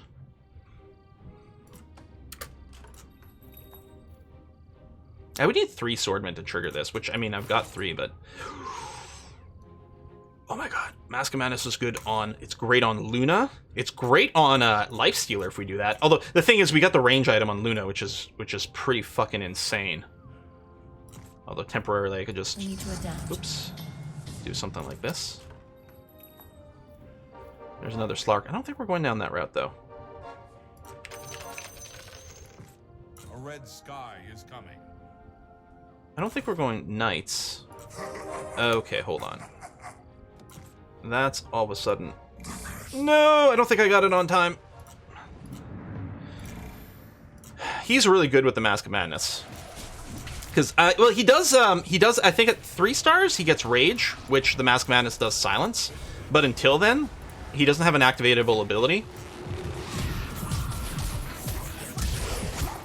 Let the warriors watch as their friends die. There we go, and we stole the Ember Spirit. Nice. Tide Hunter is actually quite fun for lots of stuff, too. Okay, we definitely want the Wind Ranger. Let you down. Alright. Fuck Slark, fuck Assassins. I'm gonna keep rolling at this level. Oh shit! No! Fuck! Oh, it's because I had the extra range ranger. We just sold...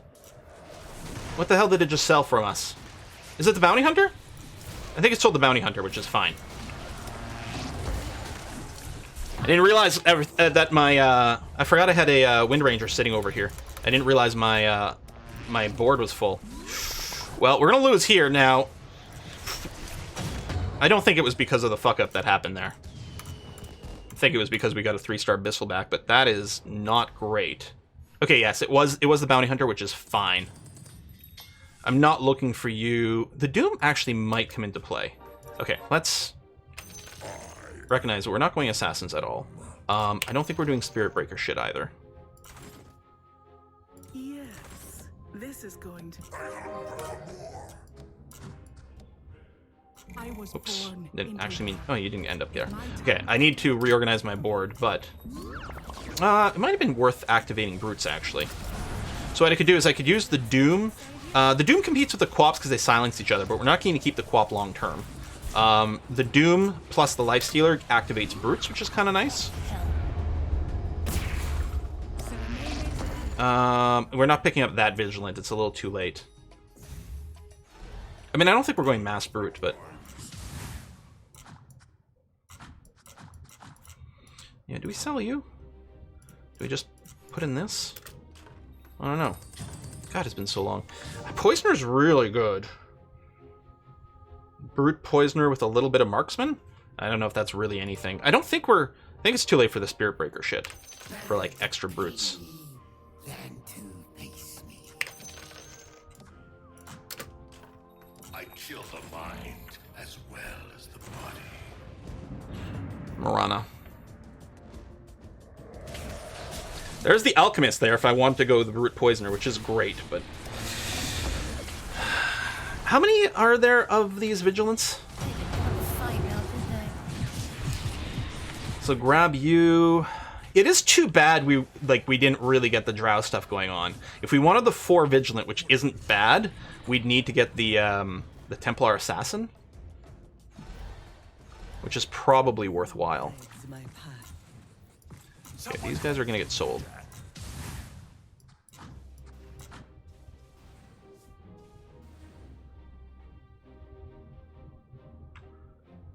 Oh, and a bunch of my items aren't even installed on people. Right. Equipped as a hunter. Okay, that's all of a sudden... There you go. There's her build. Okay. We can make, say, you count as a hunter. Yeah, that's really good.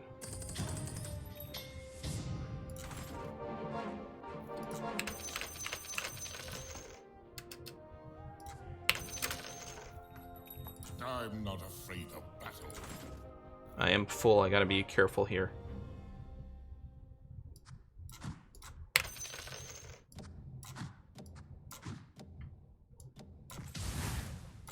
This is our time. Okay.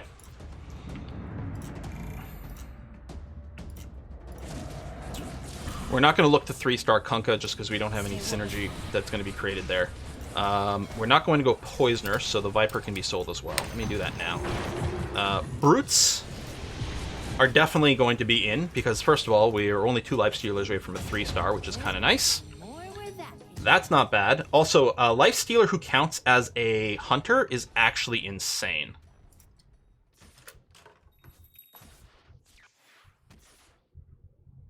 So, if I need to finish the Lifestealer, what I should really do here is I should level. Because being level 7 will maximize my chance of hitting tier 3s. I don't think I'm going to go Alchemist, although he is really good. I think just the 2 Brutes here is probably enough.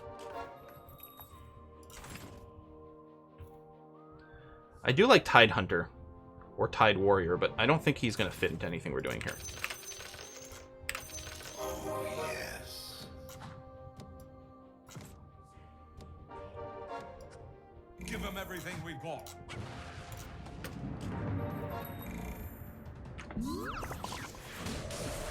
I guess I could pull out Marana. I should pull out Marana for the Terrorblade right now. That would have been stronger. Because Marana right now, I don't need her for the Vigilant to be active, and she's only 1-star, so she's not very strong. So we're going to get demolished by Banana Cabana over here. Very demolished, taking a fuck ton of damage here. 14. Oof. Oh, Slacto's out already. I'm sorry, Slacto. Sorry, this group was lactose intolerant.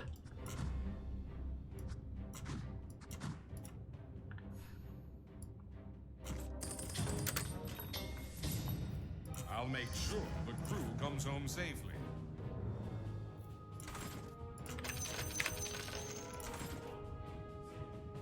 I'll buy that after the round starts. I think I'm happy with what we've got here. We might end up using Kunkka.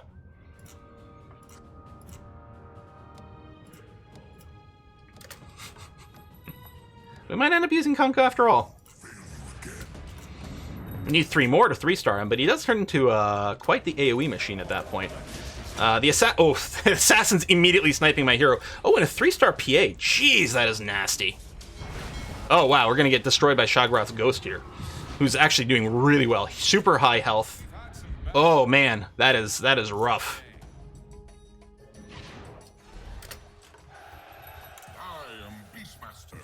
So, I'm not going to use any of these. I mean, I suppose I could run Alchemist instead of Doom, but Doom's pretty good.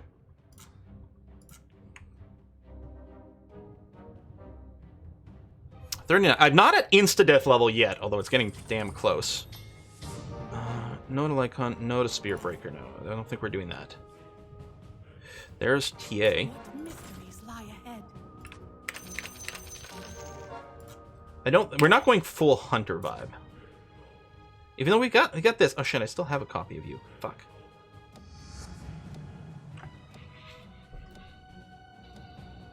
Let's try not to lose. Could have activated full Vigilant, but... Well, I guess if I sell Kunkka, if I abandon Plan Kunkka, then I have room for full Vigilant. Oh, we're gonna buy the Terrorblade. I'm full right now. And the other Doom. Crush their bones and their spirits. That didn't take too long. So you need my help. This invitation is the sincerest form of flattery. I couldn't save Roseleaf. Just taking them out of the shop. I can save Whitespire. Oh, we need a Moon Shard for lots of people. I don't know who we're gonna put it on right this fucking second, though. You there. And there. Okay.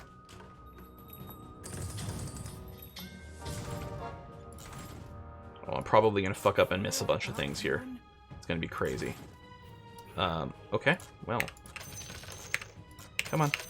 Come on. Come on.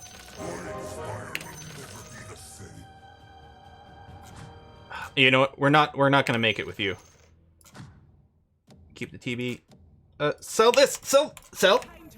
Oh, I'm not full. That's good, because I fucked up the clicking 30 different times. I could have put someone better in than the extra 1-star TB here.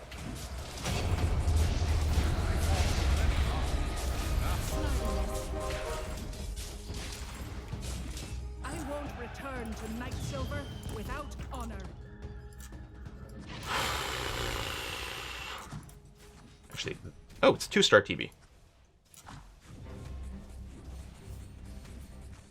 I could activate. I don't think.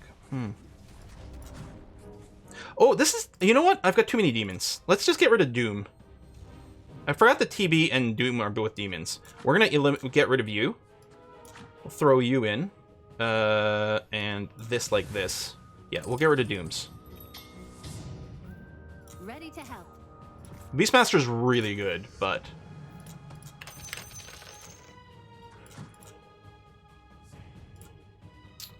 Please let me survive one more round.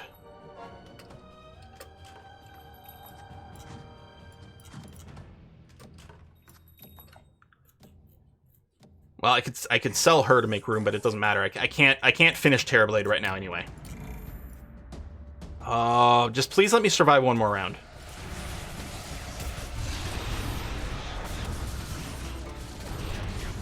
Of course I get silenced before her ability goes off, and then gets trounced. As long as I don't take critical damage here, and I don't think I will. I think I will survive. I'm gonna lose. Oh!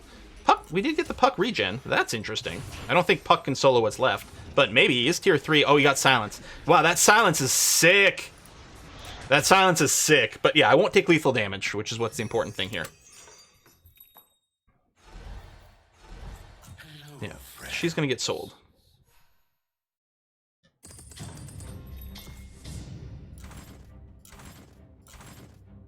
I will slay our enemies. Smart move.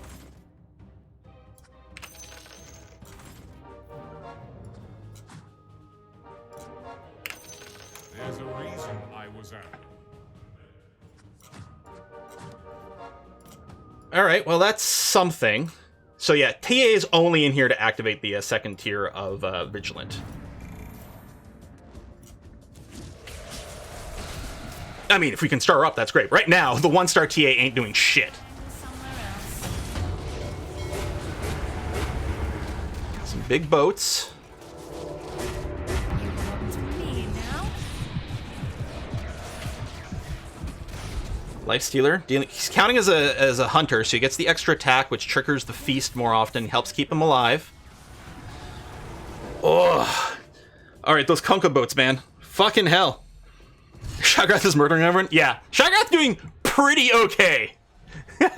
With the super assassin build, which I'm super vulnerable to.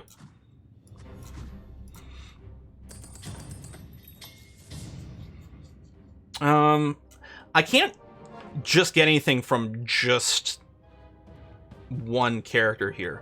If I save and I win, I will get the extra interest. Since I don't think I can improve by rolling with only 9 gold right now, I think I have to sit on it. Is there any sort of structure change I could do? I mean, maybe this, it'll get Kunkka to trigger a little faster. Oh, I don't actually have the mask on anything. I don't know if it's worth putting the Mask of Madness on anything. Well, okay, no, I should put the Mask of Madness maybe on Lifesteal, but then he can't rage. I could put it on Luna, but then she doesn't get her infinite range anymore. And honestly, with 2-star, she's too squishy to be able to keep herself alive with the Mask of Madness. What do we put the mask on? If anything.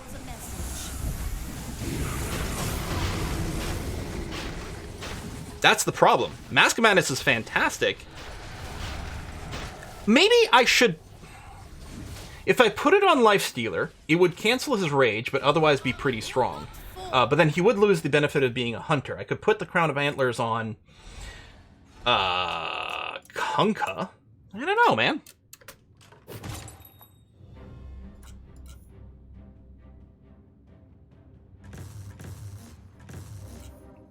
We don't have a really good refresher target.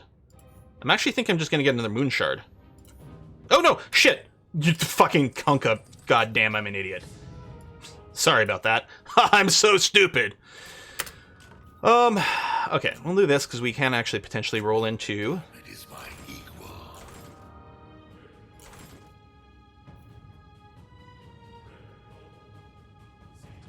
Do I freeze? I mean, almost never. It would give me a 2-star Mirana. Incoming! I still don't know about the Mask of Madness. Double boot! Oh, Shagrath lost a round and might lose this one? I don't know. We really need to kill those Meepos, which ain't happening. Dang, and that's lethal for me. Still, not bad. Not bad. Let's spectate the rest of it over here. No, go away. Oh, Alex is out as well. So it's just the villain and Shagrath. Shagrath's got a lot of health, but the villain's on a big win streak. Woo! Yeah, I don't know who I would have thrown the mask on. The problem is we didn't come into it with a very, very good comp. Like, it sort of just started assembling itself and got left a little bit awkward. Where, you know, like a 3-star Kunkka is amazing, but it's not like he synergized with any part of my build, which is unfortunate. A double boat was pretty good. So what do we think? Is it going to be the villain or Shagrath? We're going to watch from Shagrath's point of view over here. So he's got a full mage and spirits. Lots of splash damage AoE. Probably super vulnerable to assassins, though. Although, it's interesting because there's always going to be a Meepo to hit. But that's not like the Meepo health is shared. What is Meepo equipped with? Wow, no, that's destruction, yeah. I was going to say, I feel like the assassins are going to take the mages. And that seems to be the case.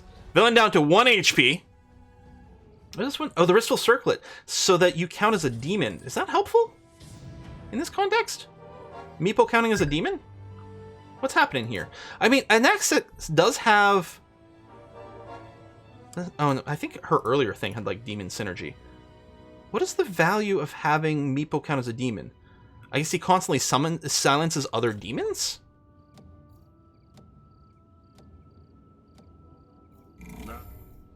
It's not like we have a Warlock in play.